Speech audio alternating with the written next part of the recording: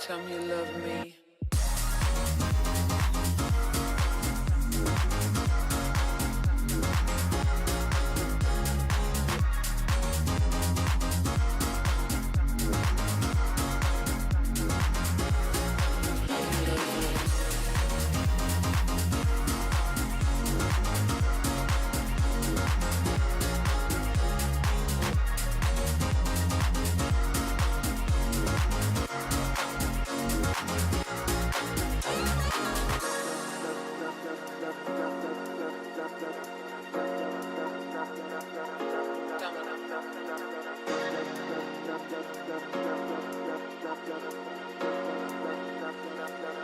Tell me you love me.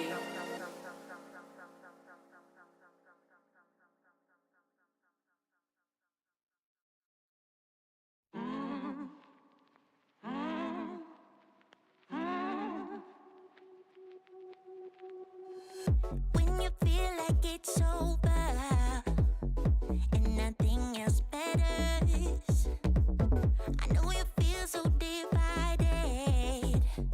Pick yourself up again and you better start walk, girl. Open up, just let me hear you talk, girl. You have come too far to give it up now, even though it seems there's no way out. Take a look in the mirror now, what do you see? You can be anything you want to be, you know. You will never be alone. Girl, go make your move. There's nothing left to prove. I know that you will find your love again. Don't be ashamed to cry. Hold your head up high. I know that love will save the day. Love will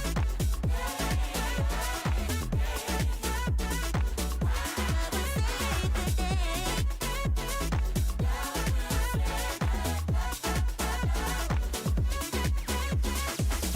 When you feel like you're stranded at the edge of the world, I know you've been taken for granted. Give some love to yourself and you better start walk, girl. Open up, just let me hear you talk, girl. You have come too far to give it up now, even though it seems there's no way out. Take a look in the mirror now, what do you see? You can be anything you want to be, you know. You will never be alone. Girl, go make your move. There's nothing left to prove. I know that you will find your love again. Don't be ashamed to cry.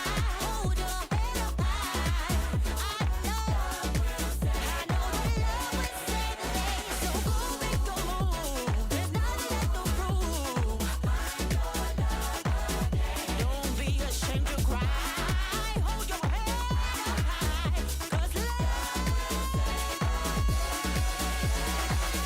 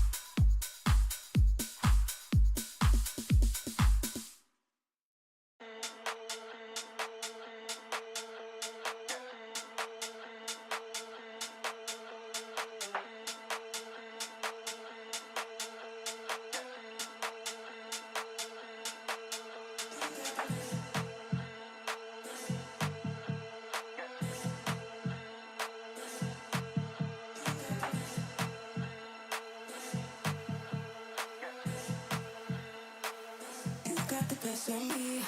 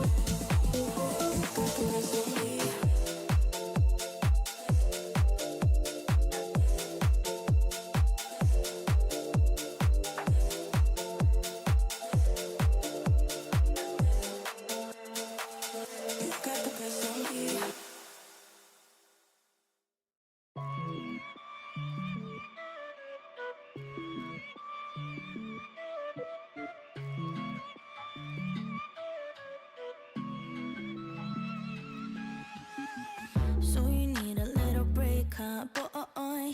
Say you need a little space, yeah, boy. Is it cause you can't be faithful, boy? Hope she's cool, unlike you. You ain't ready for a girlfriend, no. Cause you think I'll steal your weekends, no. So you make up shitty reasons for want it out. See, I'm not even mad, boy, but I'm confused. Shouldn't you be keeping me in town when you're two? I can't help but feel sympathetic, I do. You think you're bad, boy, but I feel bad for you. Think you're bad, boy, think you're bad, boy. Think you're bad, but I feel bad for you. I'm not even mad, I'm not even mad. I'm not mad, I'm not mad, I just feel bad for you. I was pretty when I met ya, now I'm prettier than ever, Took a second to forget you, boy, only one. If you wanted to hurt me, well, you failed big time. Cause I knew you would panic and run. I won't chase you, baby, I'm too good without. If you think that I'm crying, you're wrong. I'm not even mad, boy, but I'm confused. Shouldn't you be keeping me in town when you're two? I can't help but feel sympathetic, I do. You think you're bad, boy, but I feel bad for you. Think you're bad, boy, think you're bad, boy. Think you're bad, but I feel bad for you. I'm not even mad, I'm not even mad. I'm not mad, I'm not mad, I just feel bad for you. If you wanted to hurt me, well, you failed big time. Cause I knew you would panic and run. I won't chase you, baby, I'm too good without. If you think that I'm crying, you're wrong. Think you're bad, boy,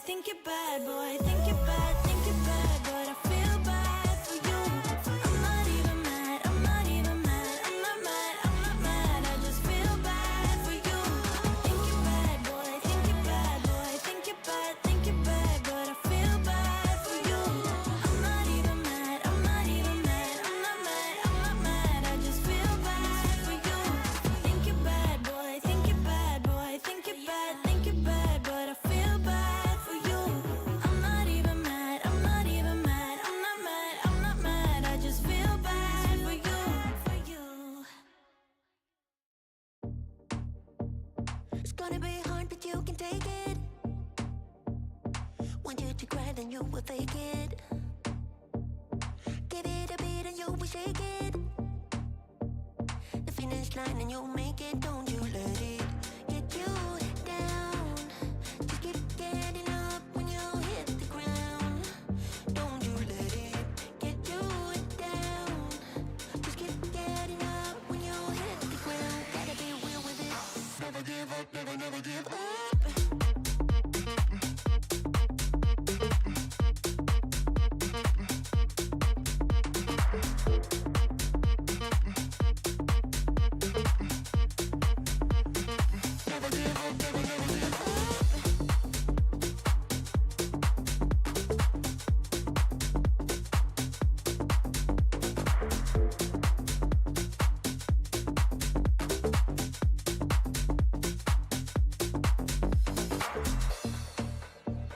It's gonna be hard, but you can take it. Want you to cry, then you will fake it. Give it a beat and you will shake it. The finish line and you'll make it. Don't you let it get you down. Just keep getting up when you hit the ground. Don't you let it get you down. Just keep getting up when you hit the ground. Gotta be real with it. Never give up, never, never give up.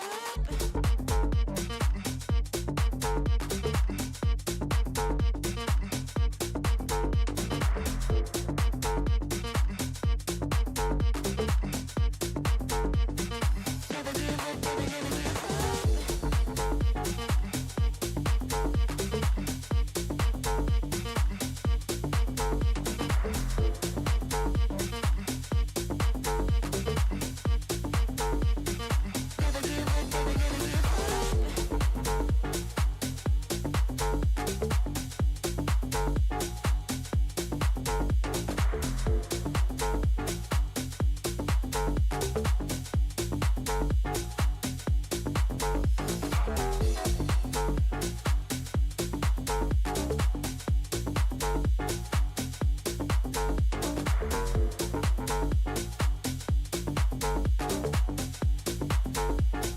Never give up, never, never give up.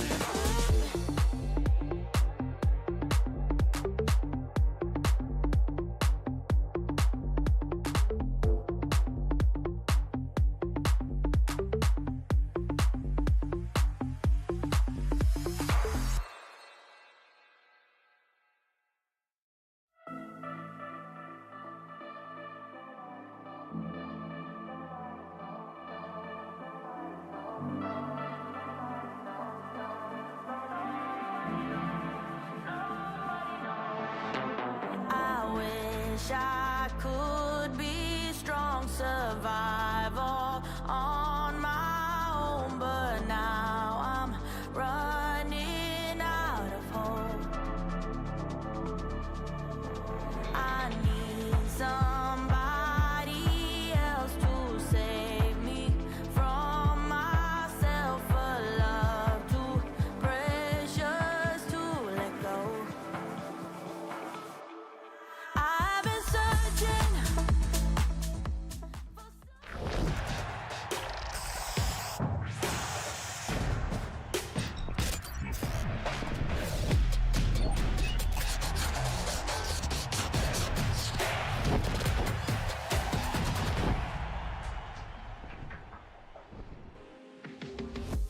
Hello and welcome to Polaris Play-Ins. This is a one-shot chance to make it to playoffs. I'm joined by the birthday boy Ryan Central. How's it going, mate? How much did Mitch pay you to say that?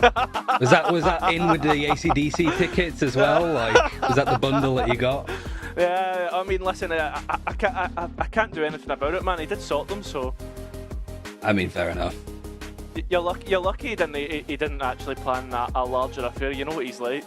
Yeah, I mean, that's probably the better part of not working with Mitch as much anymore, let's be brutally honest. But yeah, it's, you know, when I'm casting Polaris, it always feels like my birthday. There you go. Bring us right back into being on topic and a little bit wholesome.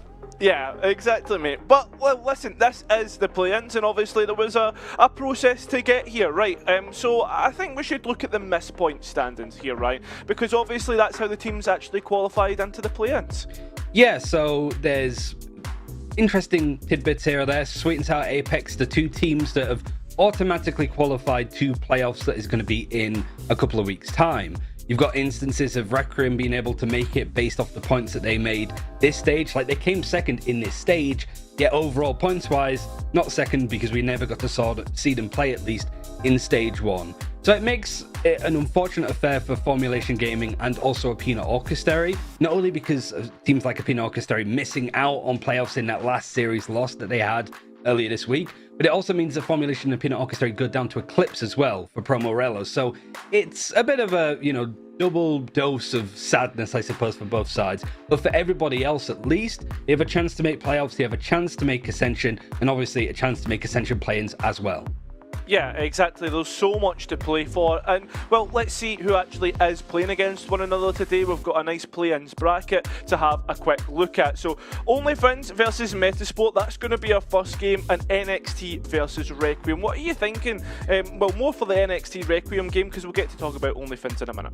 Yeah, so NXT Requiem is a really exciting series. I think at this point there's no double elimination either. Like, if you lose, you are effectively out of making Ascensions and getting yourself promoted to tier 1 full stop for these two teams. So it's really a case now for like Requiem to see if they can actually continue this amazing run of form that they've been on. And NXT, it's the old versus the new, right? It's like Human Tripwise team versus a squad that's been playing intermittently throughout tier 3 for quite a long time under different names, of course. So for NXT, they had a really rough start to stage 1. They looked better once they signed to NXT. Narrowly missed out on playoffs last time. Here, I think turbulent is probably the best way to describe NXT's run. Like, when they've played well, they've been one of the best teams to watch. Like, really good protocols, but there's just some times where it doesn't all click together. So, genuinely, both series are good, but I'm really excited for the second one. Yeah, 100%. But let's talk about this first series then. OnlyFins versus Metasport. I think that, again, it's something like you were saying. It's the old versus the new again. Like, we've got OnlyFins who have been around for so long, and Metasport again who have been here and there about tier 3. I think OnlyFins for me, though, have been so inconsistent as well, Ryan, throughout this season. Yeah, and I feel like off their own volition, almost. Yeah. Like, I think that this squad, like, they made the roster move of bringing Ali in onto the team. Obviously, a non-Finn, so it kind of makes the whole name. Yeah. And I think probably, is it the first time in their history that they've not been all Finnish? So. Yeah. So even then, it sort of goes to show the direction that OnlyFins is going in. But I think there's just sometimes where they don't look very coherent. They're not very well coordinated. Yeah. There's that connection, I suppose, between like, Ali and the rest of his team that I've been critical of. But I think over at least the last couple of weeks where we've seen OnlyFins look a little bit stronger towards the end of this stage, we've started to see it all connect together, at least.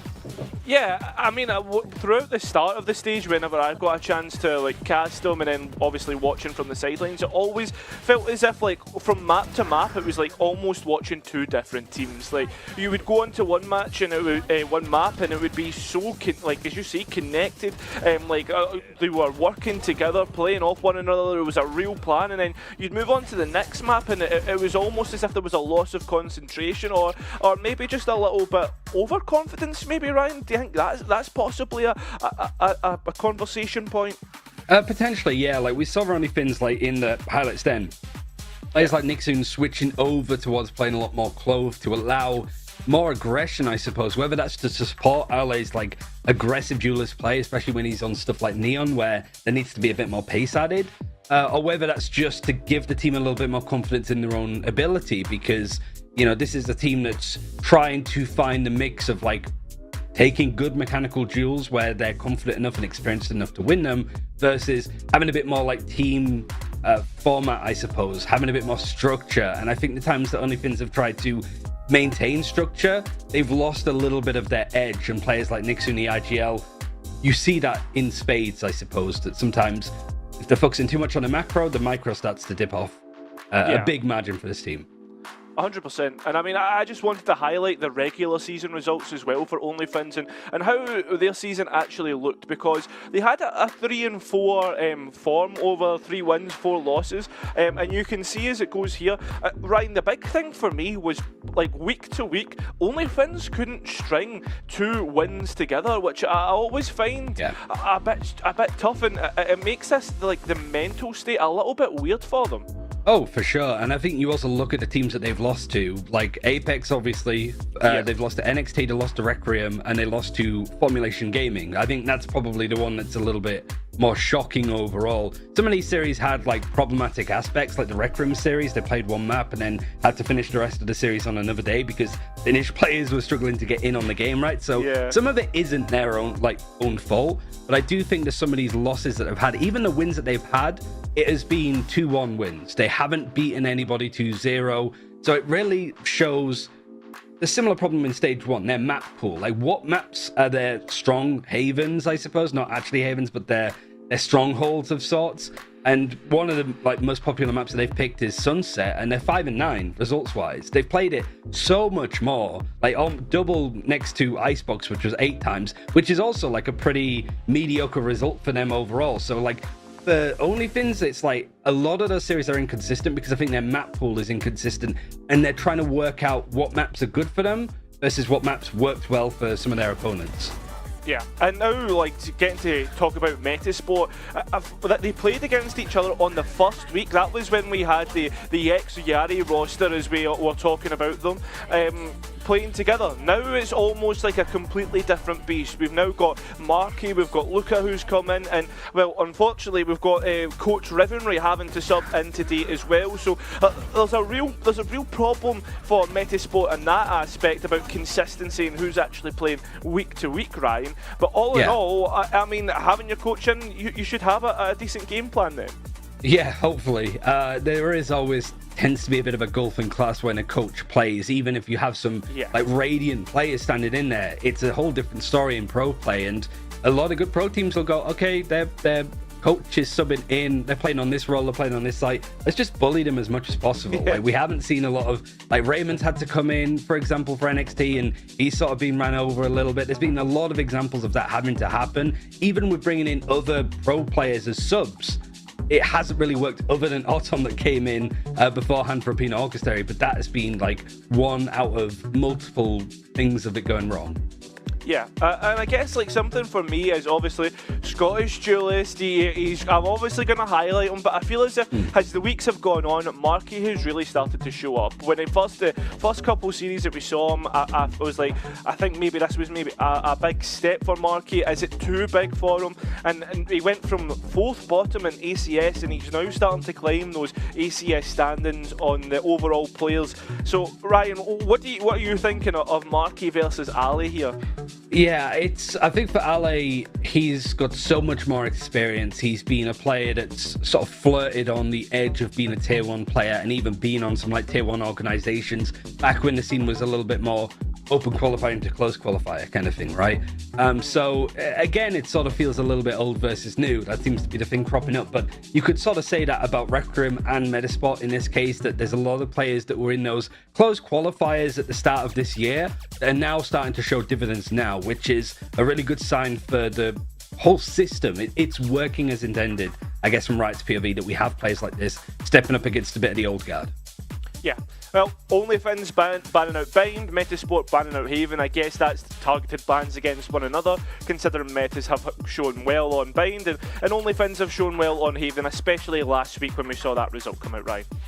Yeah, Metasport picking up Lotus. I thought this would be a map that OnlyFins would ban out, but instead they're taking out Bind, which I think is a map that they've sort of second banned quite a lot. So really, it did feel like both these teams haven't really enjoyed playing Split, so they're floating it as late as possible, get some good picks and bans out. Icebox is a really interesting pick for OnlyFins. It is a map that, unlike Sunset, has a positive win rate on it, despite being played a lot. The Split's been taken out at least, but this I don't think is really that bad of a map pool for Metasport to be running with. Yeah, I agree. I mean, the last time that they played, obviously, almost different roster, but Lotus is the map that Metasport won against OnlyFins, and I would say almost outclassed them. That last map being Sunset, though, as we go later into the series, Ryan, you're almost starting to favour OnlyFins to get that 2-1 win if it does get to that. For sure, yeah. I mean, one of the things I had is that Metasport would ban out Icebox because it's been their most popular ban thus far, other than Split.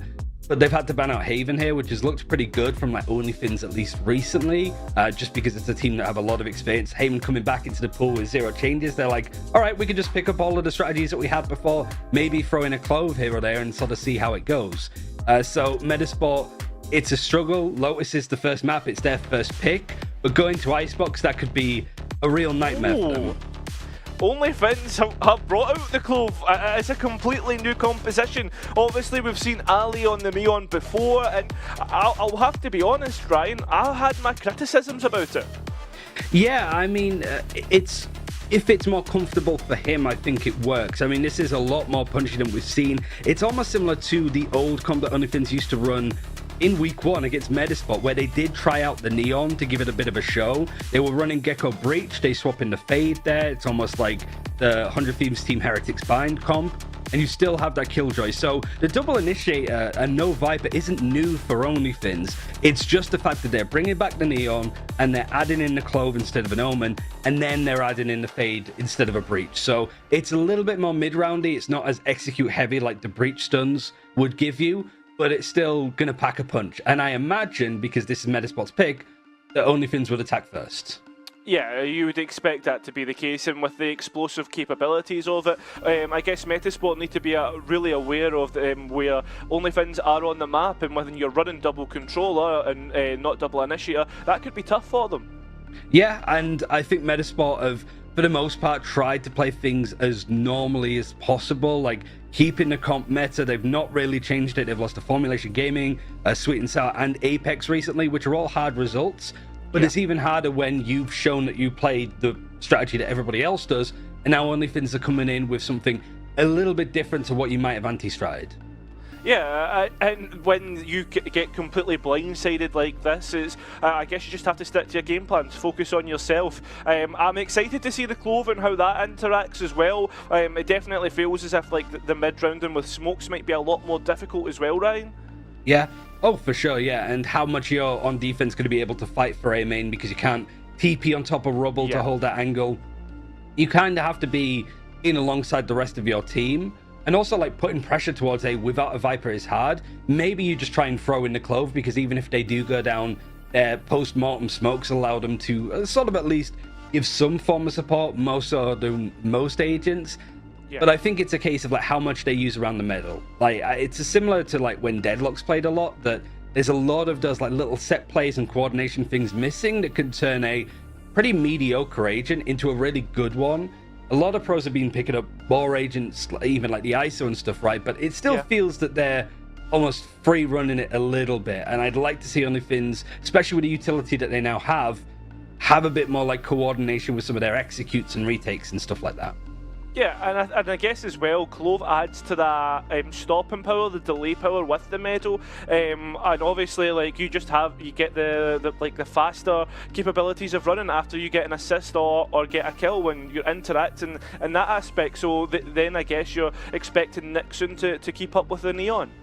Yeah, and I think for really when it comes to keeping up, it's whether everybody else can keep up with Ale, because when we've seen them lose like a couple of weeks ago or just have really bad maps, it's been Ale just been so far ahead of everybody else, especially when he's playing Neon, where that problem happens with your Jets and Razes, but because of Neon's speed and pace, there's definitely instances where Ale's just gone in too deep that he doesn't get any help.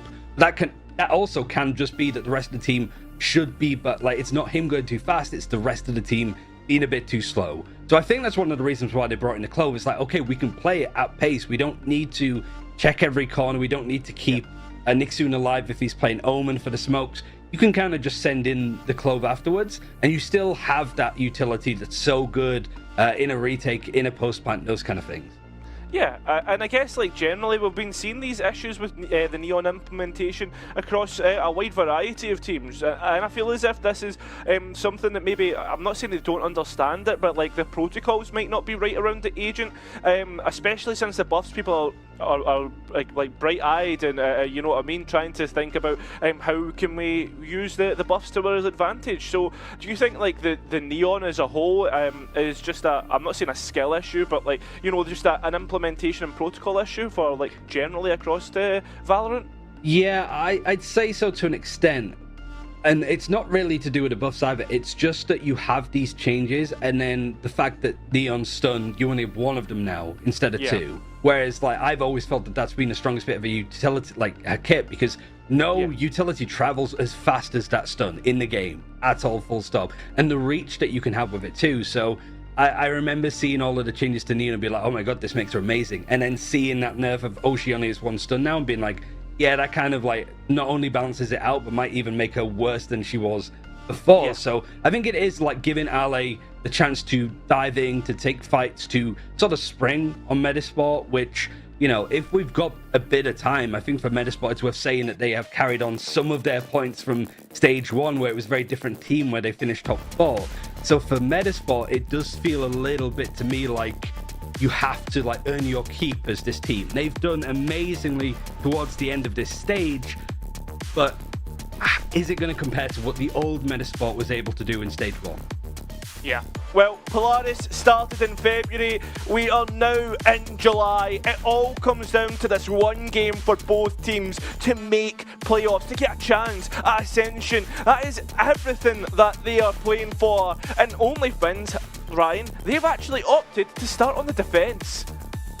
Maybe they just want to sort of get out the way, put Metasport on a lot of pressure. They're playing that age-old Fade Viper composition, and OnlyFins wasting no time to get aggressive. Yeah, and Ali's already got the pick in. I need to try and, I don't know, get a bit of chip damage, hopefully a pick. Bit of utility wasted early. And already down 2 players. Now it's a case of OnlyFins having so much control and information on C. A Killjoy utility on B with the Clove holding it, just keeps an eye out. Yesmu isolating himself from the rest of his team, to be honest. You just don't expect he's going to be here, so he might be able to clear Metasport up. The trades are just not expected. Marky didn't see that coming at all. And even the C's, look, almost connecting onto Melloway, is able to get out. Where on earth he goes at this point, no idea. Yeah, already trying to back out. I imagine that the objective now is to get the spike plant at least. No matter where you go though, it's all OnlyFins. I think this has just been the perfect start to the map here, Ryan. I just wanted to pick up here while we wait on OnlyFins to try and finish this one out. Oh no. Oh, for a second there, I was starting to talk about what else has been happening like with the comps and stuff, but Melo nearly pulls it out the bag to get a A-side plant. But the thing that I find interesting is Rivenry hasn't slotted into the controller role like we saw with Stike when he had subbed in. Rivenry's actually picked up the initiative and pushed Melo over to the Omen. I guess it's just a bit of that flexibility. Shame that Melloway can get that third kill. No, he was already at 50 HP after those initial fights. It was possible. Yeah, it was always going to be difficult for Metasport to play here. It is 3rd against 6, so the seeding very much in favour of OnlyFins on this one. Actually, no, is that... Oh, it would be off missed points.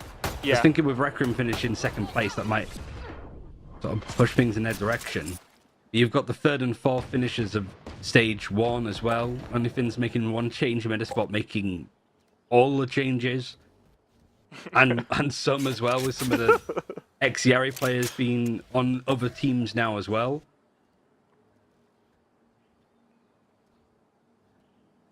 Snowy's all alone. Has the contact to the turret. This could be a very open B side depending on how the engagements go. The corner hasn't cleared him. He's completely in the corner, and Metasport have no idea. This should be an easy cleanup. It's looking to be. Everybody's just combining. It's a bloodbath on the B side. I mean, it's sort of showing a bit of a problem for Metasport here, really, that OnlyFins there, it's a risky place for any player to be up against an anti-eco, but Snowy only has a ghost. It's not a risk. We're seeing Metasport not really clearing some of these angles. You saw Yesby do it on the pistol by tucking into tree. Metasport don't expect it.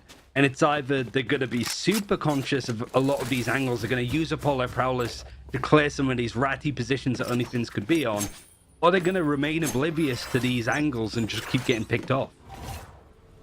Yeah, also you've got to be thinking of the pressure of the occasion, right? As something that could get to Metasport. This is the first chance at a playoffs of any VCL and first debut split, right?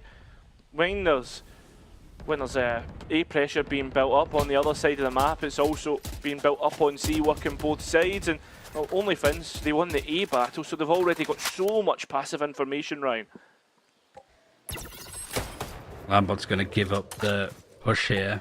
Metasport have done a pretty good job over towards C. They got the alarm bot out and all of the nanoswarms that Feekin had put down. Gecko with the dizzying handover on C Waterfall, just throwing it up vertically right into the air, trying to see if he can get any information. He gets nothing.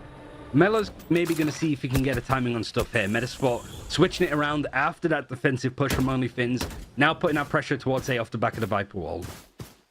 This is where the spike is. Very quickly after depositing the Viper, it's over to the C side.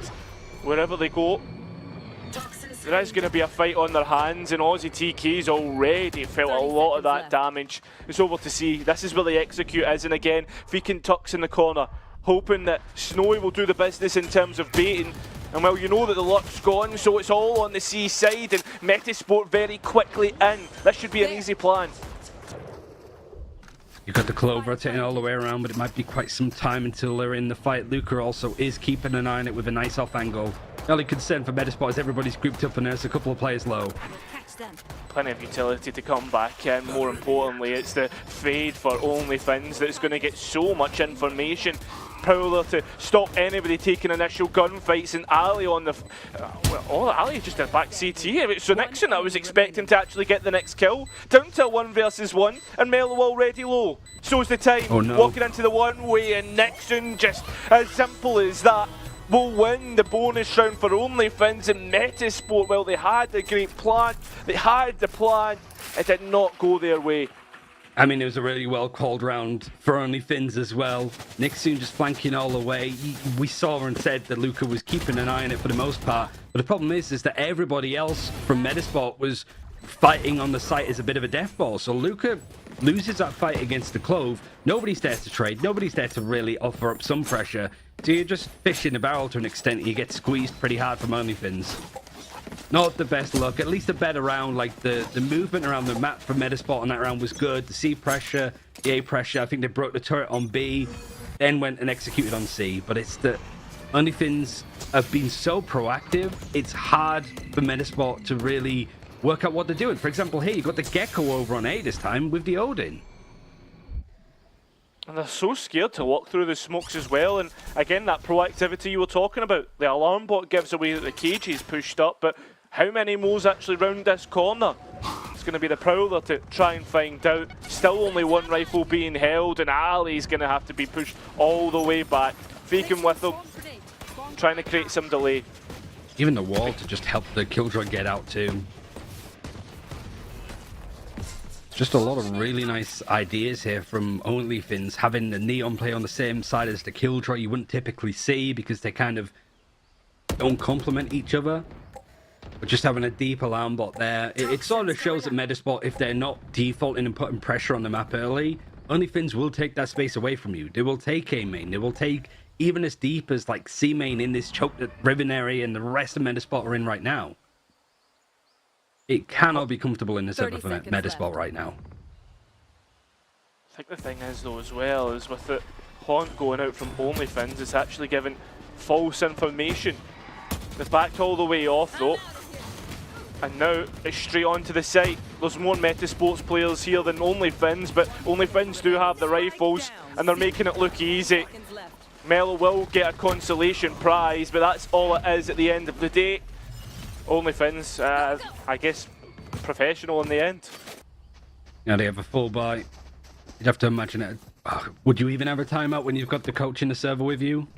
At least you can proactively try to fix some of these issues for Metasport, but at the same time, it's not going to feel comfortable for anybody other than OnlyFins, who I feel are showing a lot of different ideas. They're being very active in how they're moving around the map. You've got the Gecko and the Neon fighting on A now with the help of the Clove. Maybe there's a bit of a metal mosh combo that's going to come in onto Rubble. I think the big thing for these next couple of rounds though, Ryan, is the ultimates in the cycle that we're in, right in the middle of it, and the biggest one, obviously, Thrash. Marky could easily come back in with a showstopper, but with being one bullet away from death, I imagine doesn't want to just reinvest it willy-nilly, wants concrete results. And that's not necessarily guaranteed. I think that's the other thing with the Neon already. You're seeing Ali beginning to rotate over towards the C side. Oh, they've read it so well.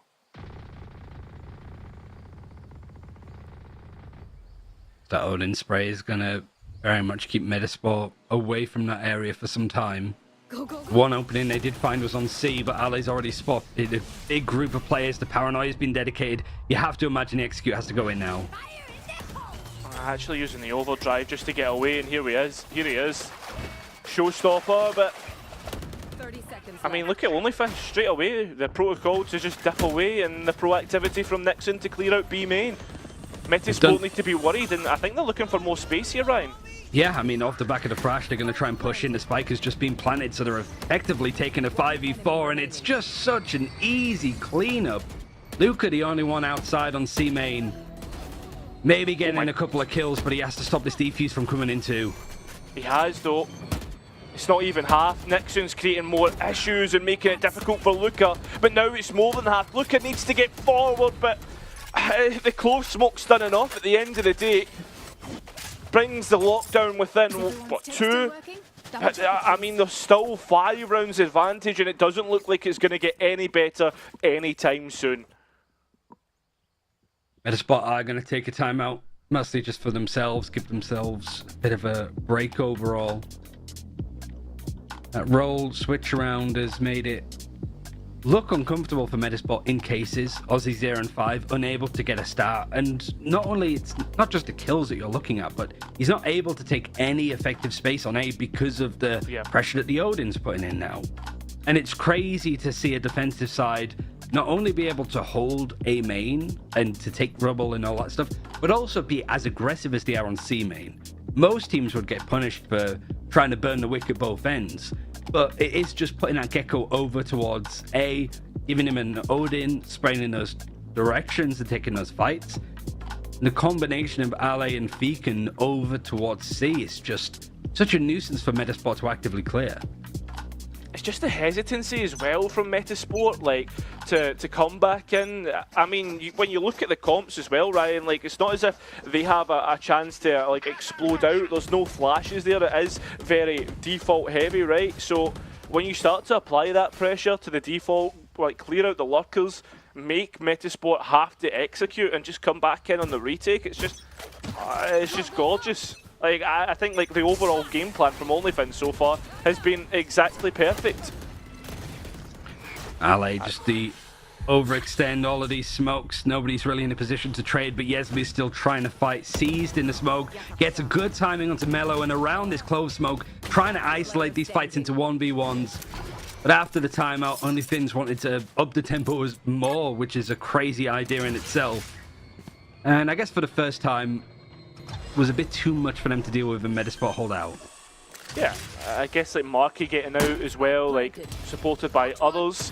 It's up to Feekin now, and has already started well, but can't get it going anymore. And yeah, you're spot on. Like, I think, like, OnlyFins overestimated how much Metasport were actually going to push out on towards A. I don't think the utility was necessarily there for Ali to get that far forward, and the disrespect of what Metasport could do was what punished them. Yeah, it sort of felt like OnlyFins had the right read and the right idea, but the individual bits of util to come together wasn't really there. Yeah. I guess they're going to go for the exact same thing again, Ryan. Seems Goes that towards way. A. I think one thing I was going to say after the time as well is like B really hasn't been explored by Metasport that much. There's been so much focus on A, there's been aggressive stuff from OnlyFins on C.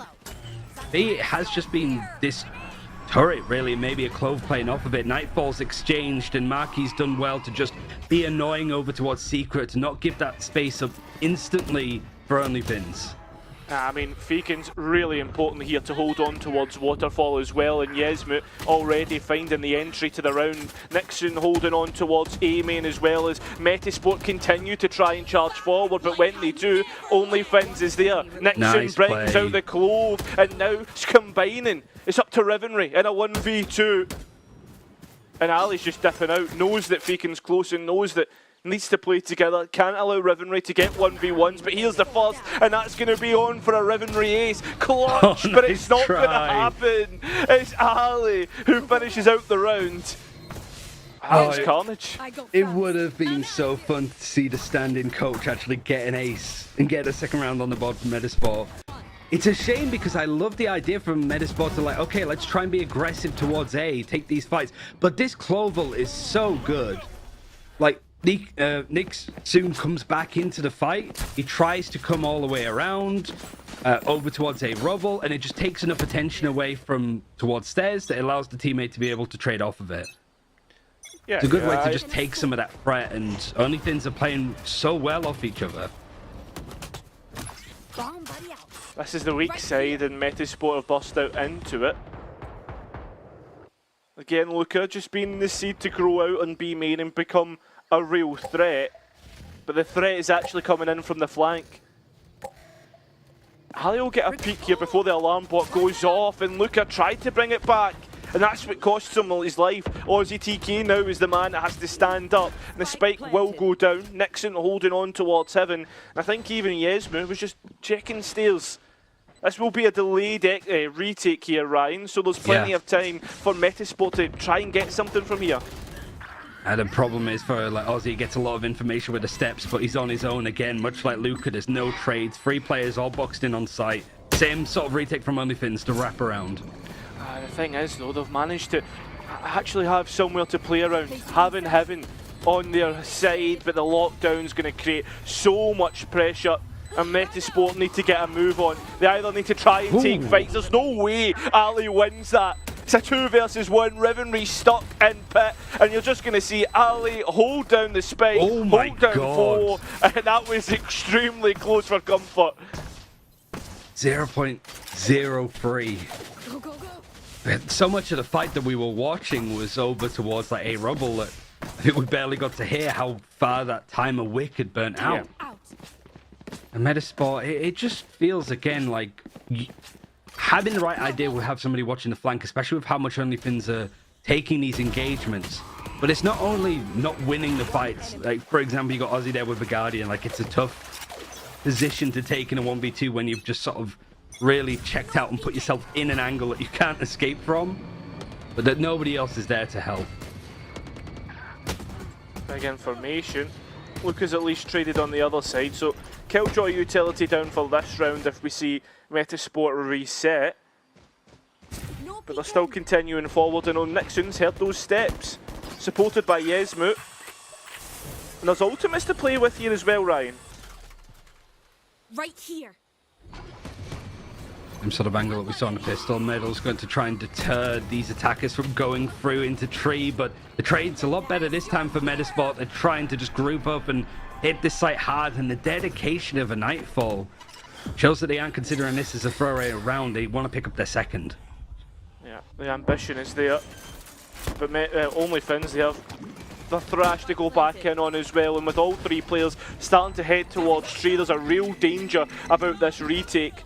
Yeah, tap of the door and getting the players out. They know that this could be the idea. Spike's not necessarily planted if they go towards A main either. It's going to have to be a full swing, and allows the players of OnlyFins to get onto the angle. They're trying to come back into tree, but again, Yesmu cleans up. And OnlyFins, I mean, while they were pushed back, they had plenty of pieces to get back in. At least it was a decent effort for Metasport considering the weapons bought. But just these retakes have been so scary to deal with. You've got Yesmu performing really well over on the Fade 2, just behind Ali, 12 kills and 5 deaths. And we sort of looked at the duelists and compared Marky to Ali, and it couldn't be any more of a stark difference right now. And this is a map that, like, the first time that these guys played, this was the first instance of me seeing, like, okay, yeah, Ali's kind of, like, overcommitting in some of these fights as Neon, but it's looked so much tighter, especially on the defense here. But he still maintained that, like, confidence and that ballsiness with some of the fights he still takes. Oh, yeah. The thing for me, though, is that Metasport have a really important last couple of rounds. Already forced out of C main with a trap play from OnlyFins. It doesn't work out. For Metasport, though, it's the ultimates again. Showstopper, Viper's Pit, lock down the big three for me to win out these rounds. And if they can cycle them effectively, Ryan, there's a key to success to making this at least an 8-4 half. Trade instant from Yesmu onto Luca. Ali not afraid to go for fights as well, but that's just getting on too wide of an angle. Nobody's in a position. Yesmu now needs to go and reclear A. That's going to take some time. The good thing is, it's just Afikin has been getting so much value as this Killjoy still. He has B main control, he hears these steps, he hears a lot of noise, and still has that alarm bot. Not only towards C, but deep on mound too. Early notifications about where Metasport want to go, and with the time being so low, they're going to get the showstopper out. And again, we've seen the protocols from OnlyFins to stay deep when this showstopper goes out, but it's buying Metasport extra space. Marky looking to, I thought he was going to look to hold on to Waterfall, but he's not. Nightfall back in, Spike down. OnlyFins a little bit delayed in their combinations, and Mello has completely routed out the flank coming from B main. It's up to Yesmu now, and there's plenty of money to go for this, but not plenty of health. Metasport, they'll get their second, and only used one of those big ultimates. Yeah, it was a nice idea for only, like, the Nightfall coming in onto the C site, hoping to catch everybody so that nobody hears the door being opened. But at least Metasport have been consistent to have, like, the bunch of players on that C site post plant over on the site, and then one player, whether it's Luca, in this case it was Aussie, just tucked in C mount to just see if there's going to be a flank. Mello gets some good fights there, and, you know, a couple of instances of OnlyFins' bad habits coming back. They were eager to fight on A, some fights were traded, some weren't. From there, OnlyFins lose out a lot of map control. I think as well, the one thing that's commendable by OnlyFins, like, their eagerness is still together, right? Like, you live by the sword, you die by the sword. They've still not destroyed this alarm bot here, so they know that they're not that far forward. There's a notification there. OnlyFins know that they can start to commit players towards this side of the map, but the lockdown will push them back. Ali just trying to stick around for an extra pick or so, but can't get it, and well, yeah, Metasport will get the site. Even Snowy's not rotating until late, just in case it's a bit of a fake. And this retake is coming in thick and fast, actually. Waterfall, and it gets Aussie just as he activates the Viper's Pit. They lose a big ultimate in this post plant. Everybody's stuck on site, and OnlyFins haven't even really hit the site just yet. Yep, they haven't even begun, and it's just as easy as that. Two big ultimates invested. It's up to 1 versus 4, well, 1 versus 5, but it's Fegan that shuts it out, and I mean, most of that work on the re-entry was done before the retake even begun. Yeah. Means that the money for this last round and a half is pretty rough for players like Rivenary and Luca. Should be enough of a buy to work with, but there might be some half armors, might even be a Spectre here or there. Stinger in the hands for Luca. And it was good for, like, OnlyFins. They backed off completely from the lockdown, but then instantly put the pressure on Metasport. Maybe not getting the timing right of having the lockdown give you that space, getting in onto site and planting by the time that retake comes through. Maybe it just wasn't quick enough, and OnlyFins were just much pacier than Metasport expected. I mean, that is the way the comp's meant to work, right? Same thing again with Marky and Luca, but they're being caught in the C's and the Mosh. But it's Metasport that still have come out on top. Next round, out on Rubble. Catches another couple, make that 3. It's not going to be 3 for Metasport now. Luca has to come back in on a Sheriff and a Stinger. Yes, Nixon's low, but he has the ultimate to come back in, and there's plenty more players to support. This is OnlyFins going to be on 10. On a map choice, even with the Clove going down instant. ultimate to bring them back online, but this being Metasport's pick, being able to attack first as well, which teams would typically want. Not only that, you've got Icebox coming up, which was a common ban for you, and one of only Finn's best maps. Yeah. So it's might get worse just yet. It's fair to say that the pistol is a bit of a must-win at this point. It'll be interesting to see what OnlyFins are cooking up on their attack with this comp. It's the first time that they've ran it. I don't think we've probably ever seen this comp before in pro play around the world in Valorant, I'd imagine. Yeah. Let's see if OnlyFins are maybe cooking with their ideas. I think, I guess, the saving grace for Metasport is they do have the double controller, right, Ryan? Can be defensive in its own right with the mollies. I mean, you've even got the raise there as well for a nade combination, maybe with a snake bite. Marky already is the first one to get a kill with that paint shells. Yesmu though trying to tap away, and it's still Metasport to keep themselves on top, trying to push Mellow back, but OnlyFins have not got a key to open this door, and they're going to go and look elsewhere. Yeah, they don't have that Viper wall to just keep that pressure up either. Maybe inserting a player over towards A to lurk up. Most of these strats from OnlyFins, I'd have to imagine, would be them just fighting together over and executing onto the site alone. Speaking of alone, Luca is sort of isolated for the time being. It forces Ribbonary to come out of the smoke, and he gets punished and isolated.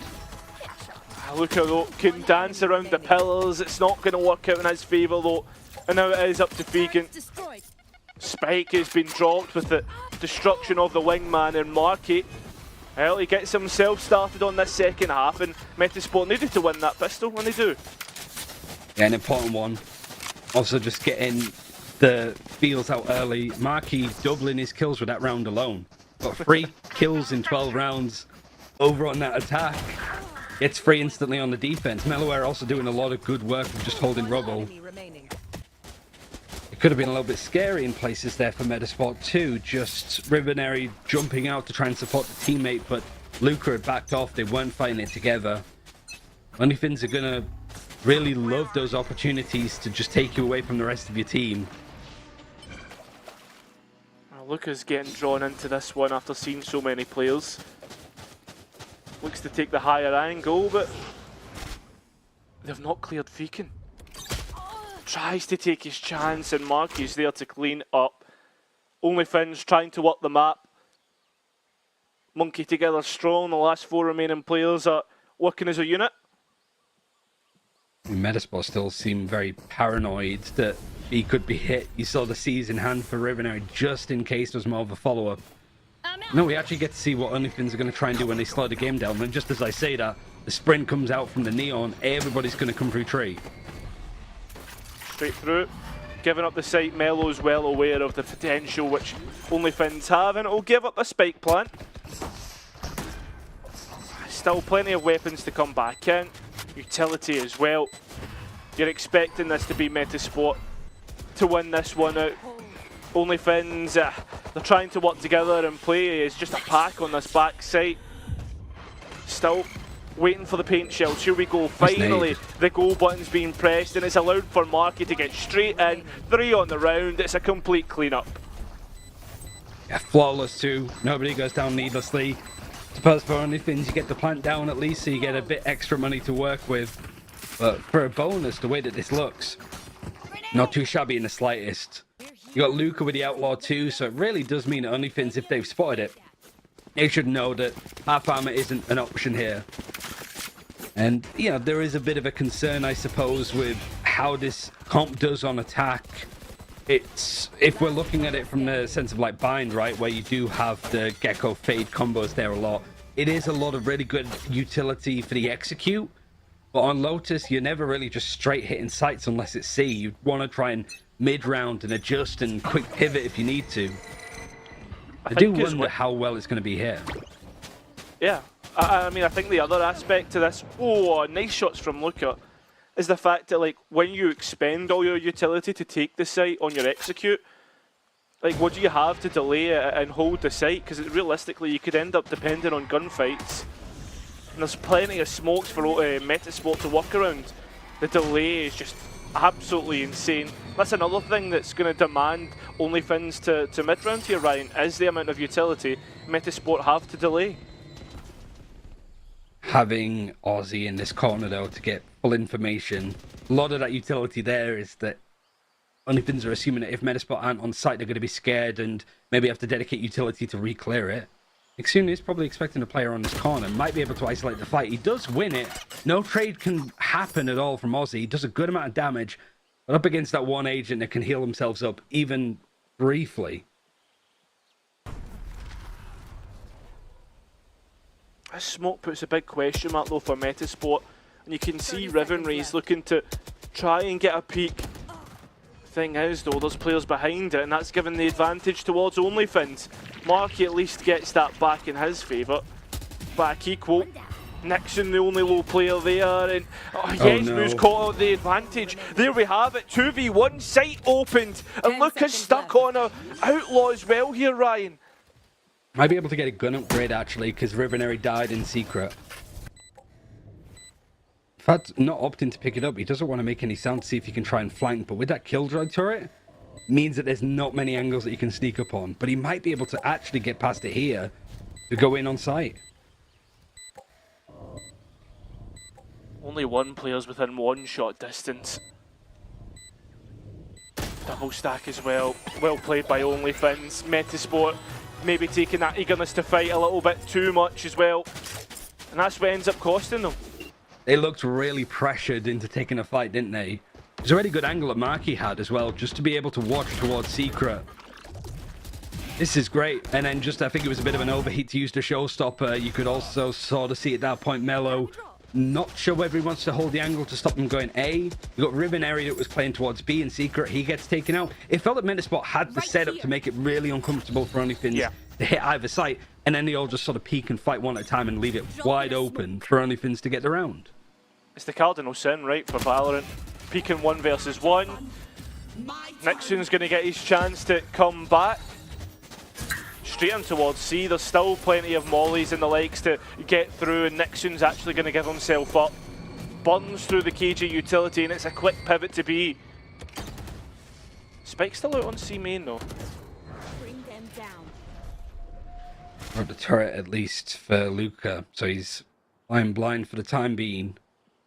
4 versus 4, there's no actual smokes this time from Nixon unless they go towards C. You might be able to get one on B, but the angle's not great unless you're actively sort of holding C-Link, like right in front of Rivenary.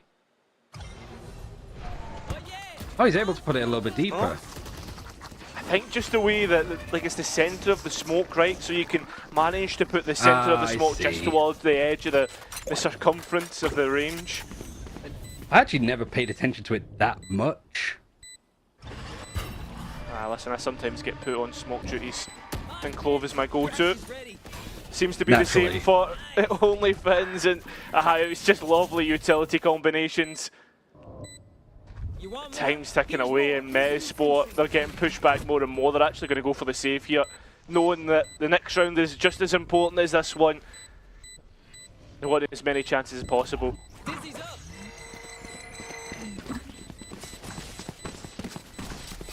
Could be 12-4, well, it's going to be 12-4. I don't know how Metasport could have a 1% chance, for example, in this one when they're saving. But I think the thing that I like the most about this for OnlyFins is that it's sort of showing that Clove as an alternative to Omen is possible and viable, right? It did feel like with a lot of the Clove play, whether it's FPX in China with their triple controller, or even stuff like DRX and a lot of Korean teams where they're running Omen and Clove together, this does feel like OnlyFins are going, we feel that we can get more out of the Clove than the Omen, and the Omen's got some of the best utility in the game. So it really does go to show that even just as a normal solo controller, Clove can definitely keep at pace with the other options. I think, again, it comes down to the style of play as well, right? With like the medal, the combinations. I mean, you're not even seeing the medal being used to the highest potential. You stick a raise on there instead of the neon, and I mean, Bob's your uncle. You could get so many kills. So obviously the C's is better because you can't move away from the area of effect.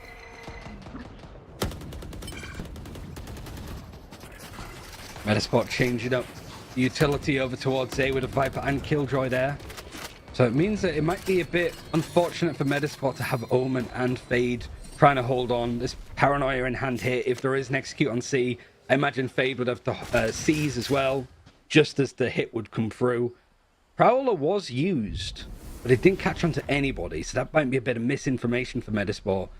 All 5 players grouping up, and Medisport haven't been able to get any information elsewhere on the map, so they're just holding out. Oh, here we go, straight in. The paranoia hits most of the players, and Melo is being able to capitalise to the maximum. Given the advantage, and the Haunt hasn't allowed Marky to get the kill, even though he knows where the players are. Still 2 rifles up and available though because of the wingman planting. This is going to be a big 2 versus 4. Make that 2 versus 2 in a snap. Up to Snowy now. Has to be the hero if they want to win it out on this round. Marky already low, and Snowy's got it. Up against Ozzy, who hasn't had a great map so far. It's been difficult for him to work. And Snowy has a smoke to play around on site. Ozzy trying to clear out, and the more time he takes, the worse it becomes. The spike's starting to get low now. Time really starting to tick down. He's even paid more attention to detail, going even over Mound. It's allowed Snowy to just dodge him. His footsteps heard. This is going to be Only Fins with the greatest chance to win out the map. Ozzy sold the jerseys, and Only Fins, they've won their first map. I mean, cracking map for Snowy as well, ending on a 4K. I think he had a pretty good pistol as well with a triple kill there. Only Fins, a dominant result, 13-4. This was a game that Medisport lost in the regular series, but it did go to 3 maps. And actually, Only Fins' wins in this stage have all gone to 3 maps. The problem, however, is that we're now going to a map that Only Fins have like a 9-2 record on, for one, but also it's a map that Medisport have been actively banning out when they've had the opportunity to. So day's going to get better for Only Fins by the look, and for Medisport, might not be a top 4 finish this time around for this team. Yeah, I mean, I think for me as well, Ryan, the question is what have Medisport cooked up for Icebox, right? If you've been banning it so much, you allow it to float into this series, knowing that Only Fins will pick it if it comes to it. So, I mean, this is a real do or die for Medisport, right? You only get 1 chance to make it to playoffs. This is it. You're already down 1-0 and you're heading on to your opponent's favourite pick. Yeah. I think that this is definitely odds against you. With your coach playing as well as the stand-in. Yeah. It's really tough. But I tell you what, we're going to take a little break quickly, get ready for map number 2, so do not go far. We'll be back shortly.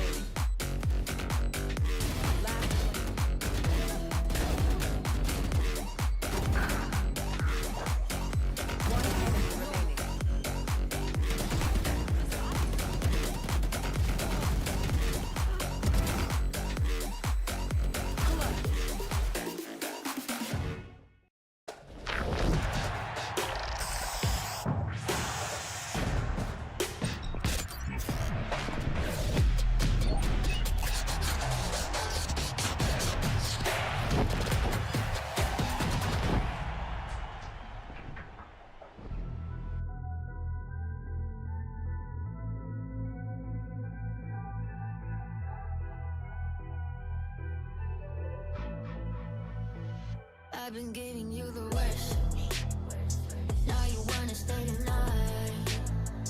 Pretty how you work hard for me, while forgetting how to talk. Nah, I don't like no humble beats. Just go and slice it up. Now it's time to marinate, and right after we're done, I like it when you're looking like that. Don't like it when you shit, chat shit. I like it when you're looking like that. Oh, shy, just fun, don't mind my reaction. I like it when you look like that. Don't wanna watch a bugger with a white mouth. Just like it when you're looking like that. No sweets, no rush, can't fuck my attraction. Don't think twice, I'm here for a moment. No, I like him better. I go to church, but somewhere end up make it last forever. I've been giving you the worst of me. Now you wanna stay the night. Pretty how you work hard for me,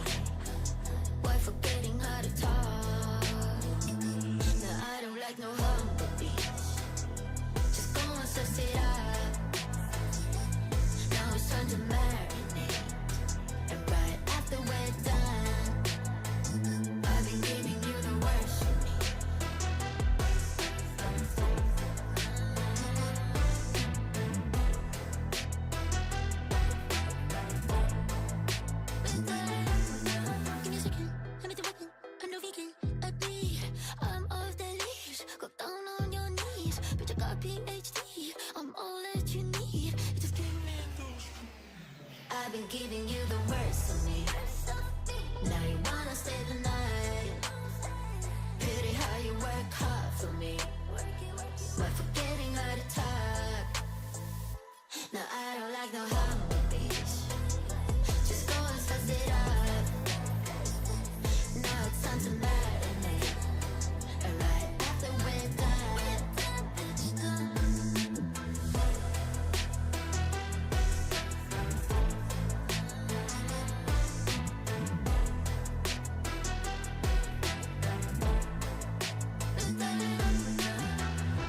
Pigs are mostly kept as pets, though many breeds are capable of surviving on their own, whether it's in a forest or Swiss streets. A third of our households worldwide have a pig. This makes the domestic pig the most popular pet on the planet.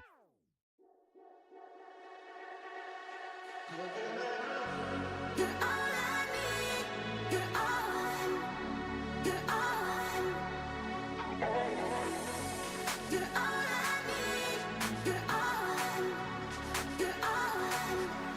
You're all I need. You're all I need. You're all. You're all. You're all I need. You're all. You're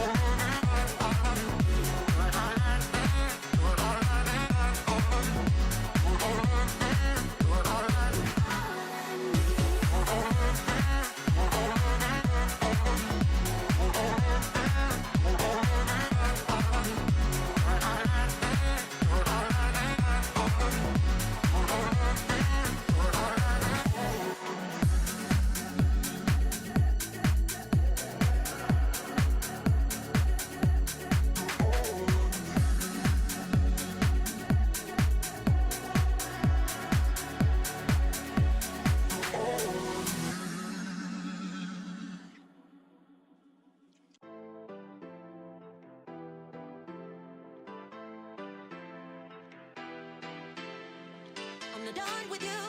I'm barely even started. I'm not done with you. I barely even started. I'm not done with you. I'm barely even started. And you won't even know what hit you when I'm done. I'm not done with you. I'm barely even started. I'm not done with you.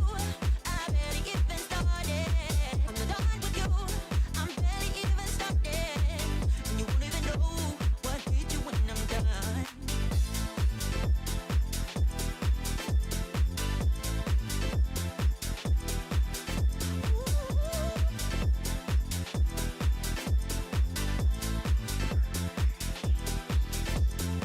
I'm not done with you.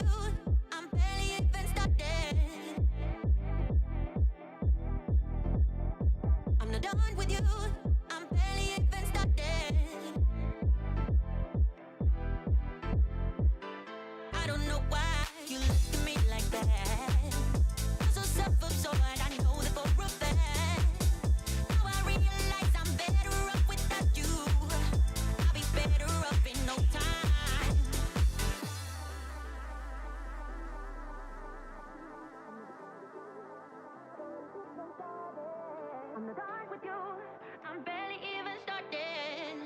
won't even know what hit you when I'm done. I'm not done with you. I'm not done with you. I'm not done with you. I'm not done with you. I'm not done with you. I'm barely even started. I'm not done with you.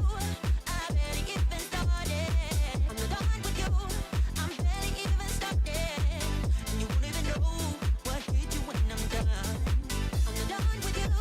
I'm barely even started. I'm not done with you. I barely even started. I'm not done with you. I'm barely even started. And you won't even know what hit you when I'm done.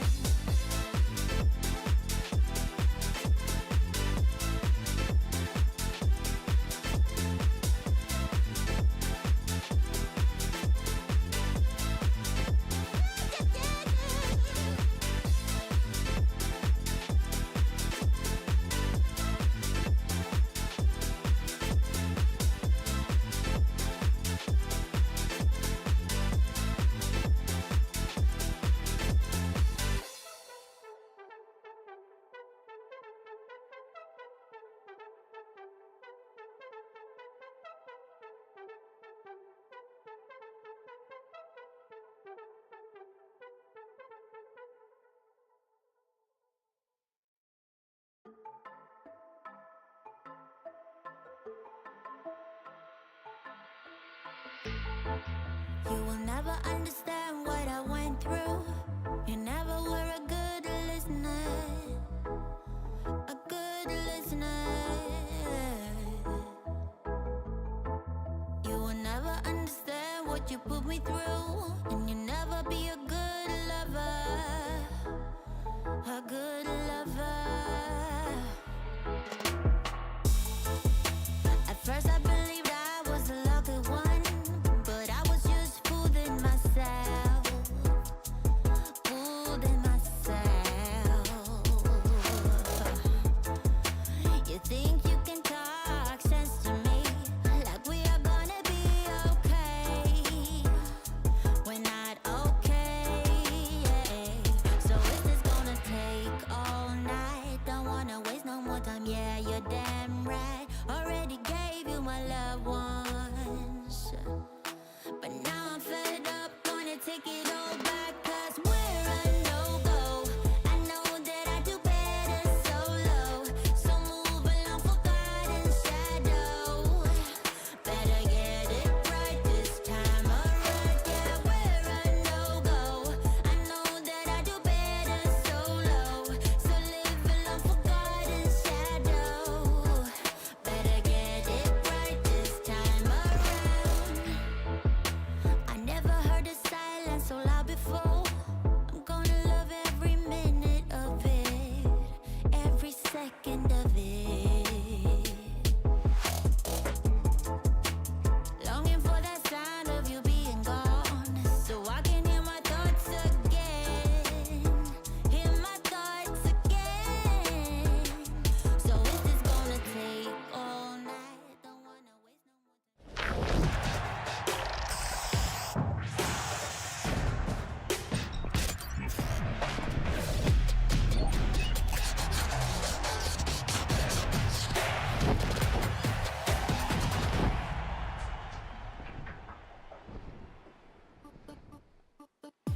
Hello everybody, welcome back to what is the Polaris play-ins. Teams are playing for the last chance to get into the playoffs, and well, our first matchup, OnlyFins and Metasport, has started off in a dominant affair, right?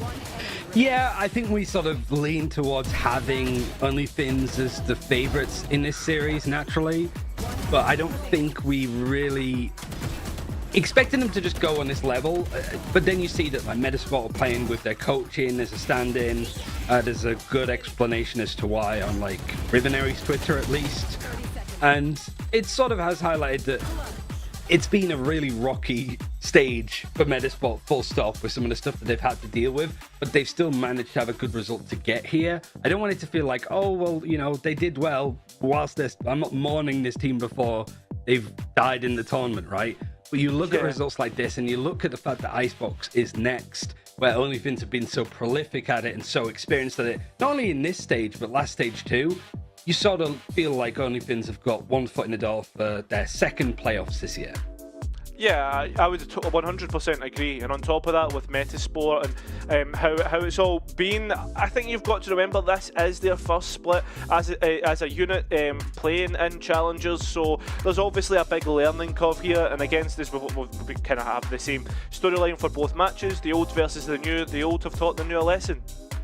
Yeah, and it's tricky, I suppose, when you've got some of the players from Metasport that were a little bit slow to start, like Marky having 3 kills in the first half alone, managed to bring it back at least a little bit in that defensive side, but in all things considered, there wasn't too much that OnlyFins did wrong. There were a couple of instances where they overextended or just got the read wrong, but all in all, it's tricky at this point for Metasport with everything going on around them to be able to bring this back to a good level. Saying it, however, they did lose 13-10 against a trashing my setup, apparently, is what I'm doing with. But they did lose to Apex. The only series that they had, they lost 13-10 to Apex with this ISO.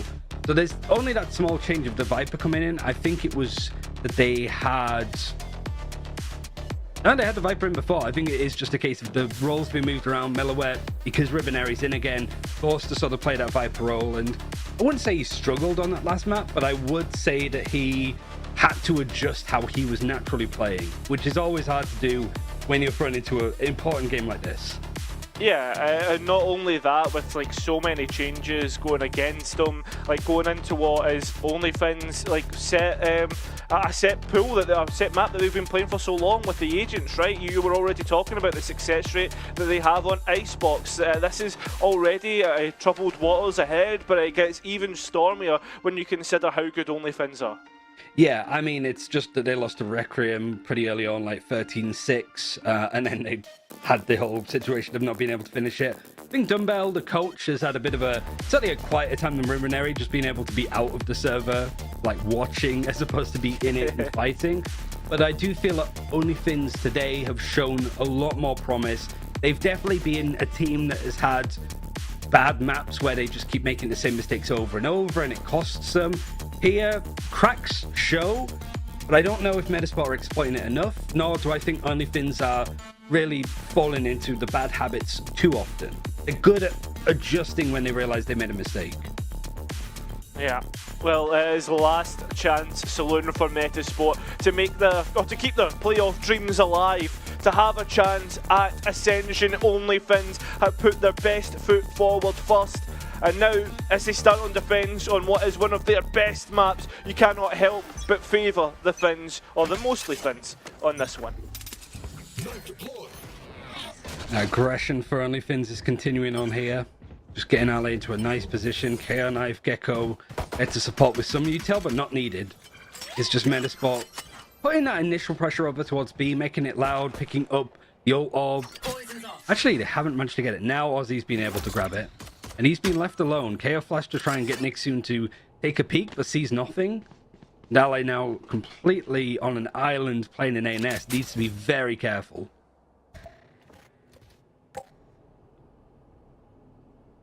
There's no information. You can see Rivenry has no idea.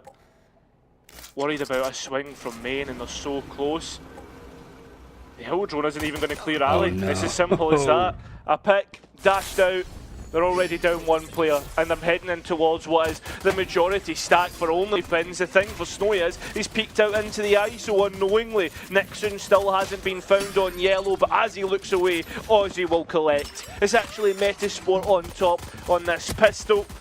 Ali looks to try and get it back in his favour, but instead it's Feekin to do it. Their shield's been broken, and so is Metasport's round. Being brought to a 1 versus 1 between Feekin and Luca. Both Sentinels spike down, pings out, and pings the head of Luca. OnlyFins, while they were down, somehow managed to fight it back. Just a lot of these like minor few clutches that we've seen from OnlyFins, because most of the rounds they've won have been fairly one-sided. It's in good hands for Feekin. I think statistically it was quiet on Lotus, but there was still a huge amount of impact to be felt. Metasport, I think the way that they played the early round was really good. The pressure that they put towards B, it's just, you can't be making mistakes like this. with an Eri. Not too sure if Ali had pushed up. Naturally, if there's going to be a player that's, you know, looking a little bit sloppy in places, it'd be the coach that's having to play. Yeah. But not making mistakes like that, I suppose. Yeah, like that's one of them. Again, we talk about cardinal sins. That's probably one of them. Good thing for Metasport here is they're nearly up on Aussie's ultimate as well. One orb off. In fact, they'll probably have it for the next round, depending on how the kills go, and if he even gets a chance to use it. Marky getting the wall in, and then getting a spike down. So Metasport, they can reset the post plan, have something to work off of, and OnlyFins. I mean, they've still not got all 5 players here, Ryan. I mean, these flanks have been incredibly impactful for OnlyFins. Might be a little bit slow here for Ali, and in fact, they're not even considering it at this point. Everybody's going to try and group in and push from the right position. There's that KO flash play again, this time Feekan going off of it. He's there at 7-0 right now. It's just up to Aussie TK. They'll at least get the kill, but it's Feekan who has absolutely smashed it out of the park. He got another Metasport 4K. Yeah. It's insane, man. Like how well he's playing. I guess over both series. Yasmu was the real highlight, I guess, from the last one, though. I think he ended up being the match MVP and was on something like 20 odd kills, if I remember correctly. Something like that. It's crazy that he's just one orb away from having a lockdown. Yeah, that's the big thing. And the bonus now, you've got the Bucky for Snowy. Dude looking to try and play aggressive. It's the same sort of plan as the pistol. They've just managed to get the orb, at least for Snowy to farm that up. Aldron going to be used. It's whether it clears some of these angles, though, that players are on. It's denied any information of Ali, but well known about now, considering the ice ultimate. Has the dash, and wins out against Aussie. That's a disaster. At least Marky's there for the trade, though. So we're back to a 4 versus 4. And one of the Guardians being lost for OnlyFins. In fact, there's another one. Nixon being caught trying to push B long. Melo had that covered. I think the big loss for OnlyFins here as well is the information they had through Nixon being so far up. Now they've lost B long control, and they've also lost mid control. OnlyFins had a really good chance to win this round with everything that they had. And just Nixon pushing up when you can see the Metasport hadn't really dedicated too hard into A. Like I said, every time that they tried to flank around the Lotus, it worked pretty well, but in that instance, they just sort of jumped the gun a bit too much. Sage Wall is going to at least allow a safe plant, and at this point, you've got Marky almost on the ultimate. Nobody's really in a position to retake. Nobody has the guns really to retake. Looking good for an anti-bonus for Metasport. It probably shouldn't have. Yeah, I agree. Both players are playing together. I guess you got a flash to get the raid boss Feekan onto the angle if you would want to, but unfortunately he's going to have his first death in the bonus. I can't believe I've said that out loud, considering how many kills he's got, but that is a lockdown for round number 4. As a resurrect as well for Marky. Not necessarily getting the same amount of kills, but just the plants and the orbs. It was initially Aussie that was trying to get that kill contract online, but well, we just saw how it went. His Marky was in a position to trade. And it just, I don't want to be seeing that too much from OnlyFins, really. Especially if you want to have a good shot of making either Ascension or Ascension play-ins. There needs to be a lot more consistency. Like, yeah. With where and how they take these fights. I think the good thing though is they used their bonus to limit test, right? They know that they're lurking and holding out B main now. That's true. And you also like had the aggressive play on A. You know that Metasport on their default do like to go here when they're on the rifle. Show me a target. The thing is though is again Aussie can't get the entry pick. Shield doesn't work in his favour, but that's the saving grace as Marky's Resurrect immediately invested. That's a big 1v1 against Yesmu, who is already low. Is Feekan going to repeat this? Needs to. Well, he's already got an idea that Luca is starting to back off, so that's something to go off the back of. You've got the alarm bot to still hold tube as well. A strange one, really. Feeken's turret was taken out. I don't know if it was from like a nanoswarm lineup from Luca, for example. Just allowed a bit of that lurk. You have a player just not really expecting to be maybe peaked from that position, and now Snowy's gone down too. Some of these deaths that have come in from OnlyFins have been incredibly sloppy. Again, he's still waiting on Ali to get a chance to come back in, so fairly stricken on the site in terms of chances and opportunities to take fights. Mello will give one though, but he wins it out emphatically. And Feeken's left scratching his head. I think OnlyFins are thinking about a save here.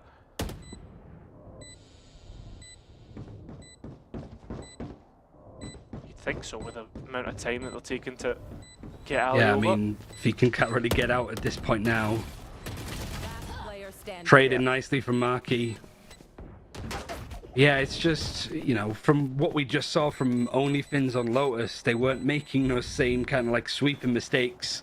It's a good lurk from Rivenary to try and push through Tube, but then there has to be adjustments. If you're being aggressive on one side of the map, you need to make concessions on the other to naturally balance it out. Otherwise, you get isolated and picked off one at a time, like Nick Soon on the bonus, like Snowy in that last round playing on the A side. I think as well, when you have double initiator and you're trying to play to hold the site, and like then just rather than playing for like utility or whatever, they just like play in like these really ratty corners, which you would find like I find that really uncharacteristic of the composition that they're playing. Yeah, I mean it worked a little bit on Lotus, but when you've got the Sage that can res people, that can heal people, the extra shield and security you get from playing the ISO here for Aussie. Not playing the 50-50 angles now, but it is eco round for OnlyFins. They have the stack in the right position and everybody's rotating across. See if that utility lines up well or not. I've already broke the shield with the shock dart. Alarm bot to give a little bit of substance for when the players come back in formation. The mollies haven't been hitting. They do have Ali's up. That's a real highlight. And it seems to be the case as it's continuing on. Actually, that's a thrash coming in from OnlyFins. They fancy this, although they are still on pistols. That's the one thing to note. And it seems if Rivenary will get caught out with mollies. Ali's up once again. The player's getting low on Metasport's side. They need to be careful, and they're not careful enough. Metasport, they lose out on their anti-eco. OnlyFins with a thrifty. Yeah, kind of like you mentioned with OnlyFins, that utility is just so strong when you have like retakes, when you have like coordinated plays to work with.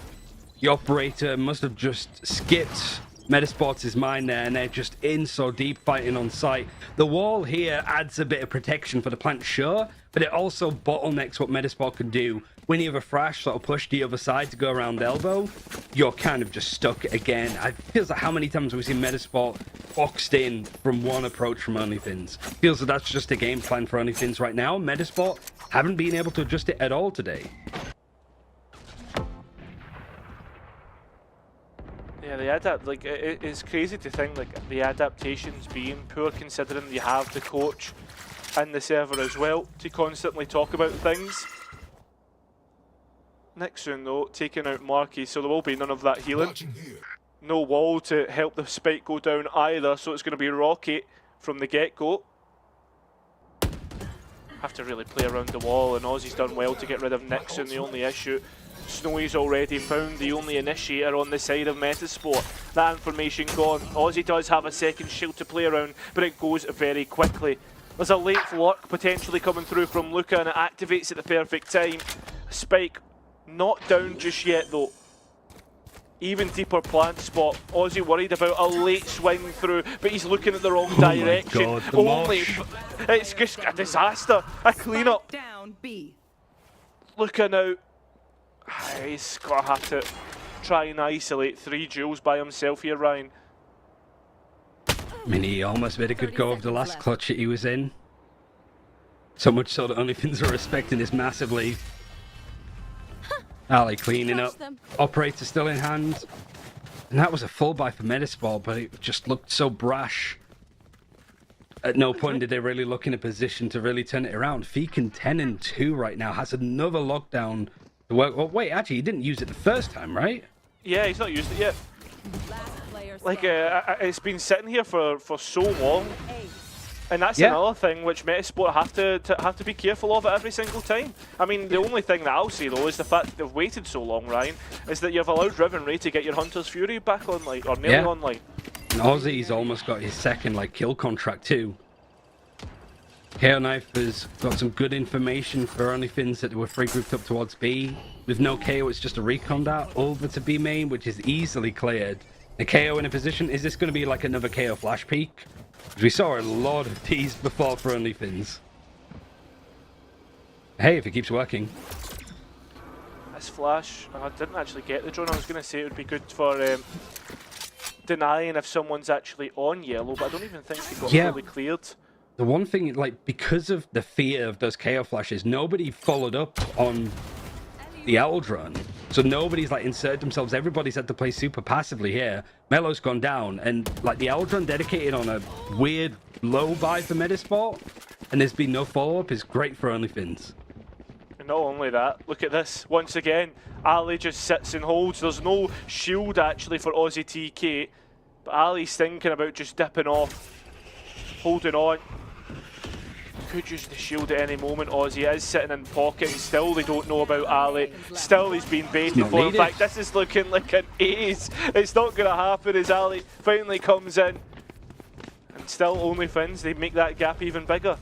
Yeah, Feekin having some of the, like, best statistics, I think, for a Sentinel player across the league in Stage 1. I don't think it's been as up there in Stage 2, but when you have performances like this, 14 and 2, pretty much locked down from the bonus of like round 4 at least, and kind of like you mentioned, Garo, it's just not really been needed. Now at least Metasport sort of bought next last round, so they have a full buy here, some good ultimates to be working with. Really should be making something of this round. I think as well, because this is Metasport's full buy, you could easily see the lockdown and the null command invested together to stop any denial coming back their way. Nixon once again pushing all the way up B long, and he was caught off guard by Melo last time, so that's a big 1v1 to keep an eye on. They're actually going to use the kill contract, On the but they've up. caught Ali. He's actually going to use the shorty up close and personal. It's Aussie that wins it out. And I don't think they're going to catch the ISO. In fact, they will actually. He's been detained, and somehow Melo's won out that 1v1 against Nixon. Took him off guard. B-wall goes down, create a bit of pressure. In fact, the spike's actually going to head that way as well. It's just Nixon again, wanting to try and make a play whilst a lot of chaos was happening on A, but I think you need to be much deeper on the A site as attackers to really benefit from that Metasport almost punishing it as if they knew it was going to happen. Now with the Viper's Pit, the big ultimates that Metasport have managed to get in this round actively being used. I think OnlyFins could also consider a save, considering that Snowy's already dropping back. Unless they're anglers that go for a flank and hold down mid. No, it's a save here. You can see with the fact that OnlyFins are just holding the exits from Metasport.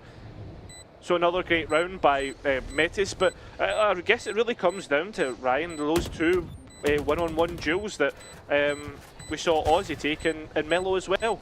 Yeah, I think for Aussie it was just the perfect kind of person to grab with your kill contract, but it's the lockdown place felt a little bit rushed from Feekin, which is crazy when he's had it for 4 rounds already. Aussie unfortunately dies. Shield isn't going to save him here. Now at least Feekin's looking to do some damage where, no surprise, he's on 7.6k cash up until now. Almost maxed out, so at least there's the opportunity to get another operator and stuff. Yeah.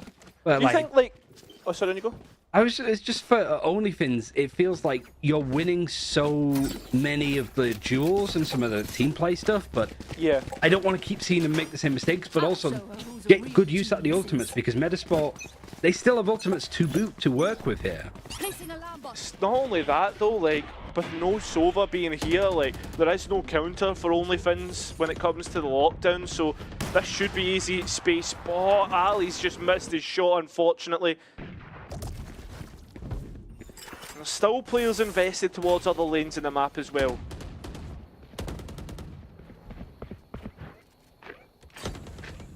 It's a crazy aggressive angle for Yasmu to be on, but it does help that you do have Snowy and Allied are also being fairly aggressive. Nixon pushed up, but not as far as he usually has. Just hearing no noise is sort of good news, good information. The KO knife being broken gives you something to work with. And the recon dart should be cleared, but it still pings onto Ali. If it doesn't hit him there, I think he holds that angle and he gets one, even with the lockdown being used. That's a nice being used by Ali then to come back in. Knows that he needs to be a little bit more manoeuvrable. Doesn't have much to help him here. In fact, actually, it's the null command that's going to be coming straight in.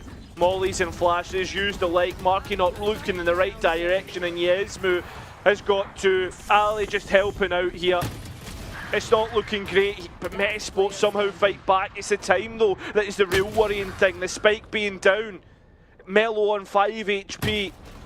Only Finn should have this under lock and key, but there's always that slight chance, the 1%. But in fact, it's the 99% chance that comes through. Only Finns, they've got double the rounds that Metasport have. Just a round where you do have the lockdown. Not really too much follow-up there. There's no Hunter's Fury. There's no real good utility for anything to use to break it either, unless you manage to get the Fragment and Mosh combo down. At least only Finns adjusting nicely. They're still playing aggressively on A. Soon playing more passively, but here they've switched it up this time. 3 towards B. Same sort of utility from Metasport early round. If Melo's looking to take a duel early, he's not going to find his Viper counterpart. He's going to find a whole lot more. This might be a bit too silly though from LA. It could be. He's just he's like a giga turret there as the killjoy, at least to watch both sides. And then the Viper's pit on A. Yeah. It's Yasmin I'm concerned about now, but there might be a KO flash and him peeking. Look at where the KO is. Exactly. That is perfect. Teed up to perfection, although the only issue at the same time is Ozzy's just walked through the pit, yep, and got the pit. Snowy though at least trades it back. That's the saving grace. Feekin still though misses out on the chance to get Marky and possibly the rest. Aussie TK. Now things get worse for Weir. Marky really low, and there's actually a Hunter's Fury to stop anybody coming out of heaven. No information, no pings off the back. Somehow Feekin's managed to sneak in. Aussie TK held when he used the shield, and now we're back to 2v2. Ribbonry on a Sheriff, has the 6 shooter and has to at least get heads here. That's his only chance. He's up against an op. Ali's smoked the diffuser. The spam's not worked out in his direction, but the spike was already half, and I think he should have plenty of time. Just getting half was major there. Even the smoke to just provide a little bit of time. It was only the ghost in hand for the moment at least. But then picking up a Vandal to just spray on that last moment maybe would have given Metasport a good opportunity there. But man, like, don't know really what happened with Nixon because we were watching her play in mid. With all of the chaos as well that was coming in from the ultimates, I think it was the Hunter's Fury that was used. Yeah. Beacon just being able to shift, walk out and find kills. It's fair to say he's been terrific on this map. I think something as well for me is that we've not actually seen Yesmu use the Thrash too often. Like, I think in memory, the one round that we've seen it was on the Thrifty round, the OnlyFins one, and I think this is only the second time it's come up, like, considering that usually we see it 3-4 times a half. I think it's just you can farm it up so quickly and so often. Much like the kill contract, which has been used again this time, however, it's caught Nixon on the IGL. Aussie 2-1 at least with taking some of these fights. The opening to the A site is there at least for Metasport. Small is not good at all. And again, Feekin's managed to sneak his way in, but Aussie's just that much better. Quicker on the mark, Feekin deciding between which angle to hold, and then on top of that, here comes Mello. That should be it. Ali tries to swing round with the op, but doesn't get the chance. Metasport, again, it comes down to the 1v1s. Yeah, much better protocols for Metasport. They've had a much better half overall. But they are getting good value out of Aussie's ISO here. Just to isolate a player, take an opportunity. Weird timing for a timeout that's coming in for OnlyFins now. Just the last round and a half. 8-4 would be good. 7-5 is still fine. I just want to maybe confirm this last round, especially when you have Thrash, which like I was saying before, like because of how often that you can farm up this ultimate, that's kind of why you want to be using it a lot, right? But it's not as if like Yesmu's, it's not as if there's been many retakes full stop for Onlyfins to be winning. A lot of it is just they're not really pushing up to get the orb for him either. It's not a priority for them as much as maybe some of the other ultimates. So I guess they're just making sure that they use it in the right opportunities instead of kind of like what Ozzy's doing, right? He's just farming up his kill contract as quick as possible on ISO and then using it straight away to just get so much value out of it. Just feel like Onlyfins, for better or for worse, I don't know if that's a good thing or a bad thing, they are holding on to this ultimate for better occasions. At least when we did see it, it was instrumental to winning that round for Onlyfins, instead of just being a throwaway ultimate for any given situation.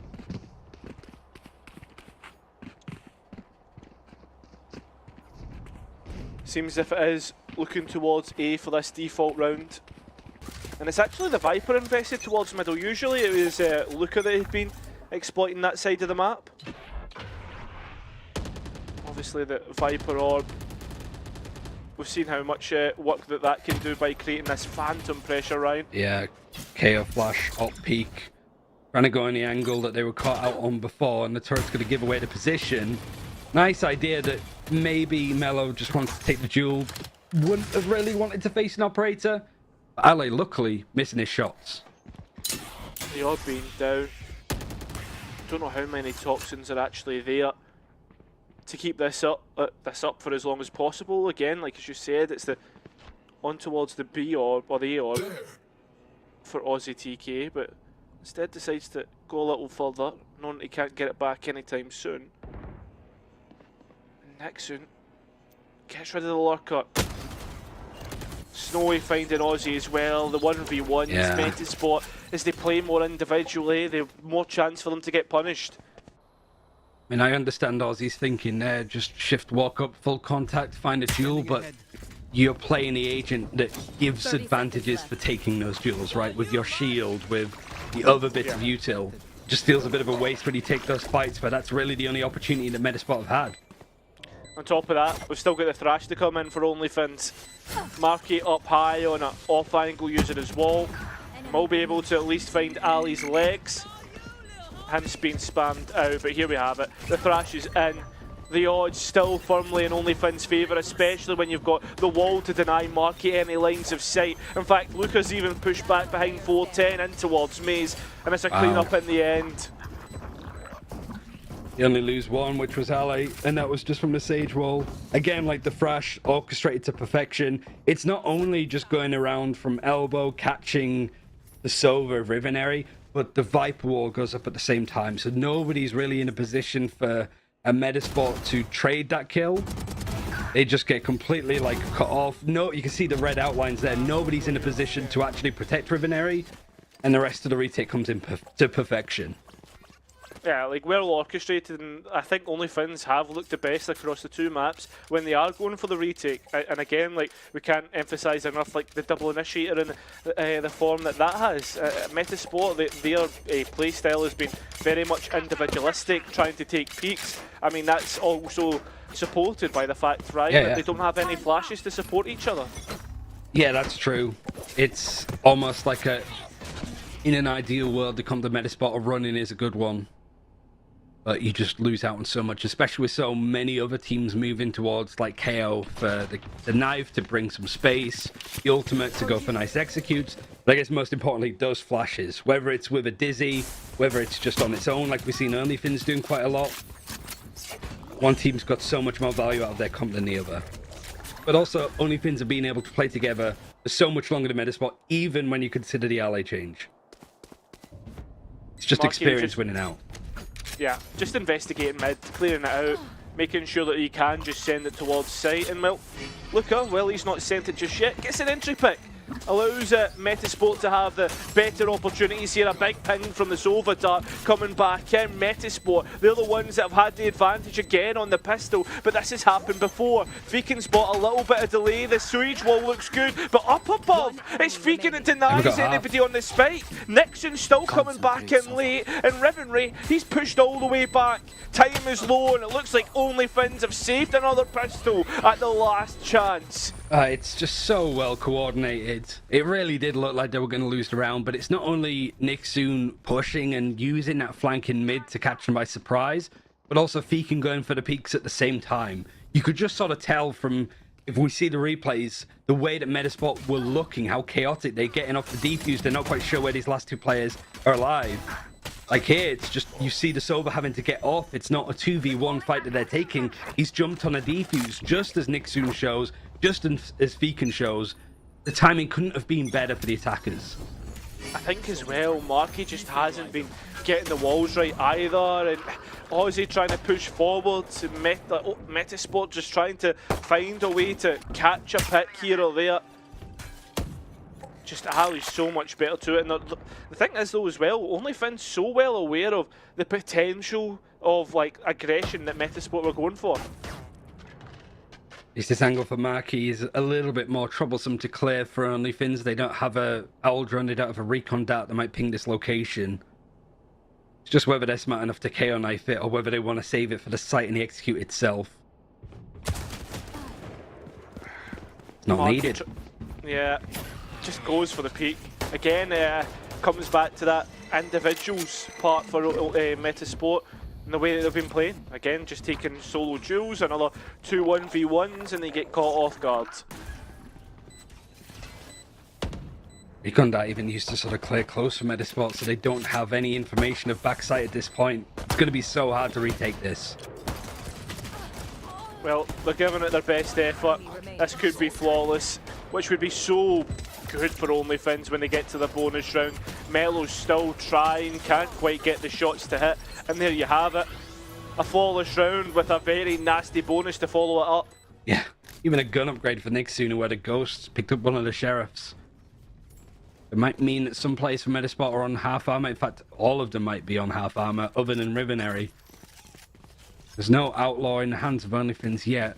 Just a couple of Guardians, a Bulldog, a Vandal, and that one Sheriff. So, kind of like you said, Cairo, it's as good as a bonus as you'd want, really. The fact as well, like, there's so much economy sitting in the pockets for next round. You could probably see Ali on an op. He's on 5k just now, thinking towards the future. But for now, Metasport need to be careful of where OnlyFins are as 4 players walk down long. You're going to get the orb for Yesmu as well. He's 2 orbs away from having a thrash. You definitely want to be using it a lot more on attack with how much you can get it up. Well, Melo has been left all on his own on Yellow and does well. Fantastic from Melo holding down Yellow. Look how just dipped off with the angle and left him all on his own. That's what it came down to, and what was a nasty bonus goes out in a whimper. Yeah, just maybe a bit too gung-ho on trying to get from point A to point B. There wasn't really much map control, just taking the orb, taking some of the fights. Good way to sort of see what Metasport are up to on B, all things considered, because all of the action has been on A so far this half. Yeah, Melo hit by the KO knife. Maybe they're just assuming that because that knife can hit like just close on B, that he'd be playing a lot more passively. The Metasport wouldn't dare to be in an aggressive spot like that. And now they know it's something that they definitely need to keep an eye on and clear. Yeah. I think this is the thing though for Metasport, right? It's like so indicative of who they are, like when they play as individuals and like not so much as a team. I get they've been having a tough time of it recently with the changes and stuff, so maybe the team cohesion isn't fully well drilled yet. I think on top of that, like that's why they have so polarizing results map to map. Like one map they look great, one map they don't, and I think it all comes down to whether they win these 1v1 trying. Flash is available. Melo's not going to try to send position, knowing that ultimate's online. Just good pressure here. It seems that it's just the plan for Metasport to play for the retake at this position. They managed to stall out the wingman from planting. They tried to play right out and open, so it's really lucky that Yesmu was able to actually pick up the spike and plant it here. Big from Nixun getting the luck. That was always the plan, and as he dips further back, there is Aussie TK close, which Nixun does need to really be aware of. Back turn to him. Oh and there no. you have it. What? There's no way. As the player's trying to get on towards the spike as well, it's all going wrong. Marky now needs to be careful of what's happened in mid, and he's got no idea. A Phantom that has disappeared his sights. He dips away from the angle, and Nixon should have never got 3 from that position. No, he shouldn't be alive at this point. I mean, I think, to be fair, him getting that first kill as well really turned the tide. Because, like I said, like OnlyFins, like losing the spike out in the open, that should have been punished a lot more. It's crazy to me that Yasmin was able to pick up the spike. I think just as the Viper wall had dropped as well, it ran out of toxins. So he was able to pick up the orb and still plant it in that corner without having it disrupted in any way. Like, it's a massive surprise for OnlyFins to be able to pick up that round. Little bit lucky, but Metasport not being able to punish when they had the opportunity. I think that's the difference between a good team and a great team, is punishing mistakes every single time. That's what Apex are so good at, right? Marky punishes Ali, just dropping down from top without any support. Thrash being invested to clear out the A site, which they know is fully clear now. And they know that they can get the spike down with the wingman, or should at least attempt it. All the utility is being burned through right now from Metasport, which is going to allow this retake to be so much more weaker. And give OnlyFins a much better chance of it. Managed to disrupt the plant again, but now, like Yasmu faking the plant, goes for a peek, nice kill onto Marky, and it just feels a Metasport 3v2, but a lot of that util has been used. It's this flank. Yeah, Snowy has no idea. There you have it. It's all up to Yasmu. Has to clutch on 5 HP and has to go up against an ISO shield. Ooh. First bullet isn't good enough. Neither is the second. That will be Metasport keeping themselves alive momentarily. I mean, if a little bit on the knife's edge, we were like had that cutaway shot to see in the sight from the observers. It was a great showing because you just saw how much Metasport used before the executed really got on. But it's another time that we've seen OnlyFins try to plant with the Gecko. It's almost like the wingman's the first thing that goes in onto site, and that gets punished so often. You don't have that advantage of having a 5v5 fight as the spike is being planted. If the wingman's the first like port of that, it gets broken. Suddenly Yasmu's like falling over himself trying to fix the situation. Mid is the protocol for OnlyFins as they've destroyed all the KG utility that was there. Still an alarm bot. In fact, actually, maybe it was just Luca pulling it back. There is no alarm bot, or it's on A, apologies. So I guess I've got that completely wrong, Ryan. It happens. Don't ask a play-by-play to colour. That's why I always like, I'm not doing it. Like, Aussie's at least in a good spot to be able to fight and keep an eye on B main control. Here. OnlyFins are scaling up nicely. It's a bit of a meat grinder to get in, and it's just a case of if we see the third mistake of Yasmu going in with the wingman first, having it plant. So all of this utility here is effectively there to stop it. So OnlyFins need to be very careful. So does Aussie. Oh, it was a bit of a nasty fight all in all, but it opens up the B side. Melo swinging out, but he at least gets rid of Nixon and trades it evenly. The players pull towards the B side of the map, allows OnlyFins to scale up now even further on A and burn through what was the KJ utility now this time. The fights are so much better from Metasport, but it's up to Vegan once again. Spike is planted, allows him now to play around the map. Metasport, they know that they have to try and hold for Vegan to get a peak pick. He needed at least one back in his favour. It doesn't come. And Metasport, they're slowly starting to chip away at this lead. Yeah, it's a frustrating round, I think, for OnlyFins. I think Melo did a great job to get that kill over onto Nixon that was just pushing up. But it did feel a Nixon that he gets that kill towards B. He just tries so, like, he goes so aggressively at Melo here. He doesn't need to. At that point, the entirety of Metasport are rotating over towards B. And you got Nixon that's pushing up. He dies early, so the threat of them, the attackers being on B, dissipates instantly. And at the same time, those OnlyFins players over on A, they were way too slow. At that point, Metasport had rotated away towards B, realized it wasn't B, and gone back by the time that OnlyFins had hit the site.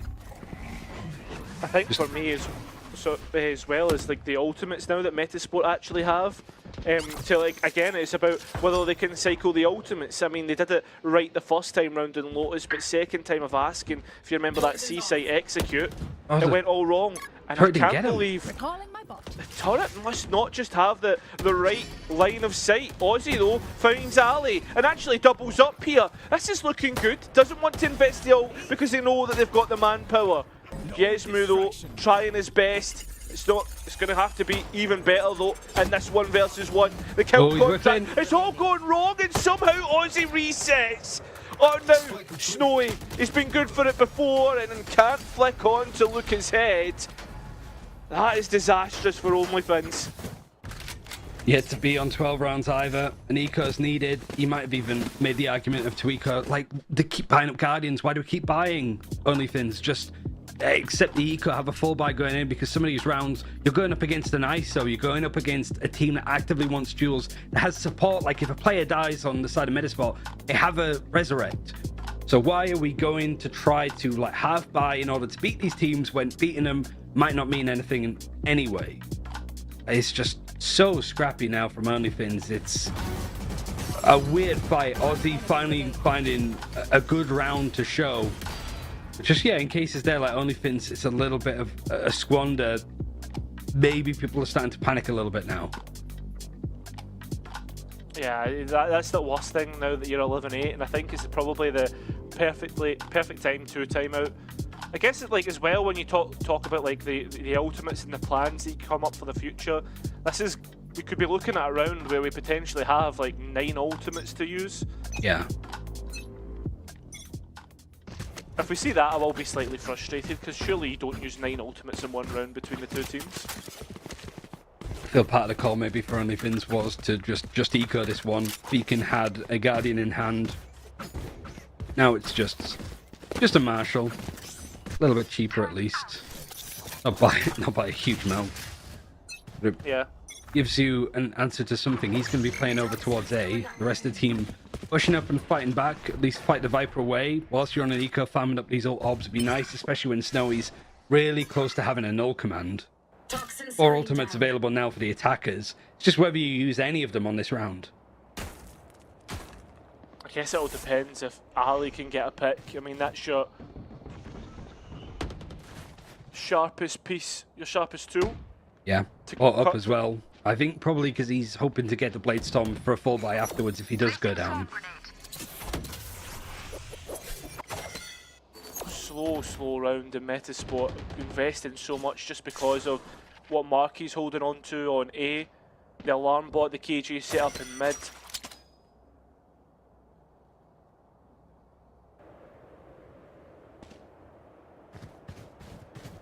Doesn't really feel like cutting noise is going to work here for Metasport. They've usually had the good reads and have been a team to panic rotate when there has been pressure on one side of the map. But here, OnlyFins have just made their presence known, waiting for utility to come online, and with the execute, going for a plant in a much more open position. This is what they tried before, but the Nanoswarm kills Yesmu and it stops the plant again.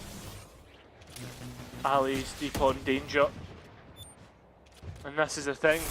Is it dangerous for Metasport or is it dangerous for OnlyFins? The Spike's still not being able to get down. In fact, it is OnlyFins who feel the pain of this position. Now Nixon knows he has to try and commit towards the plant spot. The time is so low, and this is it. It's all up. Metasport are within 2. It's not too bad for Snowy to be going down there. Maybe you want to keep one alive just because LA hero rifled. Don't know how much money they'll have to work with. No, they actually should be fine. With 4 ultimates, almost 5 on the attacking side. Yeah, just uninspired luck for that round. I know you're on an eco. But here, it's just... You've got the snake bite there on the defense. So this, like, post plant that OnlyFins is working with, the little different one that's right on this corner, still, Metasport are reading into it. They have a snake bite for that position. Yeah, it seems as if they just have so much more awareness of what they what could potentially happen. Like, it's definitely well thought out. Marky trying his best with the operator. No command 2 and a flash. Well, first two ultimates invested, and there's actually multiple players being caught here at backside. It was Rivenry, and now Feekin's the one that goes next. The Op being retreated all the way back, and it's Aussie TK that is the shining light here for Metasport. They've even committed the Viper's Pit off the back of it. Ready to bring the numbers back on their side. Yeah, this is a very heavy investment between two, and even a Viper's Pit to come back in, try and push players back. When you look towards what is in the pocket for utility and stuff, not much on OnlyFins' side. Yesmu gets the spam. It's still Aussie TK who keeps himself going here. Make that 4, an ace on the card, but it's the spike that's most important. The pits went down, he's ulted him, and he's taken him away. It should allow Marky to get the spike defused as Aussie tries and hides, but even wins it out. An ace on the round for Aussie TK's ISO. That's a sick ace. Sometimes you see some aces that don't really feel like they have much impact. They're up against eco rounds and stuff, but that, not only was it stylish with the ultimate towards the end, it was incredibly impactful with OnlyFins dedicating so many ultimates. Just Feekin going aggressive. It felt a little bit weird for Feekin and Ally to be taking those fights. When you have the Viper's Pit, you've got some information. You even got a kill off the back of the Thrash. And just, you know, you want to plant the spike, Viper's Pit, sort of be a bit more conservative, but you're being aggressive and you give you give Aussie those fights. Poison's off. 10-4 pretty much after the half, as a reminder. Yeah, Metasport have been on a storm. Still have the lockdown for both sides. Almost like a Mexican standoff. Except whoever pulls first is the one who loses here, Ryan. Oh, I'm not falling into, like, I heard what you said last time. I'm not falling into that trap again. Poison's off. Oh, trust me, I'm very well aware every time I make that point now. It will never be the worst thing that Castro said on broadcast. I mean, notably, the mispronunciations of one of the teams even playing. Yeah, I've been in that mistake a few times. They're going back to the default plan, and the lockdown being invested. Yep, there you have it. It's OnlyFins who pulled last. They're going to have the better space. As you can see, Snowy just trying to double up there, but he gets the pick. Still given plenty of delay now for OnlyFins, and they have to play for the time. Still have nano swarms to play off the back of as well, but now you have to be careful as Aussie TK as well got the confidence on his side. The blades haven't hit. This is looking worrying now for OnlyFins. It's all about these duels and who it falls down to. Still a little bit of delay. Aussie has the shield, pushing forward, gets another pick. The last remaining player being low, it's Ali who goes down, but as Metasport won the round. Oh, they lost again! It's OnlyFins who reached 12, the most important round to at least confirm overtime. Oh, that's the second time that we've got under a second defuses coming in. Not as close as the last one on Lotus 0.0 and 3, but still way too close. At least OnlyFins there, they looked better. I was going to say, like, after their timeout, it still felt that they weren't solving, like, the kernel of their issues, right? That they were planting in the open spot, it wasn't working, it was read well, but also that they were overextending. There, a bit more passive, a good hold, a good play for time for OnlyFins, and it was the reason why they ended up winning the round in the last place, I guess. Straight back in, on towards A, creating the pressure, and you can see the confidence building and building with Aussie, looking to take these duels. Still has the shield in his back pocket, and Marky very high up. But look at Vegan, just Yesmu, sorry, being able to escape Marky's line of sight and using a headshot angle. It's Aussie TK once again though, who denies anybody getting further. The spike being down, tries to keep going. Shield's not going to be good for more than one hit. And Rivenry, he's stuck in a really tough spot, forced to spam. And this is looking like an OnlyFins round once again. Luca catches Nixon off guard, but he has to run back to site. Spike's going to be an easy plan, and a 1v2 is going to be tough. I wonder what the post plans are going to be for OnlyFins though, because they know that the Killjoy was in mid, maybe going back to just sort of clear the flank, but also just being more, again, conservative post plan positions. They're not over eager, they're not trying to flip the spawns. You're in a 2v1, match and series point. Just keep it nice and simple. This is it. OnlyFins, confirm your playoff spot. Knife won't be up and available within this spike plan. Oh, Ali tries to get it first. Luca needs to be careful as they're just jump spotting, playing so conservative, playing the OnlyFins way. 2 splits, 2 playoffs, and 1 chance at ascension. OnlyFins with a dominant series overall. I mean, maybe that last map was a bit more touch and go. Similar scoreline loss though for Metasport that they had against Apex, and you know, it's the way that I've been describing OnlyFins so far this stage. Like, consistently still up there as now a top 4 team again in stage 2, much like stage 1. But there were a couple of moments where you just keep seeing problems not being addressed. There, at least, OnlyFins worked it out towards the end. Some really nice individual plays. Feekin having an absolute monster map to begin with. But it was actually Aussie that takes the highest ACS in the server. The ISO finding good results, even in its like nerfed state. And when you're playing with your coach, when you have all of this stuff going on, like the last time we'll see Metasport, at least for this like year of the competition, and I was impressed with how well they did, all things considered. Yeah, and I guess it also gives them the experience of being able to play in playoffs as well, Ryan. But for them, it is unfortunately good night, and OnlyFins, they're through to tomorrow where they'll play in the seeding match for playoffs. Yeah, another top 4 finish for them. Let's see if they can either make ascensions or play-ins. Yep, well, we'll have...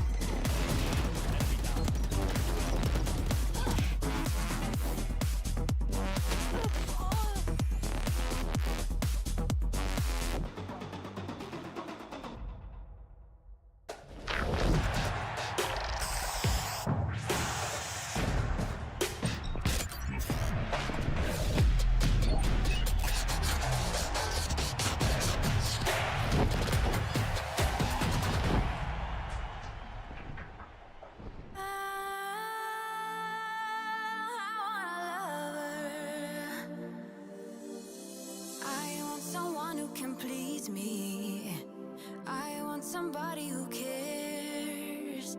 I need a lover who never leaves me.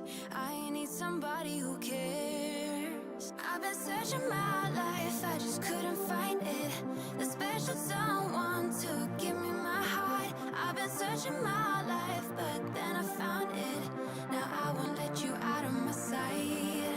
I wanna keep this feeling forever and ever. I'm there when you need me, whenever, whenever.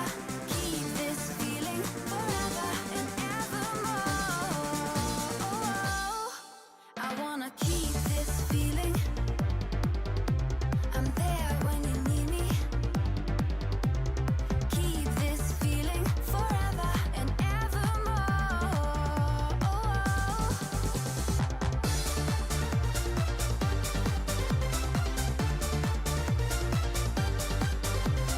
Keep this feeling forever and evermore. I want somebody who sees me. I want somebody who cares. I need a lover to hold me through the seasons. I need somebody who cares. I've been searching my life, I just couldn't find it. The special someone to give me my heart. I've been searching my life, but then I found it. Now I won't let you out of my sight. I wanna keep this feeling forever and ever. I'm there when you need me, whenever, whenever.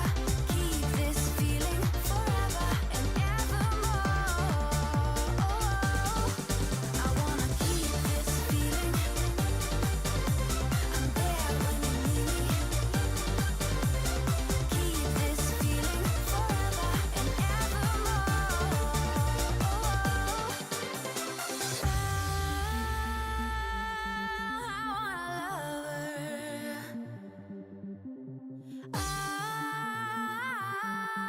I need a lover. I've been searching my life, I just couldn't find it.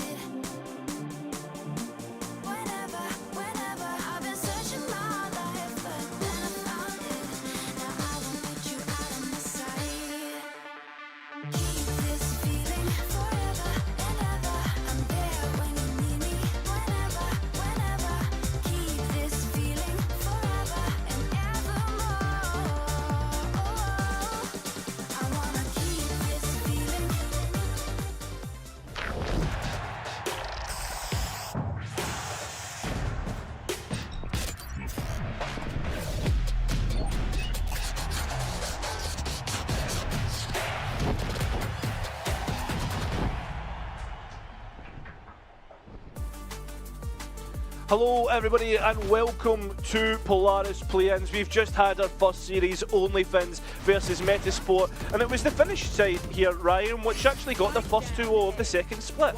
Yeah, it's been a long time coming. I wouldn't say that their stage results have been the most consistent, to say the very least. And even on this map, their choice, it got a little bit doom and gloom. It got very close, required some amazing moments from OnlyFins to even really keep them in it to stop them going to a third map. Yeah, it feels as if as the second split has gone on more and more, the OnlyFins have got more and more refined in what they want to do. There's less of that inconsistency, although it did creep in this map and a little bit of Lotus, but overall, I'd say I'm fairly impressed. I'm looking forward to seeing what they can do in the seeding match and also in the playoffs as well. Yeah, I'm curious to see, because playoffs will have Abyss added in then too, so whether OnlyFins have been working on that map at all, or whether it's just been a case of getting it over the line, getting to this place in the first spot. So, yeah, OnlyFins, I'm glad that they're here, that they've consistently been able to follow up on their last performance, and maybe they can do some damage in playoffs. Yeah, exactly. And I mean, the other aspect of that is you've got Sweet and Sour, and you've also got Apex who are sitting at home watching these maps go out, play out, and they'll have plenty of anti-strats to be working on. Fair enough, there is 2 weeks for new maps and new stuff to be worked in, but there's still great advantages for that first and second seed. For sure, and I think for OnlyFins as well, from briefly speaking to Dumbbell, for example, the coach, is that when we do see those common issues come up for OnlyFins, usually by the time that we see them play the next series, it's a lot tighter play, that they do fix some of these errors with Ally being overextended, being too aggressive. We barely saw that today. It goes to show that they are getting much better and coordinated as a team. There were definitely some moments where people spread out a bit too much and got picked off one at a time, but yet again, I expect by the time we get to playoffs, those kind of bad habits we won't see as much. Yeah, and I believe we do have an interview with Nixon coming up as well, Ryan, who I'm quite excited to talk to, because I imagine it's a big relief for him winning out this map as well. Yeah, I mean, it's an important one, really. We saw both of these teams third and fourth place respectively over in stage 1. OnlyFins, they made a roster change. They sort of went against their own branding that they created for themselves to do that. And this Metasport team was a different team in its entirety to the one that they last played in stage 1 playoff. So yeah, it sort of leaves a lot of interesting points for OnlyFins, and it's a good way to sort of see where their head's at going into playoffs in a couple of weeks' time. Yeah, well, let's bring in Nixon then, and let's get chatting to him, because there's plenty of questions that I want to ask. Nixon, how's it going? Relief, I'd imagine, that you've got playoffs? It's feeling good. Before this game, nothing else matters that we get into the play-ins. If we didn't play so bad the regular season, maybe straight up playoffs, but we are in the same stage now. 3 more wins and ascension. That's it, mate. And I imagine, how has the preparation been for play-ins, and now, obviously looking forward to playoffs? What are you guys looking to do? Do you think you'll be looking at Abyss as a potential map? It's really hard to know right now. We are gonna have, I was about to say tomorrow would chill, but we have the seeding game. I'm going today to my good friend's wedding. I'm a little bit late already, and let's see how awake I am tomorrow. Let's see. You say you're going to your girlfriend's wedding? No, my good friend's wedding. Oh, I was gonna say. I was like, that will be raises a lot. I mean, Viva Finland. What I wanted to talk about, Lotus was pretty much a stomp. You changed up the comp there, but Icebox looked a little bit more iffy from you guys. I think it was especially you got caught out a lot on B main when you try to be aggressive on the defense. It felt that they kind of got under your skin a little bit. Was that the comp? Was that some of the pressure that you guys felt? It felt like you got, especially on the attack, you got there in the end with playing a little bit more post-planty, not overextending. What was the feeling like in the server when you started to see Metasport claw back the deficit that they were in? We have been... You just turned into white noise for me for a second. Can you hear me now? I can hear you now, yeah. Okay, but so we have been in those 9-3 courses too many times, and I'm really glad that we won that 1-0.16 second round. I think it was the second last. That was relieving, really relieving round, and but overall, yeah, their Viper owned me on B main. It was really frustrating, to be honest, but I think I clawed back pretty well on the attack side, like individually, but as team-wise, there is a plenty to work on. Just last question from me then, Nixon. What have you guys been doing to stop the 9-3 curses and like throwing from winnable positions? Is it a mentality thing that you guys had to work on, or was it something that Dumbbell had come up with in terms of adaptations or whatever? I think it's we have learned through those losses. The losses have been like they were really devastating, and we don't want to like feel them again. But overall, like I just think we are more clear on the comms, and when the comms are clear, there is not too much to think of.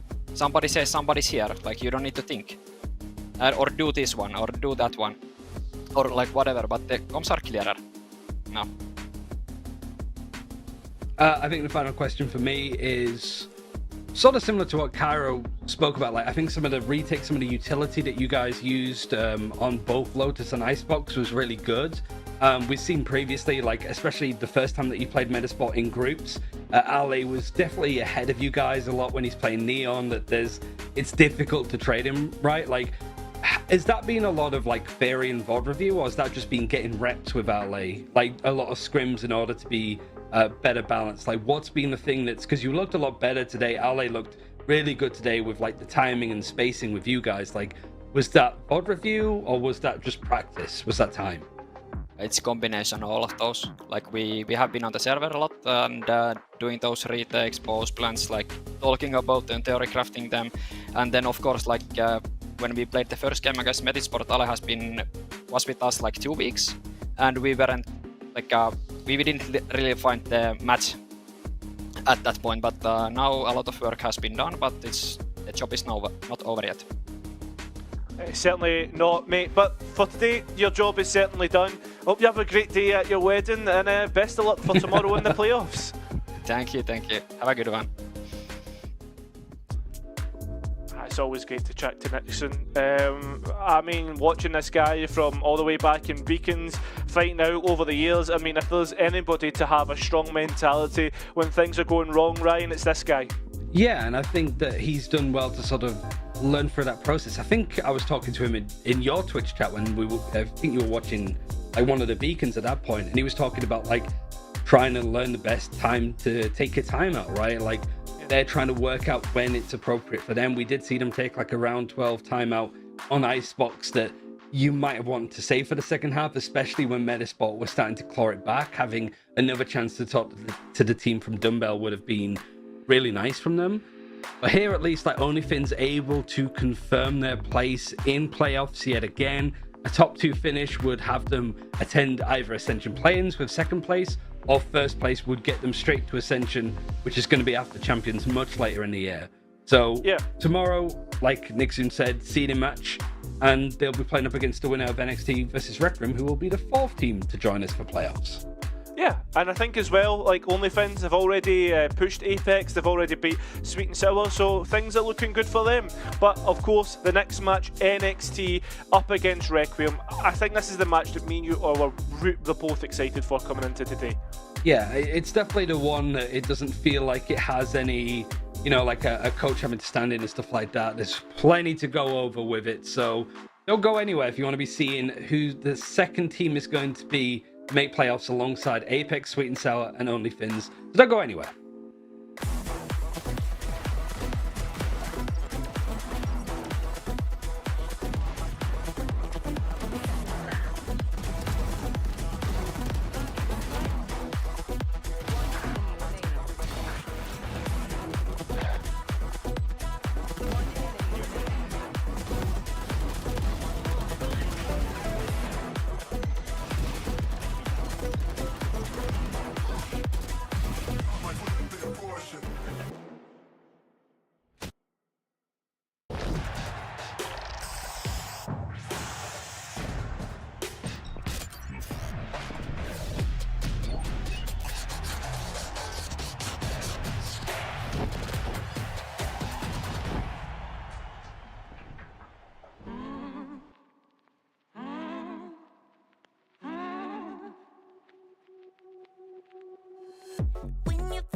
like it's over and nothing else matters. I know you feel so divided. Pick yourself up again and you better start walk, girl. Open up your step, hear you talk, girl. You have come too far to give it up now, even though it seems there's no way out. Take a look in the mirror now, what do you see? You can be anything you want to be, you know. You will never be alone. Girl, go make your move. There's nothing left to prove. I know that you will find your love again. Don't be ashamed to cry. Hold your head up high. I know that love will save the day.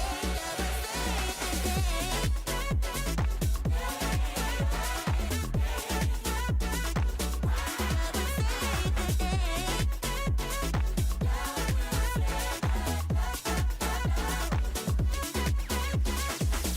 When you feel like you're stranded at the edge of the world, I know you've been taken for granted.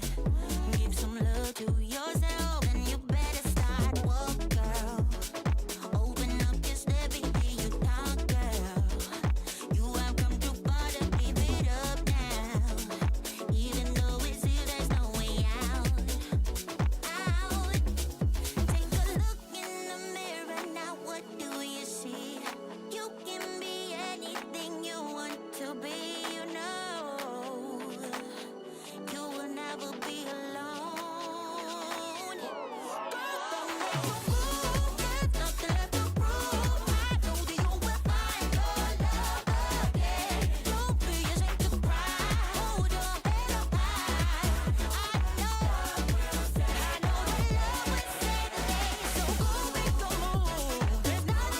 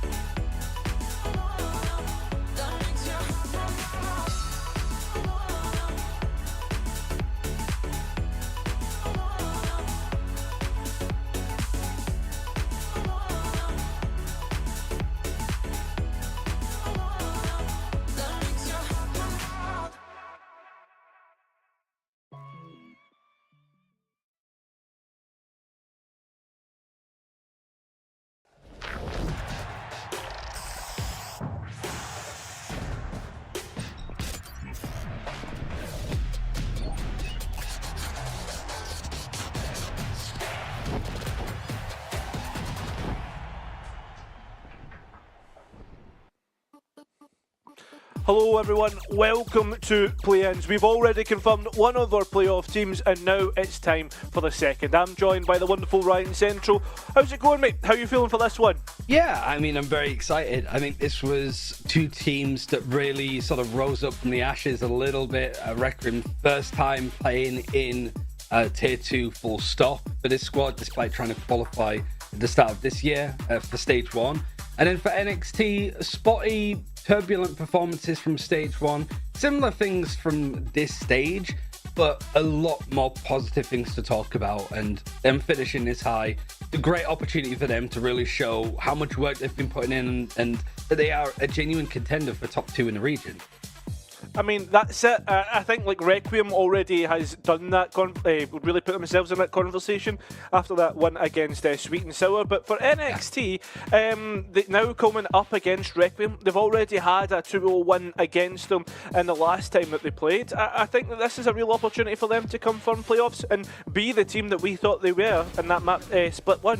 Yeah, I mean, they finished second in the groups full stop. The only reason why they're not in a top position for playoffs straight away is because they've only had this stage to play in.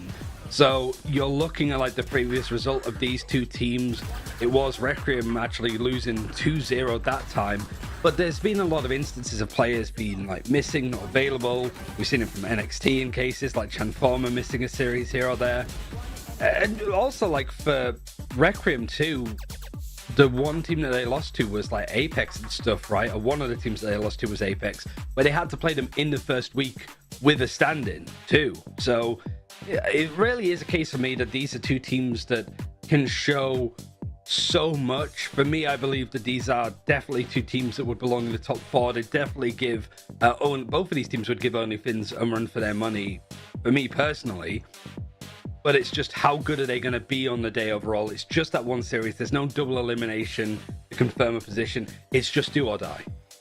Exactly it. It's the last chance saloon. I would have loved to have seen Requiem at full strength up against Apex, but that's a conversation for another day. It might not even happen that day depending on what happens here with NXT. But as we move from NXT now on towards Requiem, Ryan, I mean, this is a real young roster who have come up from the depths of Tier 3. Like some of them have just went into the second year of competing and is already in Tier 2 and potentially Tier 2 playoffs as well. Yeah, and a lot of these players are common names that we've seen playing at Tier 2, Tier 3 level anyway. I think it's just a case that we're seeing players like Harambe that were in the close qualifiers last time, how much they were able to show off this whole stage. Like we've spoke lyrically about players like Kayak and the stage and the season that he's had so far, but then you come in with Harambe, who's putting up some of the best stats that we've seen a debutant duelist have in this league, full stop. It definitely needs a lot of credit, but there's no weak link on this team. It's really well structured from the likes of Yanto. Jenny's been really good on the coaching slot too, and it's been great to see some of his reactions. The question really is like Requiem have been so good that they finished second this stage, and they only had 2 losses. One was Apex, one was the team that they're about to play, so whether they can adjust to that or not. Yeah, it's like, I don't want to call it a grudge match, but it feels like that in a way, right? You're looking to try and get revenge for the previous loss that you've already got. Again, like you're now in a position where it's do or die, so everybody's going to be throwing everything at it. And I wonder when we look at Requiem, is what's their mentality going to be like? Because for both of these teams, actually, Ryan, none of them have never been in a position to actually be in playoffs before. That's true. I mean, I imagine for NXT, there's more players that have fled with the idea of being from Human Tripwise, but I think from like their history of previous years, you'd be better at this than I am. Like, they've got more been towards the middle/bottom of the league, more than like competing for genuine like playoff positions. So sort of shows the room of growth for both sides. Maybe for some of the players from NXT, it's taken a bit longer. But this is the whole reason why we have stuff like the open qualifiers, the beacons, to go into Eclipse. So you have teams that finally get their opportunity to play in Tier 2, and they've absolutely ran with it to be in this position in the first place with Requiem. Yeah, and it's like, again, like I see that the phrase often, it's like Polaris' promised son with the Yanto. Like, everyone could see the development and the rate that he was developing at. Him and Deck started, last year, and when the Beacon split started, that was their first ever recorded official, which is crazy to think about, considering the ceiling that they've hit, or ceiling that they could hit, like when you look at Requiem as a full roster. Yeah, I mean, I've really enjoyed watching them, even when they failed to qualify in Stage 1. That Yanto and Co team were great to watch. It was just when you have like Formulation Gaming looking good, Pino Orchestrary getting those 2 slots way back when. It is the fact that like they went for Eclipse, absolutely blitzing teams to qualify for this stage, and it's not been a honeymoon period. It's not like ran out of fuel and started to fall off. They have been consistently one of the strongest teams in this league pretty much ever since they set foot in here. So now is a great chance that it's a lot more pressure. It's definitely a unique situation to be in when it's just a best of 3 to decide whether your year's up or not. But I imagine that NXT are also feeling this for the first time. Yeah, I imagine there will be a lot of pressure, a lot of mentality stuff that you've got to think about as well. Jenny and Raymond will have a real battle on that front to keep everybody in check. But let's talk about the maps. First 2 bans, Icebox has been banned from NXT, and Requiem getting rid of a set. NXT, one of the few teams that have been consistently wanting to play Split. With the deadlock, they found a lot of success with it there, so there's maybe a chance that they would choose it. It's also likely going to be really difficult for either team. Yeah, like Requiem might struggle with this map because I imagine it's hard to get good practices on Split nowadays, especially with most teams moving over to the new map pool at this point. The Requiem, they do have like a few options to be rolling with. Realistically, it's just like, what are you feeling overall? I would have said something like Lotus would have been a good choice, and that's what they've gone for. NXT also might have wanted to have picked up the Ascent if it wasn't for Requiem banning it, so maybe that's why they brought it to Split. Yeah, I mean, I wonder, like, Requiem, they're good at their anti-stratting, so I'm wondering if there's maybe something they could do against the NXT side. Haven's still available, which would be really nice as a deciding map if we do get to it, Ryan, which Requiem have played before, but no, it will be bind. NXT start an attack on that one. Yeah, the Requiem for their bind, they're 2-0 so far in it, and it's 1-2 results for NXT, so they haven't really had the best opportunities to show it. I think some of those results have been with Raymond stepping in for the team too, so that does kind of add a little bit of a mark on the results so far. But it's an interesting map pool. We get to see Lotus twice today. It's probably the more common map to be seeing, but it is a case of whether we see Requiem being comfortable with playing Split. Yeah, I mean, I'm a bit sad that I don't get Haven, you know, like, it feels as if every time it comes in, it's just like, it's like mum's home, it's like granny's homemade apple pie, you know what I mean? Like, once you see it on your plate and you can smell it, you know you're absolutely buzzing to have it. But Lotus is a good close second. I never hate a good Lotus. No, me neither. I think it really does test where these teams are for now. And at least with Split, I always sort of get a little bit disinterested when I'm watching maps that I know are on the way out of being in the map pool. But Yeah. when you have like some of the deadlock stuff that NXT have been running, it's been a lot of fun to watch, and it's a shame for them that the map might be not an option for them if they actually do make playoffs. Yeah, I guess like there's maybe an argument to be made for Deadlock on Abyss if we ever get to it, but I think for a lot of teams that map is just going to be insta-ban straight from the get-go, right? Pretty Like, much, yeah. I don't imagine we'll see much of it. It's a pretty difficult map as well to play out from what I've noticed in my ranked games. Yeah, and it's like nobody really has the rule book on it yet, you know, like nobody really knows what the general consensus is going to be for most players. Like, we haven't seen it in tier 1, so it's not that I don't think the coaches are innovative enough to be able to come up with their own comps and ideas. The problem is more that they have to fix other maps. Also with Haven coming back, getting up to date on that, right? For me, it's just a case of like, let's see what the tier 1 teams do. Maybe not just copying a comp, but just seeing what common agents crop up and what lineups and setups we can maybe take.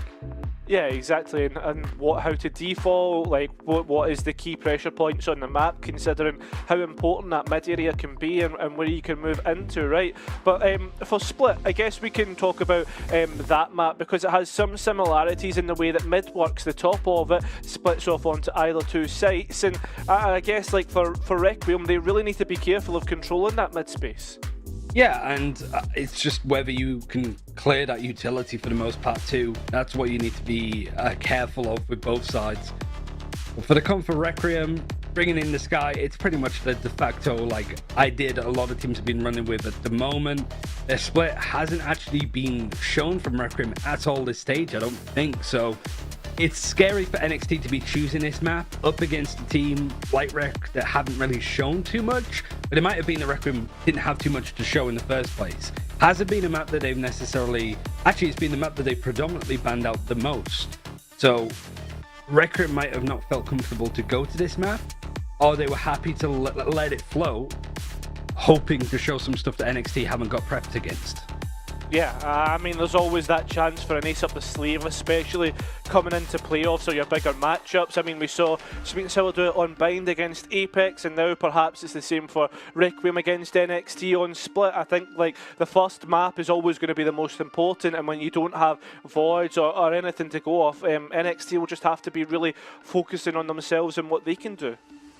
Pretty much all they've got, really, and making sure that they don't necessarily get anti-stratted themselves, first and foremost. The fact that Requiem is sort of playing a normal comp now sort of suggests to me that NXT will be comfortable. It's not a weird, like, double initiator kind of thing coming out that might catch them by surprise.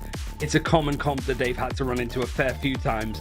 But Requiem versus NXT, one of these two teams will make the top 4, they'll make playoffs, and there's still a chance to make Ascension, still a chance to make play-ins. Both teams finding form at the right times. Maybe a bit of a revenge game for Requiem that haven't lost to many teams outside of Apex and NXT. That's exactly it. I mean, for one of these teams, Ryan, as you say, it's going to be their first time ever in a playoff position. The first time to make history. Requiem, whether they can do it in their first year at NXT, whether they can do it in what is essentially their third year overall across different compositions of players. Now it comes down to Split to start it all off between these two in the most important series. This is going to be slow, at least to begin with. NXT having 4 players over towards A main, and actually the Sky instant trailblazer to try and clear mid, see what's going on, but immediately met by a trip. Well, you know the passive information will be there, and even dedicating Rex to holding any crosses that come through while the pressure on A comes in, soaring as well. This guy is so good on pistols. Seems to continue to be the case. And it just seems like Requiem have it all sorted. Last is Rex on a late flank, and Toba will deal with that. Requiem get their defence started off perfectly. And they didn't seem to really fall for any fast rotates when you have the Cypher dedicating full utility, both trips and a camera. And it just did the classic, just went full util overall on the pistol. Requiem had the majority of their stack over towards A. and that Sky pressure in mid didn't really amount to too much. Soren does a really good job of just holding the line a little bit, the Viper wall, making it incredibly uncomfortable for NXT to just hit the site straight away. This is a nice spot. This is disgusting. Requiem have brought up 2 judges on their anti-eco. Toba just getting a little bit of early information, and well, plenty of it now. Just always got to keep an eye on mid and where we see Transformer come in. But they've got the orb, and then they're just going to reverse things and head towards A. Kept his camera in hand too. I was going to say, I imagine Transformer's just there to confirm that nobody's flanked through mid-round. Go get him. The alarm bot doesn't spot where Transformer is, so it's whether he can get a timing or not. Cypher kept hold of the camera, didn't want it broken early. Just put it over on B to keep an eye on it, even smoked it off just to maintain some control over there. Actually, Requiem not leaning towards the right side at this point. The Omen's about to take a fight close quarters with the Judge. Flash isn't going to do too much, but the Judge definitely does. It's just simple. The better weaponry is just winning out. I don't think they picked up the orb from what I could hear and from what I've seen. I don't know if that was maybe the priorities for NXT and what they were trying to do, but as they head back in, Requiem have a decent read of where NXT want to go. Poison's off. Might be a similar story to only Fins on Lotus, right? With the double initiate, you don't have that sort of pressure to lurk or float up into certain spots when you don't have a Viper. Even without a Cypher, right? You're running a deadlock instead. It does feel like NXT kind of have to group up, and so far the plan has just been to sort of shift walk into a good position to take a fight and then hope for the best. Requiem have not only been ahead of it, but they've had really good ideas on to just shut down anything that NXT are trying to do here. With a bit of panache as well with the 2 judges that they're still holding on to. Yeah, the fact that they've still got it, and it being a flawless round, we always talk about how good your bonus round will look, but I think especially for this one, like the judges as well, they're not a heavy investment, but they're so powerful on split with how it forces the close quarter angles. Tripwire destroyed. So we'll just get a tap of the camera, it's immediately destroyed, so that's that information gone. One-way cage. It does isolate Deva from the rest of his team. Just whether anybody goes past New Box, this smoke here though, it's got to set alarm bells off for NXT. Yeah, this is going to be tough. Just taking our time, being careful. There's plenty of spam coming through, and there's still a conversation to be had between both of these teams. Still though, keeping things equal, and it's a Judge and a Bucky that they're going to have to use to get close, which means the rifles are going to be so much better. Annihilation invested pretty early, at least to get the round over the line, and there you have it. All enemies accounted for. Yeah, it's crazy that they dedicate the ultimate. I guess they just want to confirm the round in a 2v1, confirm their anti-bonus. There's a full buy for Requiem to work with. Felt a little bit like the wall did so much too that you could see Toba trying to play around the smoke on New Box with a Bucky, with a Judge, in hand, and he just wasn't allowed to do that with that barrier mesh coming in. It just feels like a lot of utility from the Cypher got dedicated early, right? You ping the camera, it gets instantly broken. Most times you'd see the camera not being used, save it for the retake, get that initial bit of information. But it is the bonus for Requiem, so not too much harm done. Oh, we need to be careful. Dex, massive. Trying to hold on to Garage and Requiem. Well, they're fighting for it. They've even one-wayed off the back of it to allow Harambe to hold it. Transformer is perhaps a saving grace through a luck, but the Cypher setup is there, and that's something that he needs to be careful of. Meanwhile, the other two, they're investigating mid, which they've already been caught off with a flash from the Sky. Transformer can maybe find some space on A. Smoke's gone down that stops the sightline for the Cypher camera too. They're just managing to skull by and check mids. 45 seconds left. Spike is leaning well towards B, so maybe Transformer, he's actually going through vents, might be able to get in behind Requiem that have 3 players potentially pushing mid. Got blocking vision. 30 seconds Up. left. Soren's just doubled back, and because of the smoke, Requiem check it. It's not ideal at all. NXT, it's gone all wrong for them. Nice flash out. Rex can't even get a kill. And well, yeah, it's still Requiem's round whenever they have the better weapons or the better buy. Yeah, it's now down to an eco again for NXT. It's tricky, really. It's just Requiem, 3 players pushing B main, being incredibly proactive with taking that space, and at that point, NXT always going to struggle on the attacking side with this comp. That's why Requiem chose to defend against NXT's map choice. I think as well, like, too much to work with other than a Seekers and a Guardian for Bully. I mean, realistically, you're not going to get the same much play with again. this. Yeah, this time they're going all the way in. Oh my god, that's the thing about Requiem. They're so good at shooting back. When you go up against a couple of young gunners, you are just going to get completely eradicated. I think the oldest on the roster is actually Soren at 24, and he's the only one that's actually died. Oh, it'll be Anto this time round. He's caught out trying to push in towards sewers. Dexter next up, and Transformer has found something of a solution to his problem. The next up, Toba, up ropes, but unfortunately Transformer already too low, and a couple of body shots will deal with that. Yeah, needless a bit from Requiem there. Isolating a 4v1 into 4 separate 1 versus 1s. Transformers had his moments to take those fights. Think he's no longer IGLing for the squad anymore. Yeah, I believe it's on to maximum now. Yeah. But like ever didn't- since, like Transformers' individual like performances have been a lot stronger. Yeah, Maxim's been exactly. spectacular as well as like a flex player. I think Maxim's always been a highlight, just the way like playing almost like second entry to Devil back in Split 1 when they had that idea. And I mean, there's been a lot of changes for NXT. Got to remember, like Devil was on flashes at the start of this split as well. Yeah, the role I like changes the- have done a lot. I like the idea though that NXT, they're like, look, we're having problems, and they're not necessarily explosive, but they're definitely more like they're like explorative, right? Like they're trying different things and seeing what works, which is more than what some other teams would do. Yeah, just having the freedom of like, or security, I suppose, of having an org to support that a little bit more.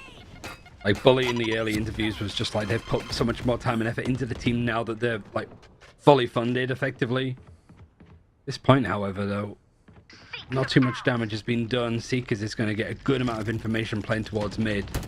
And at the same time, Requiem have that Omen pushing up towards A. It means that Requiem all can just lean on this B side, but all 4 of these players are bottlenecked in onto B tower. This is going to be an explosive one, a powder keg. They've not even checked Soren, and Ianto's even got one of his own through the smoke. Bully left in a 1 versus 1 on site. Still equal. 20 Deck seconds. coming in as a late backstab. This is all Harambe's doing. It's just baiting for Deck and getting the advantage. Ianto on site. Good for the spam and good for even more. Requiem find 5 at NXT. They are struggling on this attacking side. It's a bit of a pick your poison for NXT, because if you try to default around the map, then you run into these kind of like death ball plays from Requiem where they push B main or they push and fight mid. Give themselves a 3 versus 1 in some of these cases. But if we see NXT trying to group up, it allows us little bits of pockets of space for Deck to just flank all the way around. It's almost playing out like a MOBA, like a League of Legends game, right? Where NXT almost just wanted to sort of put pressure and poke around, but Requiem team fighting or like split pushing in some cases is just making it incredibly awkward for NXT to not only take map control, but to hold map control. Yeah, I mean, just everything has been a struggle. What would you find like the saving grace for NXT then? Do you think like they should just switch it up and start being more aggressive with their site hits? To an extent, yeah. Like I think that Deadlock, a lot of the focus goes onto like her traps and stuff. What you need to do for NXT is to just get the plant down, because a lot of this utility becomes amazing. Like not only the Deadlock, but the Astra like stars. Being able to suck people off the defuse and stuff So just going for like the straight course of action, going for A executes, get the plant down, make it really hard for Requiem to play on these retakes. But for NXT, they've never seen Requiem play this map. We've never seen Requiem play this map, at least in this stage. They're trying to get bearings on what this setup is from Requiem and how they're playing this defense. Well, I think it's fair to say It's the same again. It's on A. Their ideas are perfect. But the thing is, though, for Requiem is they don't know that the spike was just around the corner.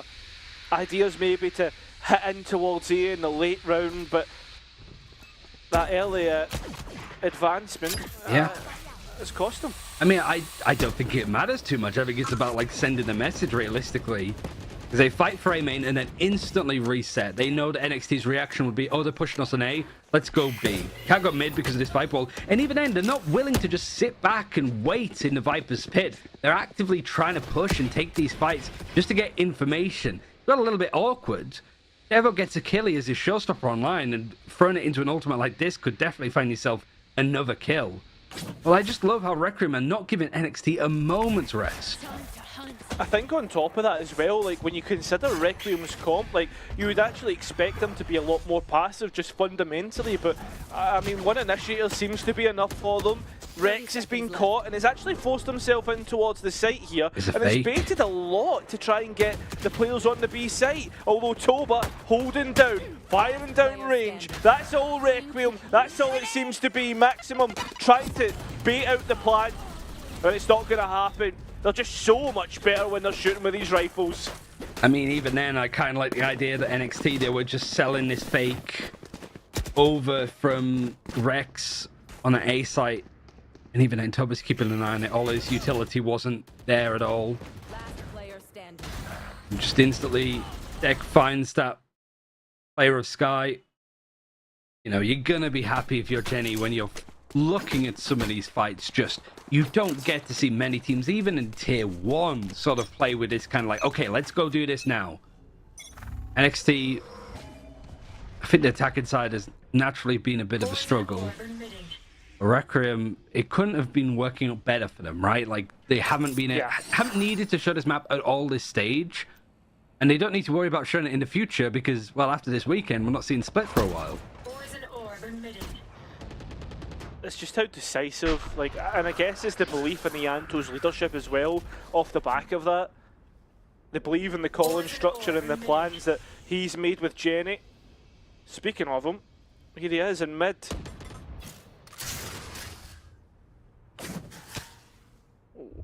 A lot of discipline as well. We saw from like the previous series, OnlyFins sort of taking some fights they don't need to, and Requiem are defaulting like this. It's just safe and secure almost. A lot of off angles that you can find good duels on, but I guess most importantly, you miss those duels, you can get out. It's not a full dedication. Well, they're dedicating fully this ultimate from Rex, the showstopper. It's actually Transformer who picks up the kill. Still though, investigating mid, worried about if there's a player hiding there than there is. Now with the spike down, it's all even on both sides of the mark. But the thing is though, is the sky of Rex is gone, so there's no flashes and there's no delay. There's not even a backstab. It's just straight in. Harambe can't hit his shots. So uncharacteristic. The annihilation misses its mark. It's down to 1 versus 1. Both players low. 11 HP on Maximum and 26 on Deck. It's one bullet to decide it all. Whoever hits first. Maximum sits in the angle. The smoke, he sees Deck's head but doesn't get it. It's Requiem to continue on, and NXT with their best chance let it slip through their fingers. Yeah, the smoke, it's just a common one, right? To give yourself some protection when you're going for the defuse, but the angle that Maxim was on, it throws him off massively. It sort of forces him to peek out to try and get ahead of it. I mean, that shot from Yanto's great. It's risky, but when you're in a 4v5 at that point in time, sort of saves around. The camera shaking too is a good one. But like, that was a good round for NXT. Like, we've not really seen them outside of the anti-bonus round that they won actually get the plant down. They just came in to be a bit of a chaotic execute, the annihilation missing. It's still a buy for NXT. Showstopper got used. It's just that cosmic divide that they have to rely on. So good for faking out sites as well, though. If you can push players back. It's just such perfect utility. In fact, actually, I think that was a team flash. No? Not it's a sky flash, right? So there's... Yeah. And the sky's on, eh, for Requiem. Yeah.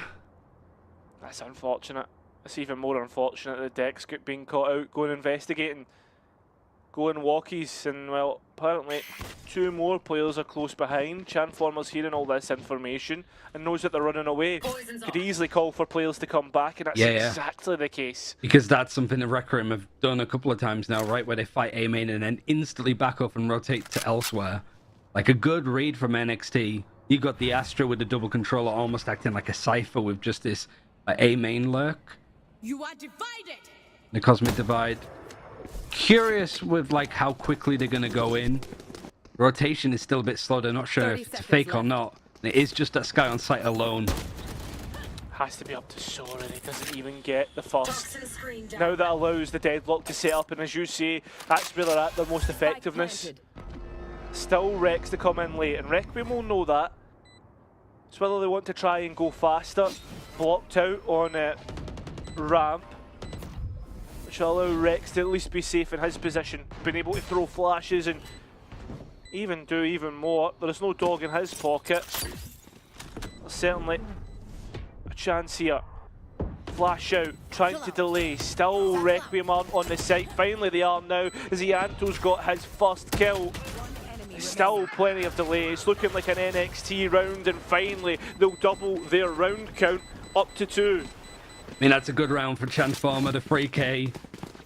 And it's just the call as well, like where he's positioned, the Sky Flash. Now it's taken a while, I suppose, but NXT is starting to get a good read on how Requiem are playing on this defense. Now that they have a good understanding of like these mid-round aggressive pieces from Requiem and their like fast rotations away. It meant that once they got onto the post plant, not only did they have the Astra and Deadlock set up nicely, but like the Omen still had the Paranoia, there was still a Sky Flash. So much util was saved from NXT in those post plants. So hard for Requiem to retake, even if you're equal on numbers.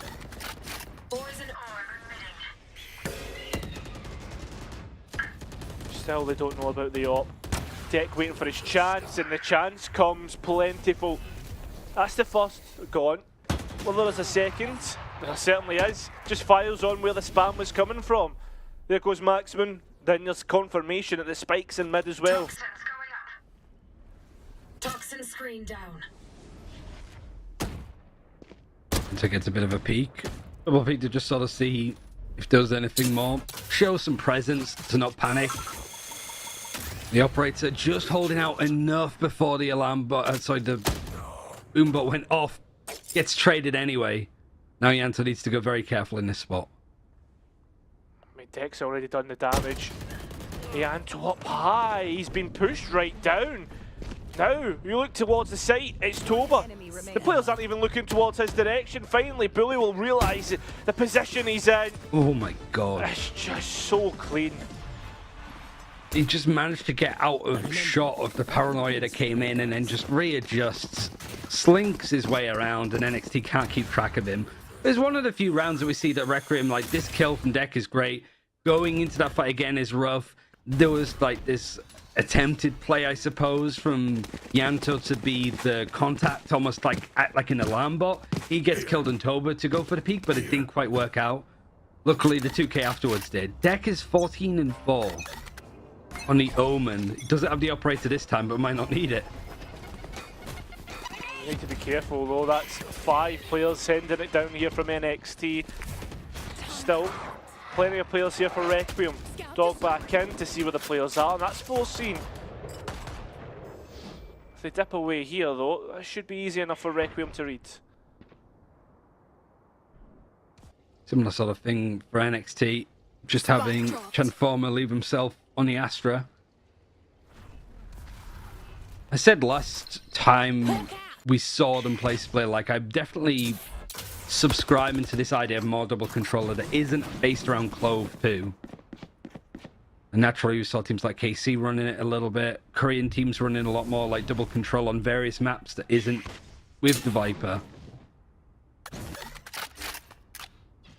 Yeah, and I guess like on the top of that, like with it not being Viper or Harbour, sure you don't get the long lines of sights denied, but on top of that you get like the utility off the back of it, like the post-plant util from the Astra and the initiation from 30 seconds the Omen. Get out of my Nice shots. Again, every single time you see a gun duel being taken, the mechanics on Requiem's side are always just so unreal. Wow. And it's proven once again, this is looking like a very morbid affair for NXT here. To be fair, like, I remember watching NXT at the end of stage 1 because they played up against the Pina Orchestrae. That was the series that they lost that stopped them from going to playoffs, and they kind of got deleted on Split 2. But I think back then it sort of felt like the pressure got to them here.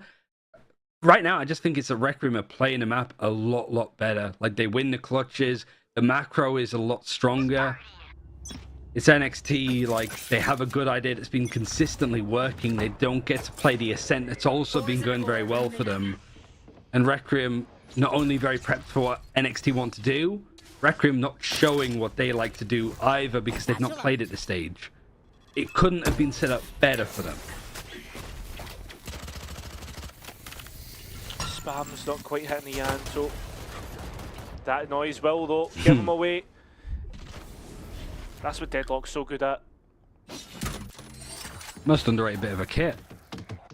I think like the thing for me is as well. Wait a minute, actually, Annihilation in. It's actually missed. How did it miss? Oh, no clue. Didn't see the bubble go up, but I'm seeing Toba go up in flames. Finding 2 more, and there's Soren. At least he gets one after being stunned.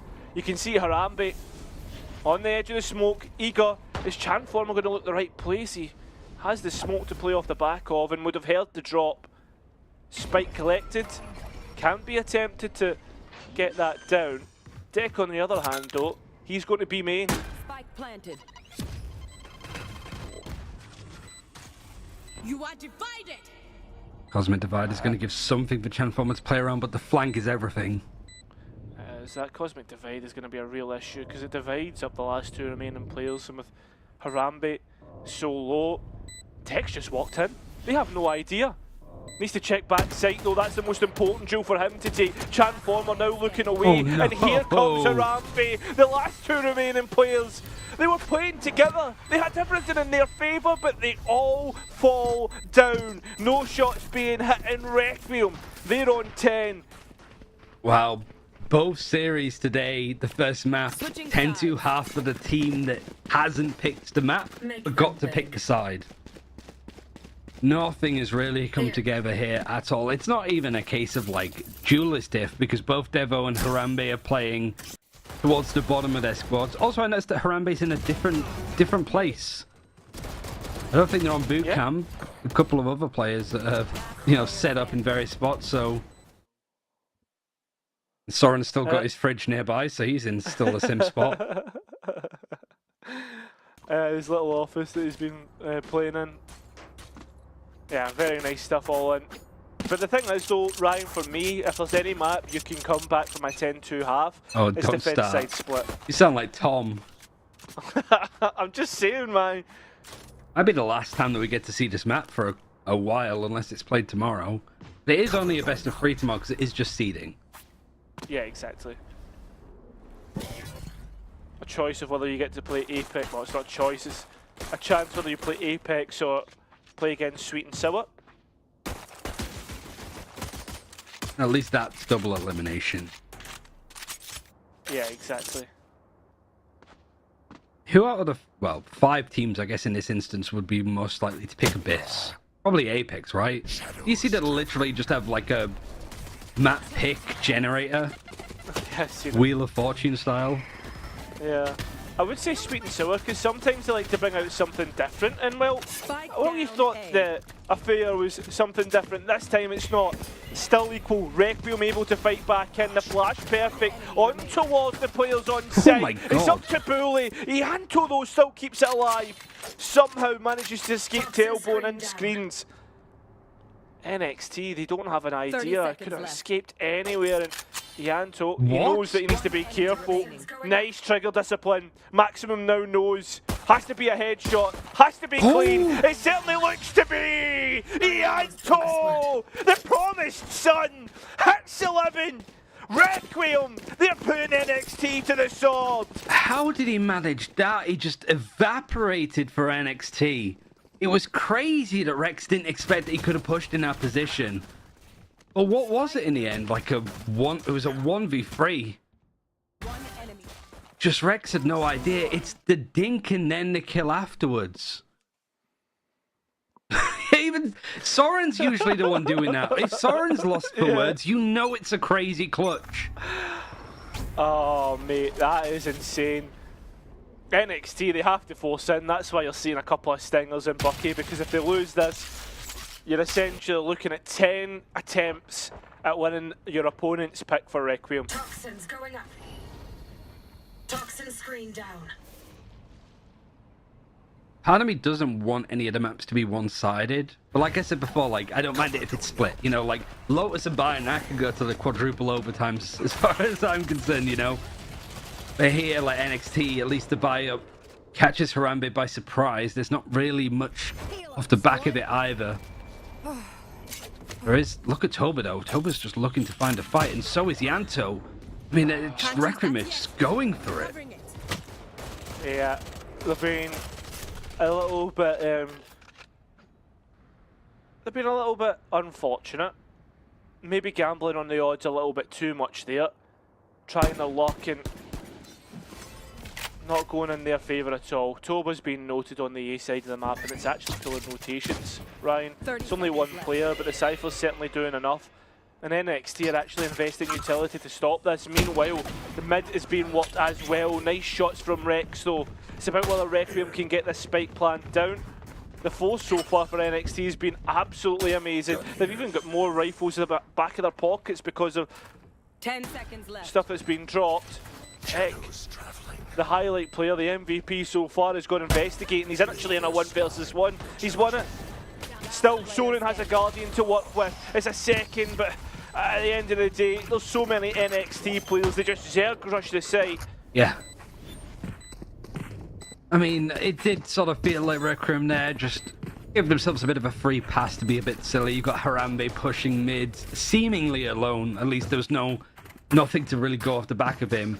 You've got a player pushing up on B alone, and then obviously Toba looking for fights on A. You've got a good amount of deficit of rounds, but kind of like you said, Kyra, like this is a map that can very easily go from very one-sided into overtime if it's not respected. And especially against a team like NXT that have so experienced in these kind of situations, now that they have that deadlock Astra combo on the defense, yeah, you don't want to be letting any rounds up despite the lead.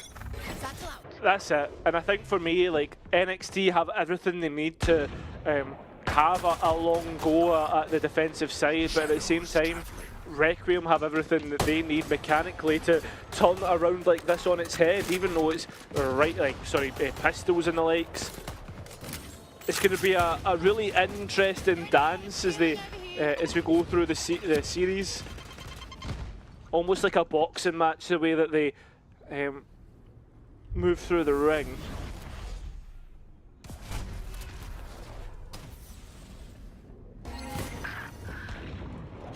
Soren found the kill on Rex, but it's instantly traded towards B. Maxim's focus still going on towards male. It's the right read, actually. These traps could get a lot, the sonic sensors. But this time, yet again, Yanto's managed to slip on past the one in B main. Over there. Still not look towards Chan Former. Will now. It's Chan that wins the fight, though. As they continue on forward, the shot is devastating. This is horrible stuff. It's not good Valorant, but it's good fighting. That's exactly what Requiem were looking for. We were talking about they had everything they needed to punish, and it looks like it could happen. Spike still knocked down, notified on the cam, up to deck. What a nade. Ooh. He's 16 HP, so that could have taken him down. The Spike is in the open. Devo's not watching it. He's letting this plant go down effectively. He knows the deck is so low. Is a black pack going to be enough? He's just trying put to him buy off, time. Yeah, he's done it. Perfect stuff from Devo. Knows that he doesn't need to give everything away and plays passive. I think he would have got it if there was enough time. And Devo's 4 HP. Like, that is the definition of a nice try for Deck. Almost the 4K to win it out. But clever from NXT, clever from Devo. He has been unbelievable as a duelist this stage. And we get to see moments where it's not just kills or, you know, the flashy TikTok highlight moments. There's clever individuals in there. Yeah, that was needlessly close, but... Yeah, I mean, I didn't realise how low Devo actually was. But I think this is a good time for NXT to sit down and talk about things, because at the same time, while they have won the past 2 rounds and they've put themselves into a position where, like, yeah, this could be done, there was, like, little bits of discipline issues, right, with the way that they were peaking and allowing Requiem the chance to fight back in. Oh, I actually just realised as well, like, this is NXT's timeout. I thought it would have been Requiem's because they still have both from the first half. This is a real chance to backfire because you're just giving Requiem an opportunity going into their full buy on a round where NXT really don't have that much money, that they're still like half armor in places. You're giving Requiem a chance to come up with a round for free, and they still have both their timeouts to work with. I'm really nervous for NXT in this round. Like, I don't know if Raymond's timeout on this timeout was the better one. But it also could be just like the players bickering, for example, or the call isn't necessarily what Raymond wants them to do, that he has to intervene. Either way, NXT, I think they just definitely need to win this round, keep this gravy train going, and it's a great start with getting Yanto. And that's every round is the most important round from here on in. The only issue is every time you think you get an advantage, Requiem just seem to find something, pull a cat out the bag, a bunny out the hat. Certainly walk, some sort of magic happening. Spike will go down, and on top of that, Deck's still not been seen. The spike being planted as well as not much to put him off. Deck, it's smart enough to at least fake that he's running away, and it does look like NXT have bought it. He does. Not only that, he does have the ultimate to come back in, but he's lost everybody in the process. Can he get the gun up in time? It doesn't look like to be the case. NXT train does not stop. Imagine if he won that. Just TPs and just 1v3s. I think it would be the most Deck round that I've ever watched in my entire life. Well, I remember talking to you and Haz about this. I'm saying, like, big Deck energy is the call that needs to be, like, synonymous with him. Because he's had some big Deck rounds. He definitely has had some big Deck rounds. Yeah, I mean, that's the thing. I think all of them have had good rounds individually at any moment's notice, and I think that's the big thing for Requiem, is they can rely on everybody as a team. Still, I mean, though, yeah, it's common, like, from speaking of, like, game changes from last year, it was so common to see teams go through, like, contenders and then actually do a huge amount of work in the stage following. Just because they were on that sort of, like, win streak to get unqualified, that it just keeps going for them. They get a lot of practice, they get a lot of reps. And Requiem, I expected them to be able to continue on from what they did in stage 2, like, Requiem, Eclipse and stuff, but to be looking this good for the most part is a real testament. Still, I am worried that NXT can claw this back.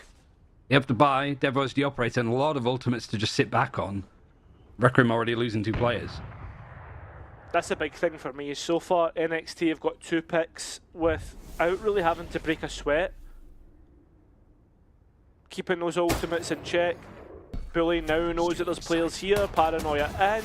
Trying to play in Maximum, who's out on rafters. But realistically has to use the grab net.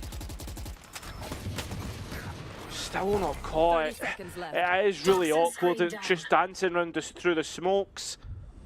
Time's starting to get low now. A decision has to be made from either team, or more so Requiem, about getting on towards this site. Vandal to work with, still not cleared rafters, and Maximum's still holding into hell now, and that's not just the position, that's the site. Can't quite find the headshot, but will NXT find a round? They certainly will.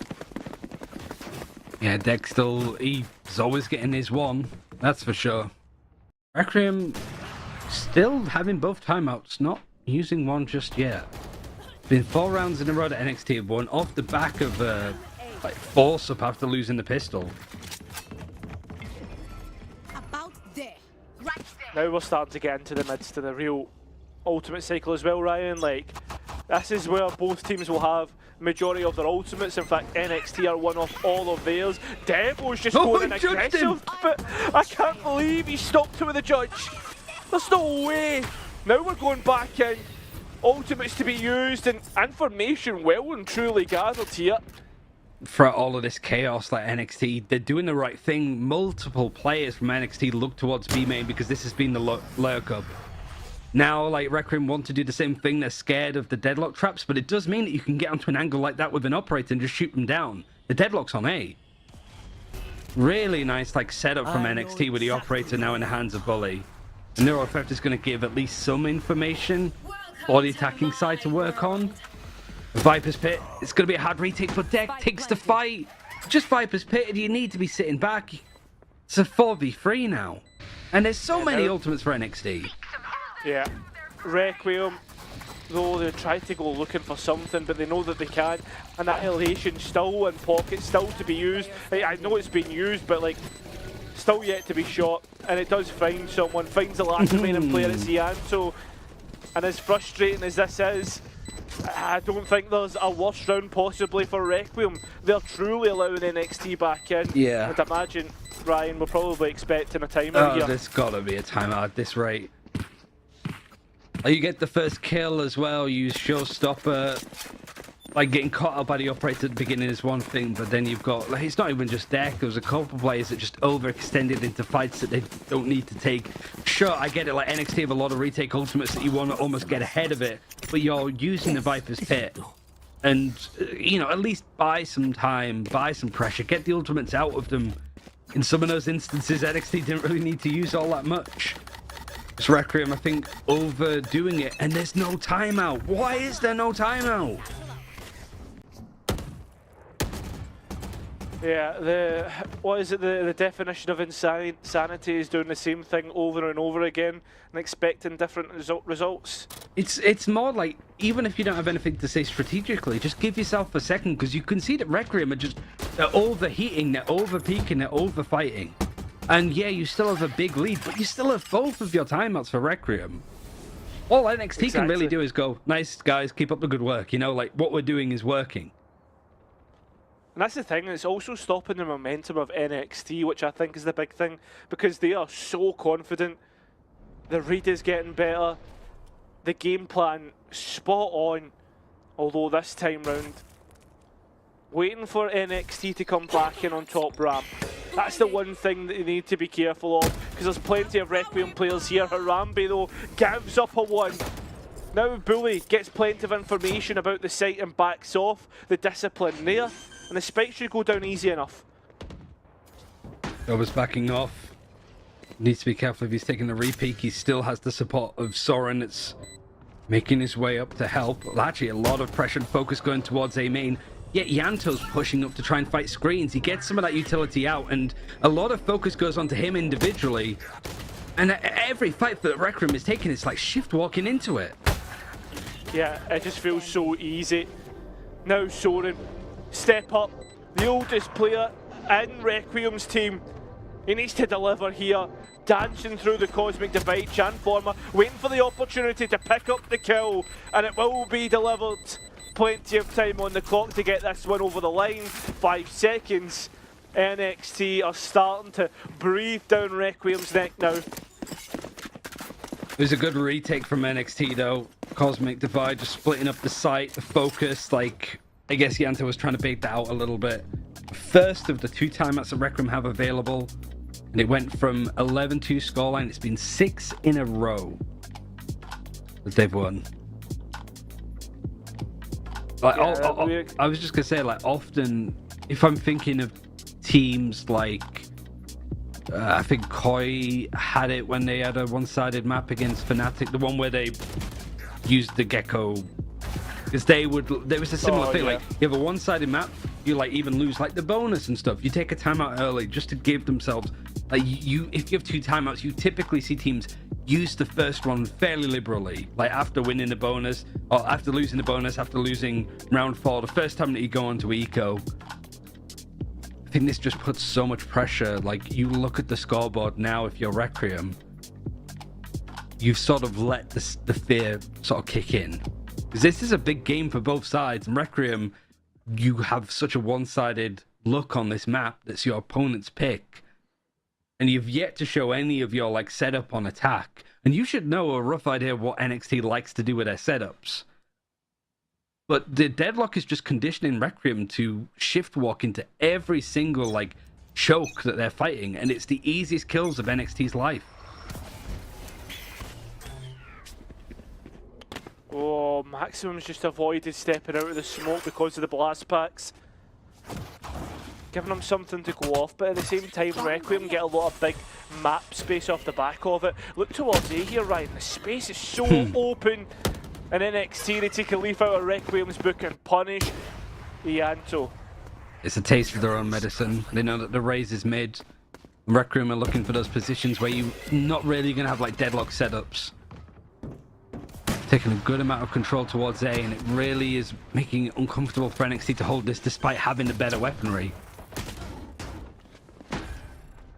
Still though, they're denying players getting in towards space. Just Harambe using the judge, having to spam away after being blinded. He's another one that goes to the wayside. The Stingers though, they work. It's Deck once again being a nuisance, and now holding on towards screen. Soren's caught in the grab net. It's placed to perfection, but Transformer's just running in. This is carnage, and the best part about it is Toba's sitting in heaven with a Vandal. It's planted for him, spamming out, trying to catch a player off guard. Maximum is low, and that paranoia is perfect. Still not off the spike, just holding. Nearly gets the second player. Bully's caught in a duel, and he has to reload. It'll be Requiem finding 12, and we move to map point after what has been, nearly 7 rounds? Nearly, and it's all of these like 1v1 clutches just seem to be going Requiem's way. It's not Deck this time. It's Toba's time to shine, and just the post plant, the way it's set up. A much better round, full stop from Requiem, despite having the lower rounds. Just to have Toba be that security, an open plant, he's got heaven control. You could tell just how uncomfortable Jenny is. But he's going to have a lot of moments like that for the rest of today. NXT not too far away from making it to OT. They have the money, they have the operator, but they don't have many ultimates to fall back on. Now there's the first pick, and it is the operator that finds it. Deck could be next to go, but somehow escapes. Mid-control finally fought for and won, but not before losing one of your key players. NXT still as proactive as ever, find themselves looking to take ramp, but Deck, an issue. Needs to get Devil before Rex gets him, and it's not happened. Now more players join the fray. It's Soren who finds Rex. Still the op holds, breaks the dog, and Devil can't get out. Bully continuing to fight, but he's the one who wins this duel. Toba now having to recover the round against 3 NXT players, all in CT. A high-low setup, a player sitting in screens. Bully, he's not known about in the last 2 remaining players. Somehow isolates the duel onto Chan, and even has the neural theft to know about Maximum. He's got 30 seconds. 30 seconds left. And he's faking that he's going towards B. Maxim has completely fallen for it. All he's done is back down on ramp, and he's now going to plant onto A. Yet again, planting open. He has the trip to protect him tower. Maxim has the advantage of having higher health. I think the issue is, most importantly, is that if the spike does go down, it's the cam that will take first contact. This is such a ratty position. It's horrible. Finds Maximum, doesn't look in the right corner. It will be Requiem to win NXT's map pick, but it's all come from Toba in the end, even though it was Deck throughout the map. That is an unbelievable way to finish this map. When you have a 10-2 half and it comes down to 13-8 and 2 rounds back-to-back clutches from Toba. It's phenomenal. We've been talking about like Deck having a crazy performance, 25 and 13. over 300 ACS. And he almost gets overshadowed with like the last couple of rounds at this point. Break well earned for Requiem, and they go to their map pick of Lotus next. I think on top of that, it's just how, again, it's dependability across the team throughout every single player. You know that they can have a moment, and again, they believe in the game plan. A perfect timeout from Jenny. He only needed one in the end, Ryan. Yeah, I mean, I don't know how much the timeout came down to Toba clutching around, but like instantly it was much better with like finding the spaces where the deadlock utility isn't, going through mid to vents to tower to sort of take control of that and make it very unstable for NXT to be holding on the A site, so they have to give it up. Like, it was definitely inspired, but it could have been a lot faster. That's the only complaint for Requiem, is they could have been done a lot sooner, I think. Yeah, I definitely think it is. But Ryan, we won't hang around any longer. We want to get that map 2 up and ready to go after the drama of the first map, so do not go anywhere. We've got Lotus coming right up.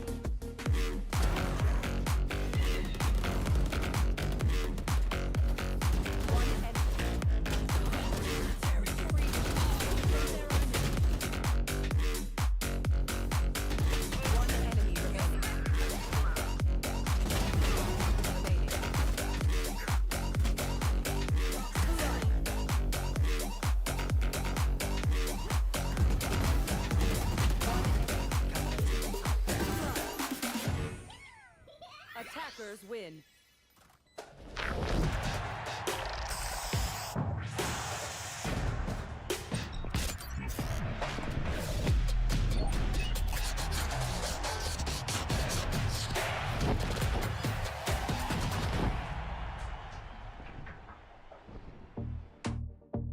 It's gonna be hard, but you can take it.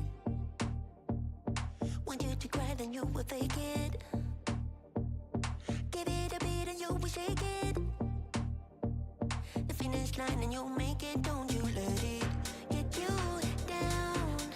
Just keep getting up when you hit the ground. Don't you let it get you down. Just keep getting up when you hit the ground. Gotta be real with it. Never give up, never give up.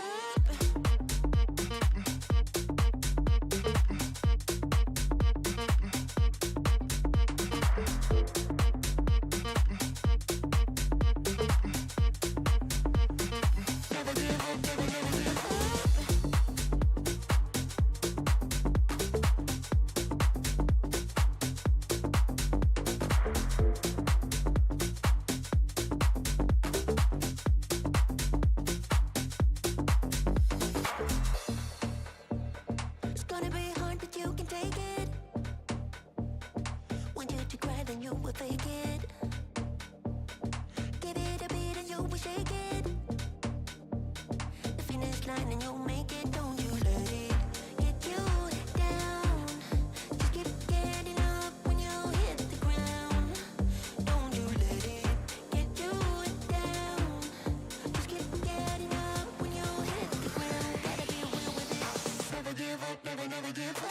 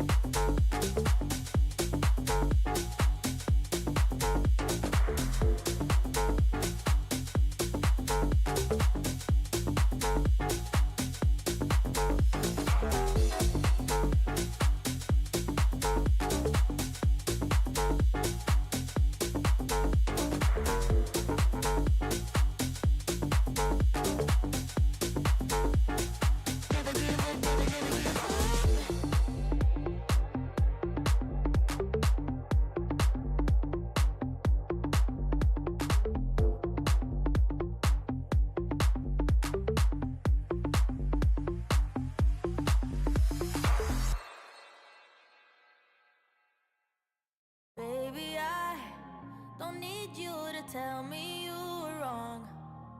Swear my mind embraced you the moment we were done. All out of me, you're all out of me. I'm finally free, it's all good. I'll be fine, and you'll keep on breaking hearts for fun. 1, 2, 3. I don't wanna see your face again, and I'll never let you near my friends. It's a shame that this is how it ends, but I wanna say thank you for nothing, nothing, nothing, nothing. I wanna say thank you for nothing, nothing, nothing, nothing. I wanna say thank you for nothing. Shame on me for trusting a liar with my heart. Shame on you for mindlessly tearing it apart. All out of me, you're all out of me. I'm finally free, it's all good. Make believe, it's all that it was right from the start.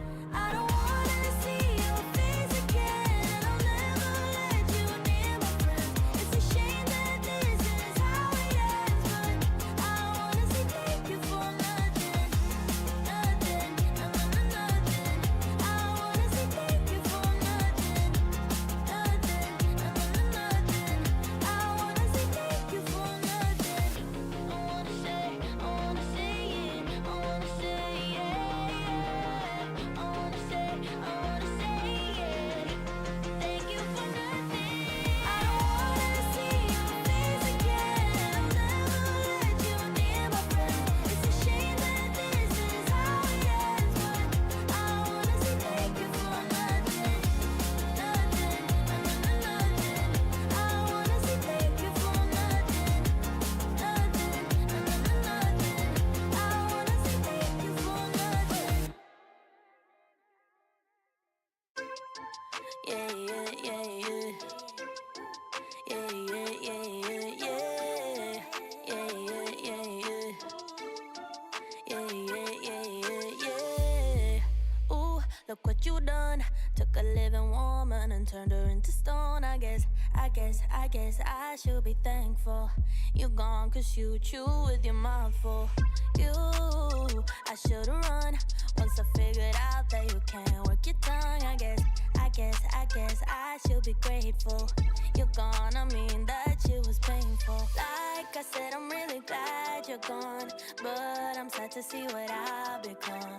I was burning like a girl on fire, then you came around and put it out. You really made me think we were lovers. I let you in and underneath my covers. All I wanted was a hot girl summer, but I'm a cold bitch now, what a bummer. You really played my heart like a drummer, mentally drained me kinda like a plumber. All I wanted was a hot girl summer, but I'm a cold bitch now, what a bummer, bummer, yeah. Who you think you are? Literally no one, if we're being honest. I guess you should be thankful. You got to spend time with an angel. You would think about me, dream about me when you're asleep. Then you wake up so empty, so cold, just like me. You really made me think we were lovers. I let you in and underneath my covers. All I wanted was a hot girl summer, but I'm a cold bitch now, what a bummer. You really played my heart like a drummer, mentally drained me kinda like a plumber. All I wanted was a hot girl summer, but I'm a cold bitch now, what a bummer, bummer, yeah. Yeah, yeah, yeah, yeah. Yeah, yeah, yeah, yeah, yeah. Yeah, yeah, yeah, yeah. Yeah, yeah, yeah, yeah, yeah. Like I said, I'm really glad you're gone, but I'm sad to see what I've become. I was burning like a girl on fire, then you came around and put it out. You really made me think we were lovers. I let you in and underneath my covers. All I wanted was a hot girl summer, but I'm a cold bitch now, what a bummer. You really played my heart like a drummer, mentally drained me kinda like a plumber. All I wanted was a hot girl summer, but I'm a cold bitch now, what a bummer, bummer, yeah. Ooh, yeah, yeah.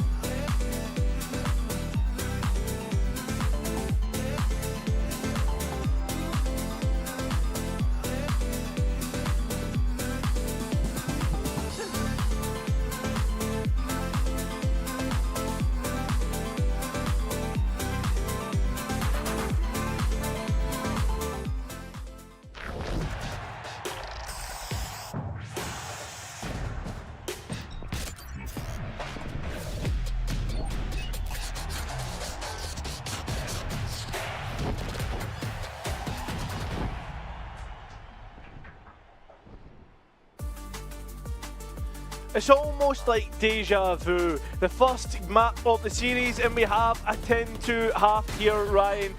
Requiem got off to a fantastic start, but it wasn't the same as OnlyFins. It got a little bit rocky towards the end. Yeah, it's crazy moments from both sides, but it really did feel like it was just Requiem. First time that they played this map, this split, really using that to their advantage. Their attacking side could have been over a lot quicker if they sort of respected the force that NXT brought out against them, but they get it over the line anyway, and it's NXT's map pick. It's a tough road for them to come back on, but they did show better signs. I feel like NXT have warmed up to the series a little bit more after this map. Yeah, I do agree. Like they started off very, very slow. The attacking side, the defaults, they just kept getting caught off guard. What Requiem wanted to do, and I feel as if that could be the exact same thing when we move on towards Lotus, when there's a lot more room to actually be aggressive. Yeah. And yeah, like it's for both sides. I think most played the sort of normal comps. I think for NXT, they've just been running Fade Gecko. It's something that they've sort of come up with and found a lot of success with, to the point that I think that OnlyFins have sort of taken a leaf from their book to an extent. And then Requiem running the sort of normal comp, but with a Cypher instead of a Killjoy. Granted, they have tried both iterations. They lost the Sweet and Sour with the Cypher and beat a Peanut Orchestrator and OnlyFins with the Killjoy. So at the very least, we're seeing a bit of innovation from both sides, but notably is NXT sort of running something that for the most part has been working decently for them, despite the results not necessarily going their way. Yeah, and now when you move in towards a Requiem side, which have been more aggressive, do you think, like, moving in towards Lotus, in the back of NXT's mind, they might change the game plan ever so lightly, just tweak it? Yeah, I mean, it's tricky really, because even though this is the pick of Requiem, I wouldn't necessarily say that for either side it's a hallmark map for you to be running with. I mean, to be fair, like for Requiem, when they lost against Sweet and Sour, it was an overtime 16-18 loss, so it's not as if it wasn't that they got absolutely just rolled past. It's just more that, like, even with the losses, I remember watching NXT and sort of saying, like, some of the things that they're coming up with and how they play together as a squad have been really good to watch. And I think it's been a couple of weeks since we've seen them play it, so we'll see how it goes. Yeah, I mean, hoping that they can come up with... I mean, there's always the chance that there's some innovation, maybe a new composition for playoffs. I doubt that would be the case here against Requiem. I mean, that would be truly, I don't know what to call it, detrimental, but it would be explosive, I guess, in a sense, because you're throwing in a new comp. But for Requiem, I mean, they're on the cusp of something great here. Again, the question comes through, Ryan. Do you think there's a mentality thing that could go wrong for them? I mean, NXT are bringing out the deadlock here too. I don't think there's been many instances of seeing Deadlock played over on this map. NXT obviously showing it only on Split so far at this stage on all of the map pool that they've played. For Requiem, they are keeping the comp that they ran against Sweet and Sour despite losing. Like I said, they did run the Killjoy before, now they're opting for the Cypher. NXT changed it up dramatically. It's not only sort of moving around what agents or what roles have been played, but the lack of Gecko and the Deadlock obviously been running instead. Yeah, I feel as if, like, we've already seen what happens when a team doesn't necessarily have like flashes to work off the back of, especially when you have a duelist like Devil who wants to be going and taking those fights, who wants to be opening to get back onto angles. So I feel as if that safety there to put Devil in good positions could be lost pretty easily there. Yeah, I mean, it's a little bit scary. There's a lot riding on it for both sides. You've got Bind that's coming up next. Like, this doesn't feel like the first series a bit where certainly like OnlyFins were going to a map like Icebox. It was really comfortable for them. It does feel like for both sides, the three maps that are in this series aren't necessarily home grounds for them. They have to sort of dig deep. It's not going to be the most cleanest stuff. Here it could be an absolute slog if both teams aren't well adjusted. But that's just knowing that Requiem and NXT have some really good mid-rounds, some really good calls. And hopefully there's a chance for NXT to bounce back and give us a really good series here. Yeah, 5 months of Valorant, Ryan. This is what it all comes down to. This one series, for one of these teams, it could be your year over in a flash. for another. It could be the highest that they've ever reached in Valorant in the full time of playing. This is it. It all comes down to Lotus for NXT Requiem and whether they are going to have that last map. Both teams running the Cypher, which is like a pick that's becoming more and more popular, but you don't typically see both teams running it together. And NXT now, at least being able to play on the defense first, might give Requiem a bit more of an uncomfortable time. The setup is that both Sentinels playing on the wings of the map and then this high-low over on B. One of the trips broken. The camera spotting a good amount of information. It's now whether Requiem decide to still go in the direction of C or whether they want to reset. Don't think we'll be getting a reset anytime soon. Players just heading straight in. Paranoia just in case there is any flash floods. It certainly seems if that's going to be the case, and it's well placed to perfection. The only issue is Soren gets caught first. Now it's now up to Ianto. It's up to Requiem. It's going wrong. Players low, a headshot, lovely stuff, and now Ianto needs to get a move on. Spike already half, maximum aware, and NXT now plenty of time to put the orbs where they want it. Yeah, not allowing a clutch to happen this time for Requiem. Really good work from NXT, some good fights that were found from Devo especially. And, I mean, NXT had been doing it a lot on Split, just trying to waterfall onto the site as the spike was being planted. It seemed that Requiem were very well aware of that with the paranoia that came in. But still, it couldn't really have too much stop it. Ianto gets a couple. Just a grueling fight. Requiem's attacking side might, you know, be a bit of a struggle when you have this kind of defensive setup. There is no Viper on this defense. Maybe the attacking side for NXT could look as rough as it did on Split. It's hard to know at this point. All alone, Maximin gets plenty of notification about how many players are there. Still, it's more towards the C side as well. That's where the spike is. Could easily go through the door. Maximin well supported, and now Transformer all the way at the back of sight. Knows that he needs to be careful, trying to spam through. Transformer is the one to get the kill, but Maximin was very, very close, locked out of sight, and no way in. That's the thing, there's always that chance that Requiem could isolate one of the pistol players, get those numbers down low here, Ryan. Even just stopping the plant, a little extra money. It's going to be Toba that's planting it, gets hit by the grab net. Just a lot of spraying with those high penetration weapons, but no damage. Oh, actually, Toba took a ton of damage. He's 34 HP.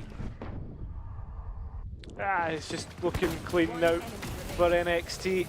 Yeah, flawless round in the end, and I imagine Billy will probably send that over to one of his teammates to allow to get closer to their ultimates, and it seems that Devil so far is what they're prioritising, maybe like a set player, whatever, for a showstopper. Right now, anti-bonus for Requiem, good to work with. Really haven't postured too much to either B or A. It's been all C so far with how these rounds have been going. Especially if you're still committing to playing the Viper, you do want to like condition it early that you are using it, that you're in certain players, that you're not giving too much respect over to NXT. It feels like NXT are ahead of the call actually. They have multiple players pushing up towards A. They're trying to put the Omen actually in like a Skullcroft position. And yet again, even with the Cypher and the Viper, just trying to fake that somebody's made their way into rubble, but it is more of a passive approach again. Toxins going up. Not want to give anything away. Well, meanwhile, you poke and prod towards the B and C sites, where that's where most of the passive information comes from, right? In terms of your Cypher and your Deadlock. Trying to break the wall. Maximus capitalised to perfection. Even opening the door on the other side to try and punish, but they can't quite do it. But it's still a 4 versus 4, like you said. Yeah. I think as well that's both information, initiation gone from their sides. So like the mid rounding's so much harder for both teams. Transformer set up to the best way he possibly could be. Lovely headshot. Harambe though does get maximum. Knows that the Cypher was close and has to reload. Now Bully up to the mark. Vandal in hand. Can't get the kills, but certainly Transformer. You think it would be. Harambe had to flick. Now low and up to Devil. Spike will go down. Stalled out momentarily while the Viper Orb is up, and Utility just being sent his way, denied through blast packs. Don't imagine he'll be wanting you to use his either. Cypher trip to deny any further. This is looking tough. Requiem want to look after the money as much as possible so they're not actively facing up until they can do it together. Nice 3k for Harambe. Requiem not losing out on the bonus. In fact, all teams today have been very clean with making sure that the others can't snowball after winning a pistol. They did feel there for NXT that you've got the trips and the sensors over towards C. Like the idea of like you break the trip, you might run onto site, that's where the sensor gets you, but it just felt like there was too much going on there for NXT. There was too many like plays on top of plays. They maybe overcomplicated it for themselves, especially when it is a bonus the extra round. I think if there was less going on in those fights, you might have been able to do a little bit more damage. Well, speaking about what's going on here, is that Harambe is one off of his showstopper. Something that they're looking forward to, and I like the fact that they're aggressive and actually put the sonic sensor outside of A, because you obviously had to you're going to have to sprint out or even shoot your rifle, especially now that Bully's holding that down. Especially because it's in a position that if you do skulk out of the smoke on the left-hand side, you're not going to get hit. So it's like if Requiem want to put some pressure there, extra problems to deal with. So yeah, you're right. It's a cool little setup that NXT have, and much for both the Cypher and the Deadlock, you can be anywhere on the map. There's no effective range for your utility. But it does allow that NXT can just sort of group up and take fights together. They were doing this before when it was just the Cypher that they were working with. It's even more annoying for Requiem to try and deal with this, but Harambe is still finding these kills. Oh, Transformer should have got more. In fact, NXT, they're pushed all the way back and they're not knowing about deck. Vulnerable up. Rex at least gets the trade. Knows that there's plenty more to be fought and loses his fight. Needed to win that to bring it back in their favour. And now we're back in another 1 versus 3. This time it's Bully up to the plate. What can he do? I mean, he's got a paranoia to work with. There's still a season sword in his pocket. But I doubt he'll want to use that. Guns up and available. A Cypher cam being tapped. Bully knows that this is going to be impossible and actually uses the smoke to deny any lines of sight from main. Destroys the trap and so quick. Just feels the Requiem are winning this just purely off of like Angels now.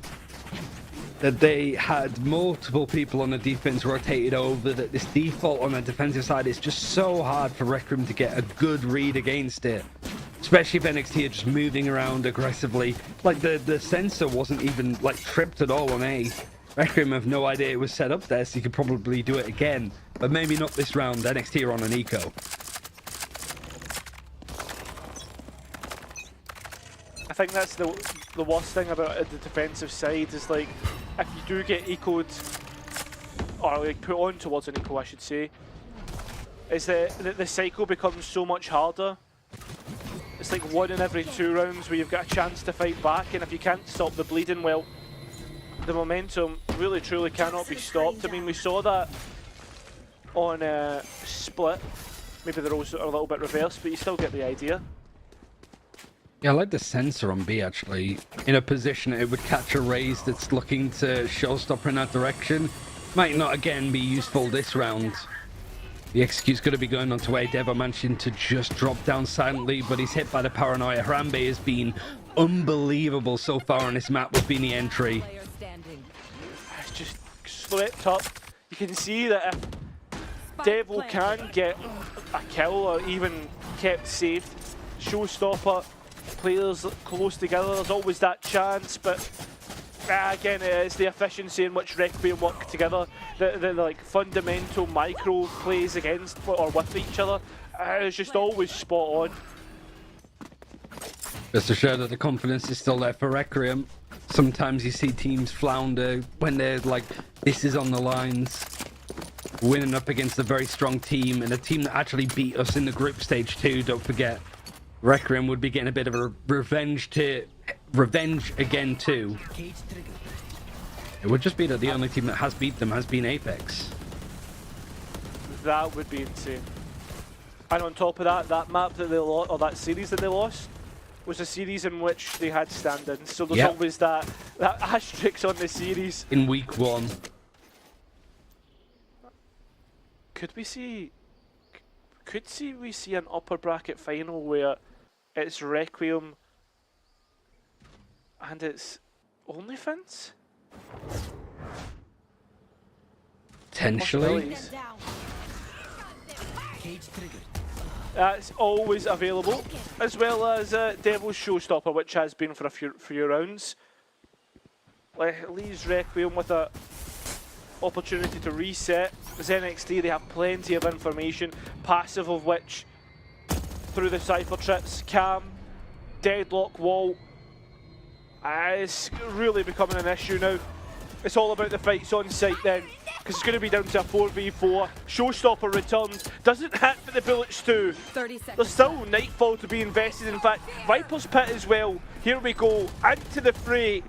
The players stuck out on Heaven, having to switch up from the Odin. The players just come and sweep up. 2 ultimates invested from Requiem, 1 from NXT. And it's Requiem that come out on top. Yeah, Harambe, another like triple kill. It's like 3 rounds in a row that he's had them. He's 10 and 3 at the moment, and NXT forced to take a fairly early timeout at this point. It's a shame too, because NXT, the one thing that I do like from them is that they are constantly picking up the trips and sensors and repositioning them. Like you see so many teams just sort of put down their utility and go, okay, that's it for the rest of this round. But no, like there is some really nice adjustments for NXT to keep moving the sensors around. They had like 1 towards B here, and then you see on like the minimap, they put 1 towards Secret, because that's where Requiem were putting pressure in towards. Yeah, always adapting. I think that's like, I think with experience that comes so much easier to you, understanding which pressure points on the map. And again, like, we can't see it enough, NXT, how long they've been working together. Best part of a year now, I think, thinking about the time that they made the split 2 changes last year. So they know how to work off one another. That micro should never be the micro should never be an issue. Maybe like agent-wise, if you're moving on towards new roles or whatever, maybe that's where it keeps in. But all in all, it should really just come down to setup and macro at the end of the day.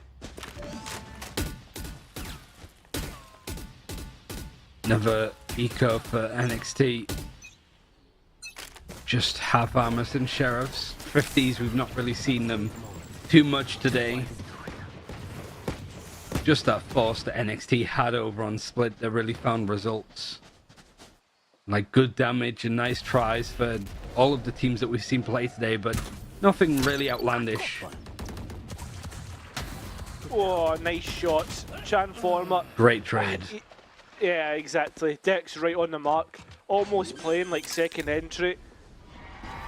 The spike's so much more progressive than what it was previously. A nice combo of utility. Doesn't quite get what they were looking for. It doesn't net a kill, but it certainly will net a load of damage. The players behind can't hear it, but there's actually coverage from Bully.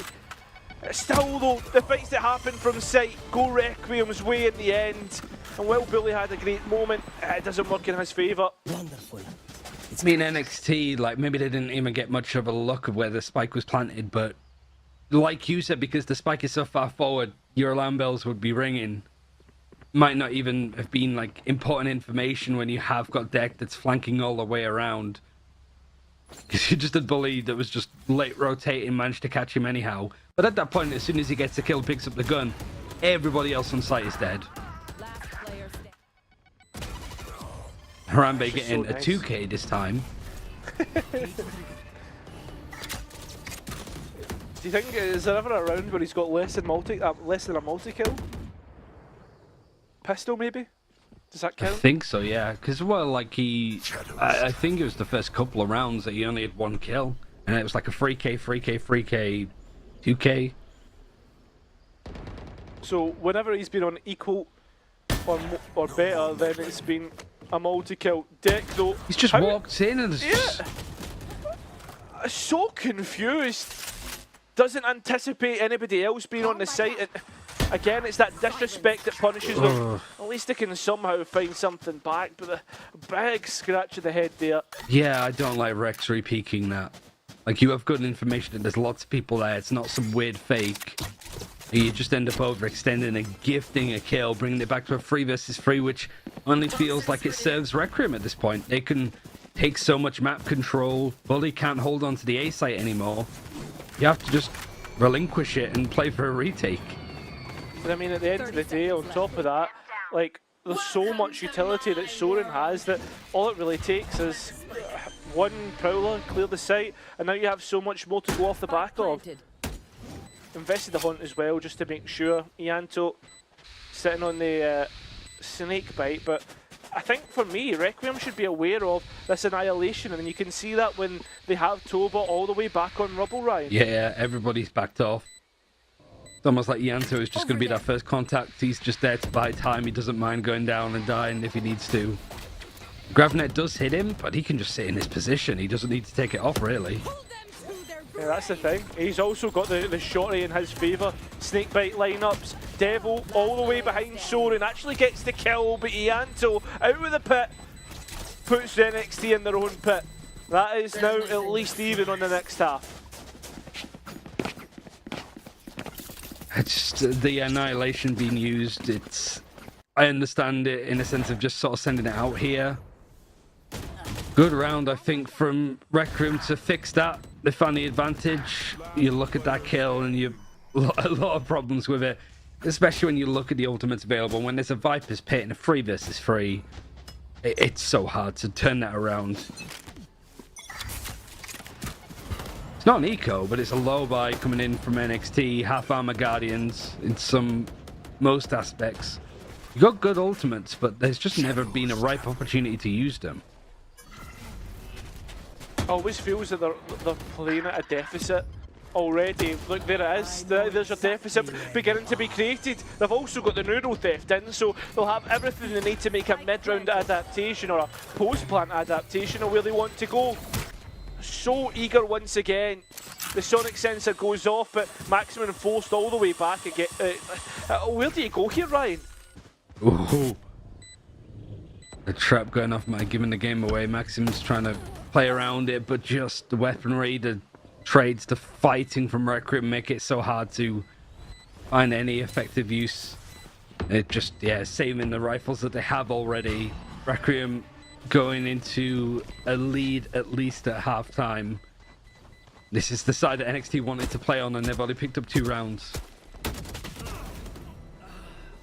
It's just the pistols, right, too. Yeah. Do you think it would ever become a case that NXT need their second timeout, Ryan? You could say so. It depends really on what the vibes are like in the team. I think that's one thing, like, for NXT watching them recently, is like, even in the rounds that they lose, you still have like Transformer and stuff with a smile on their face. The problem, I'd say, is that for Requiem, you look at the players at any given situation and they're incredibly, like, well balanced, like just their body language and stuff, right? Nobody looks stressed. Nobody's been over active and over eager. It's just like dialed in until the job's done.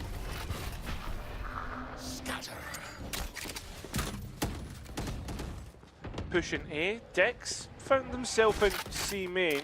Or CT. Yeah, gracious. CCT. Yeah. I don't know why Tob was repeaking this. This is a lot of pressure. You got the trip to playoff. You were traded. Is a full buy at least for NXT. Other than Maxim, who can actually pick up the weapon and upgrade it from the Guardian that they had already. And it is just a site that NXT have to respect. That Omen TPing in, Transformer can't really fight it. He just has to leave.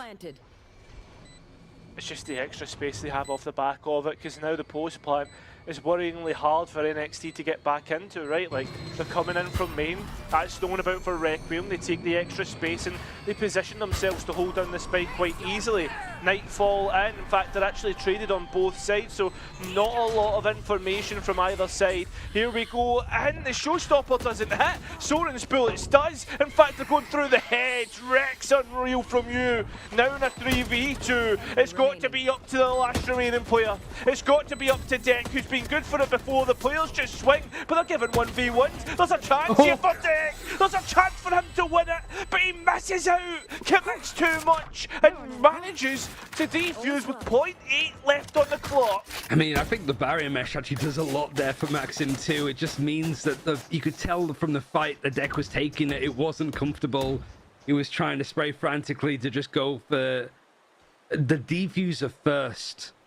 Another good attempt, and if it wasn't for Rex actually getting the triple kill there, just all these fights one at a time. Good wake-up call for Requiem that maybe, like, whether you need to fight it or not sort of remains to be seen. Soren gets stuck, and then one by one they all just run right into Rex. And yeah, this barrier mesh, you could tell that he wants to peek wider, but he can't because of that wall in the way.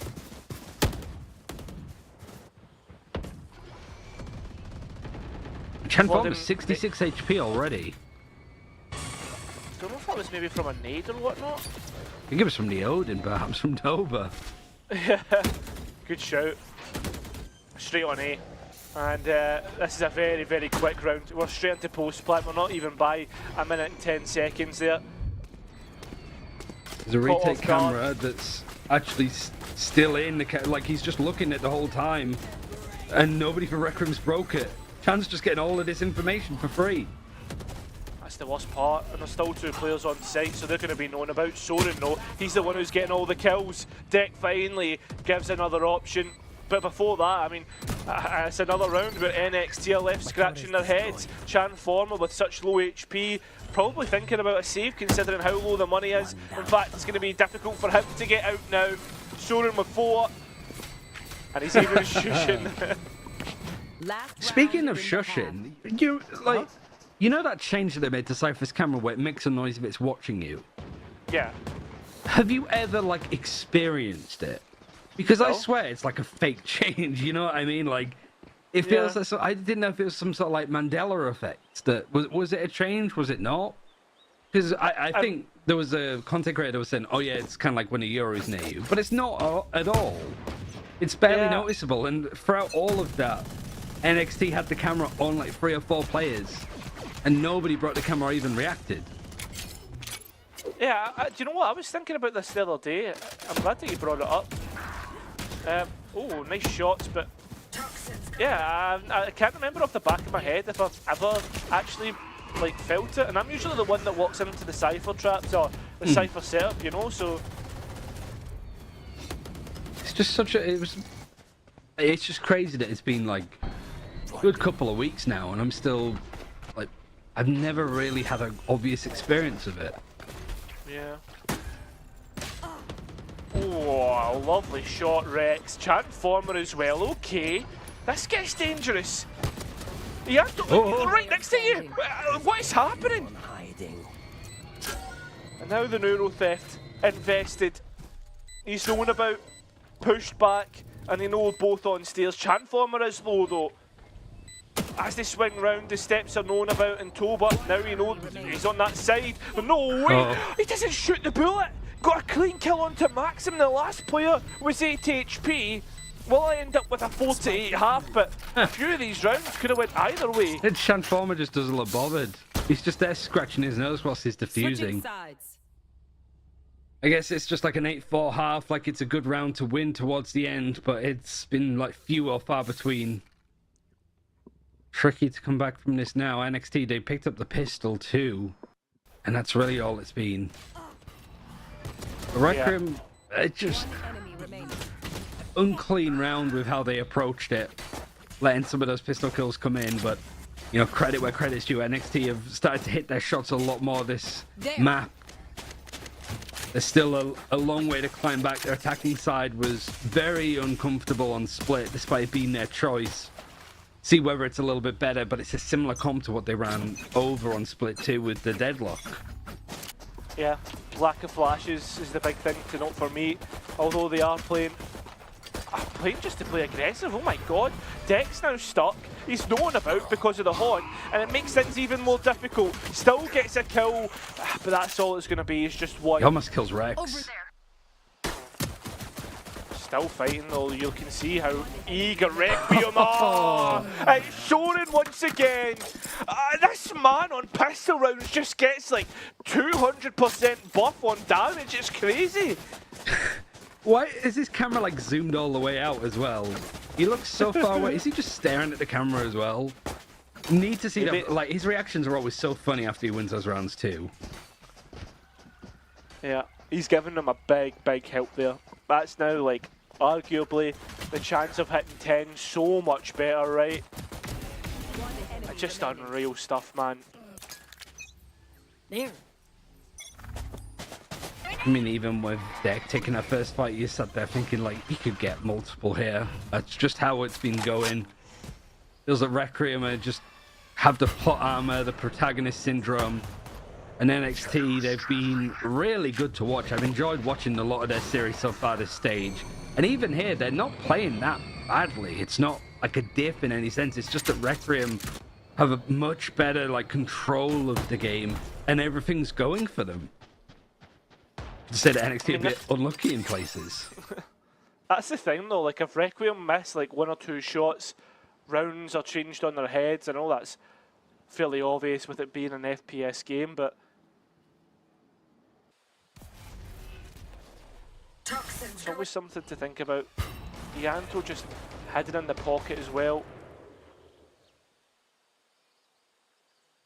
Right, NXT need to be careful. They're not good, quicker on the mark as Ianto, as the players try to bust through the wall. It's now to the couple that's in B, make a flawless round in the end, and it's the same case as it was in the split.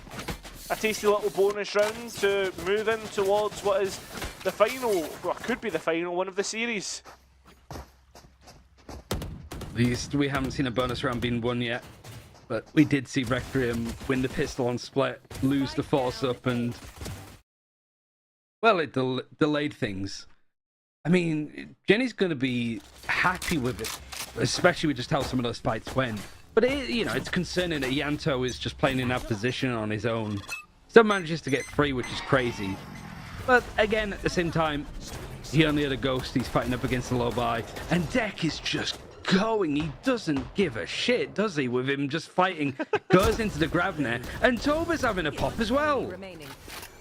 It feels as if they can do what they want at this point. Transformer to rescue what is the bonus round and doesn't get a chance. There is no rescue, there is no help for NXT at this point. 11 to 4 and the Jenny red light cannot. as well. Yeah. It makes him look so sinister.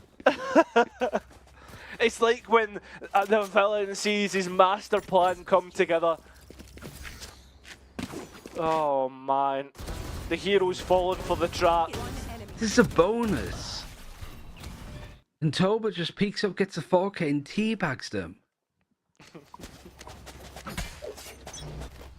Out with the old, in with the new. That seems to be the storyline for today. NXT, they need to come up with something. A plan.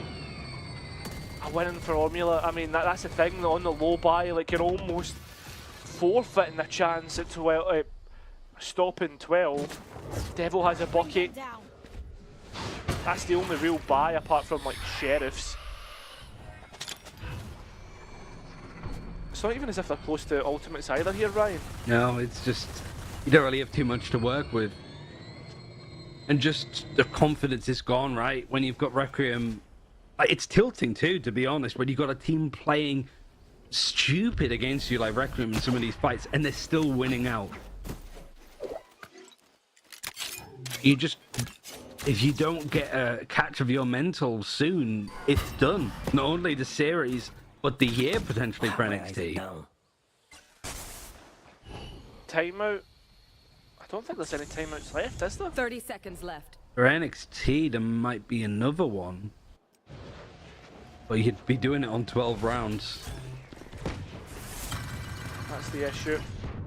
Spam, pre-fire, Devil's trying to get up close. There's nice shots and upgrades to be had, but they're still going Requiem's way, and time is low. Maximum doesn't have a chance, and neither does NXT. It will be 12, and this is it. Rifle versus rifle. NXT's last buy to save out the hopes of the year.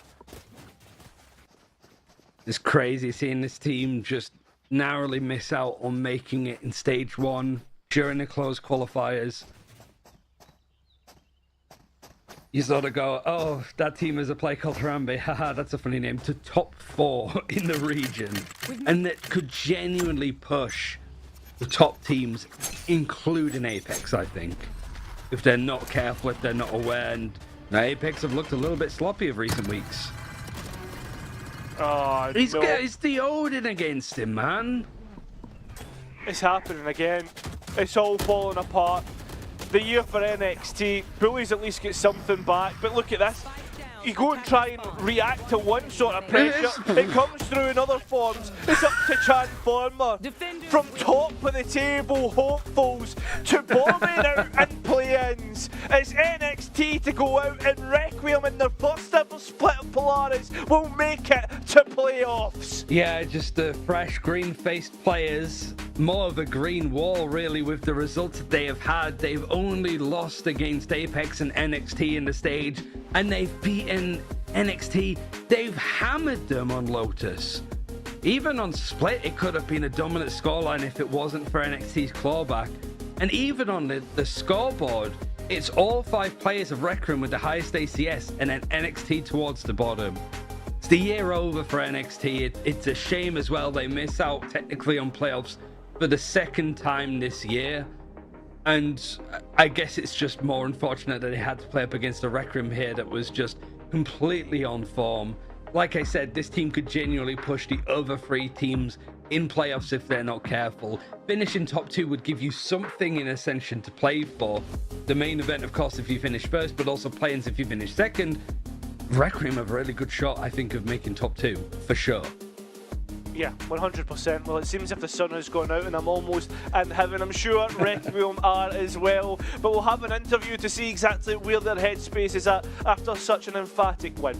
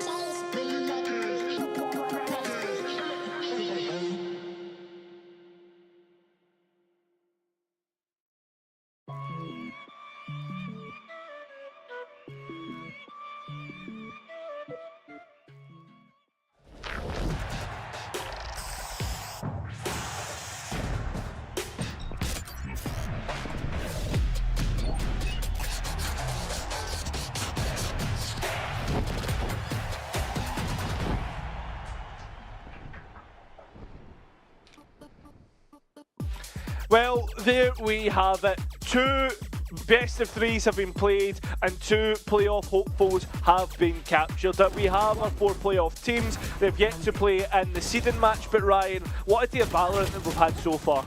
Yeah, we at least see 3 of the 4 teams that made Stage 1 playoffs make Stage 2. Metasport the only ones to miss out, but even if Metasport had made it, right, it's a different team, so would it have mattered?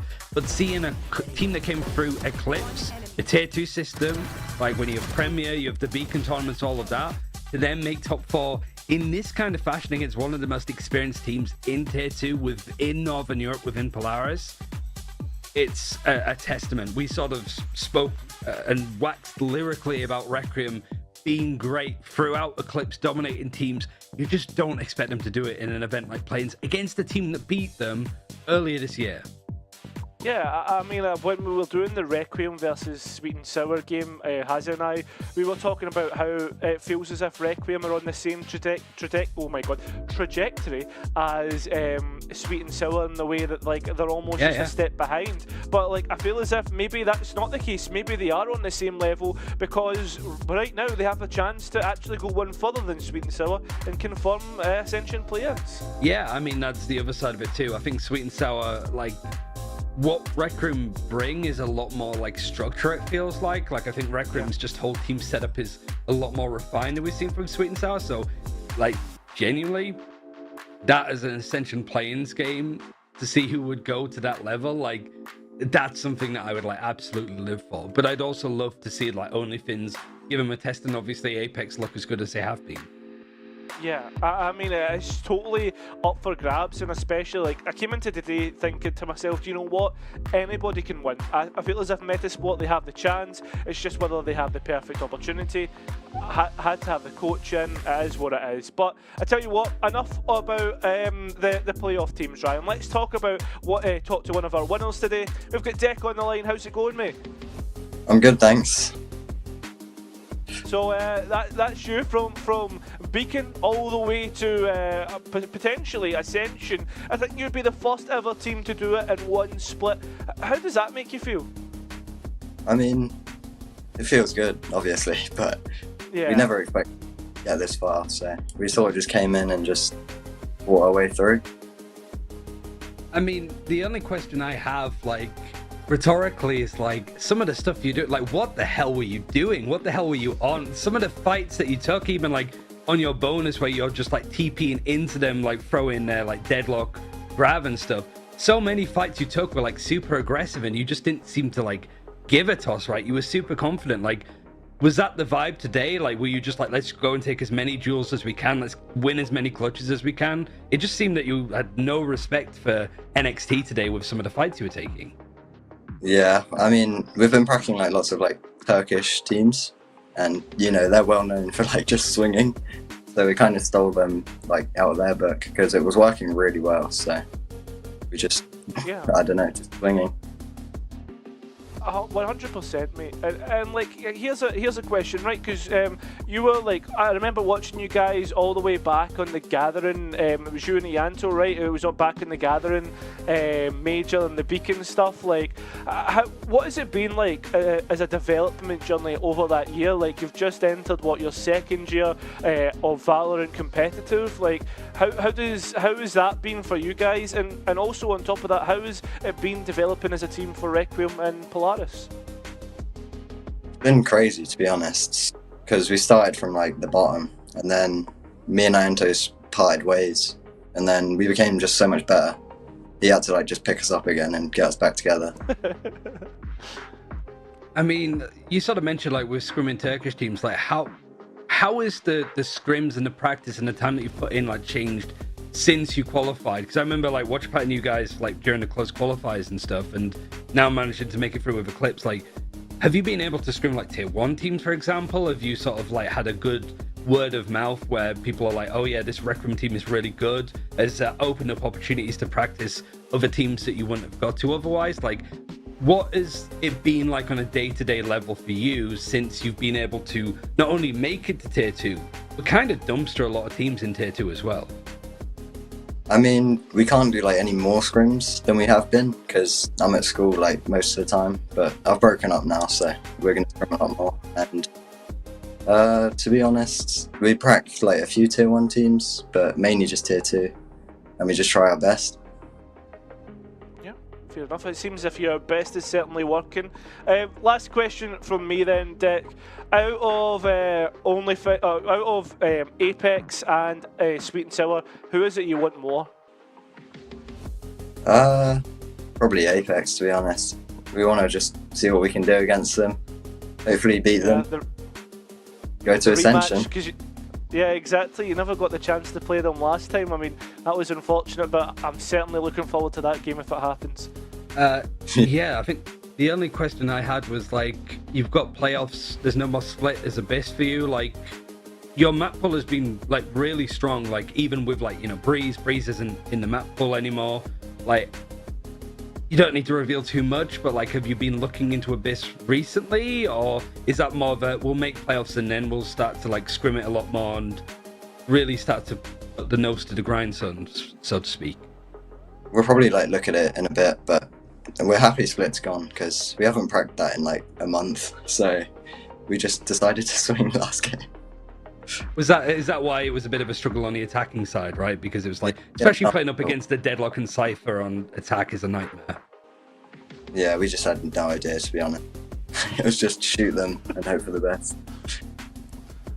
Oh, the best certainly has come out, mate. Thank you so much for speaking to us, and best of luck for tomorrow, and best of luck for playoffs. Thank you. Well, Ryan, I don't think a better game plan has been explained.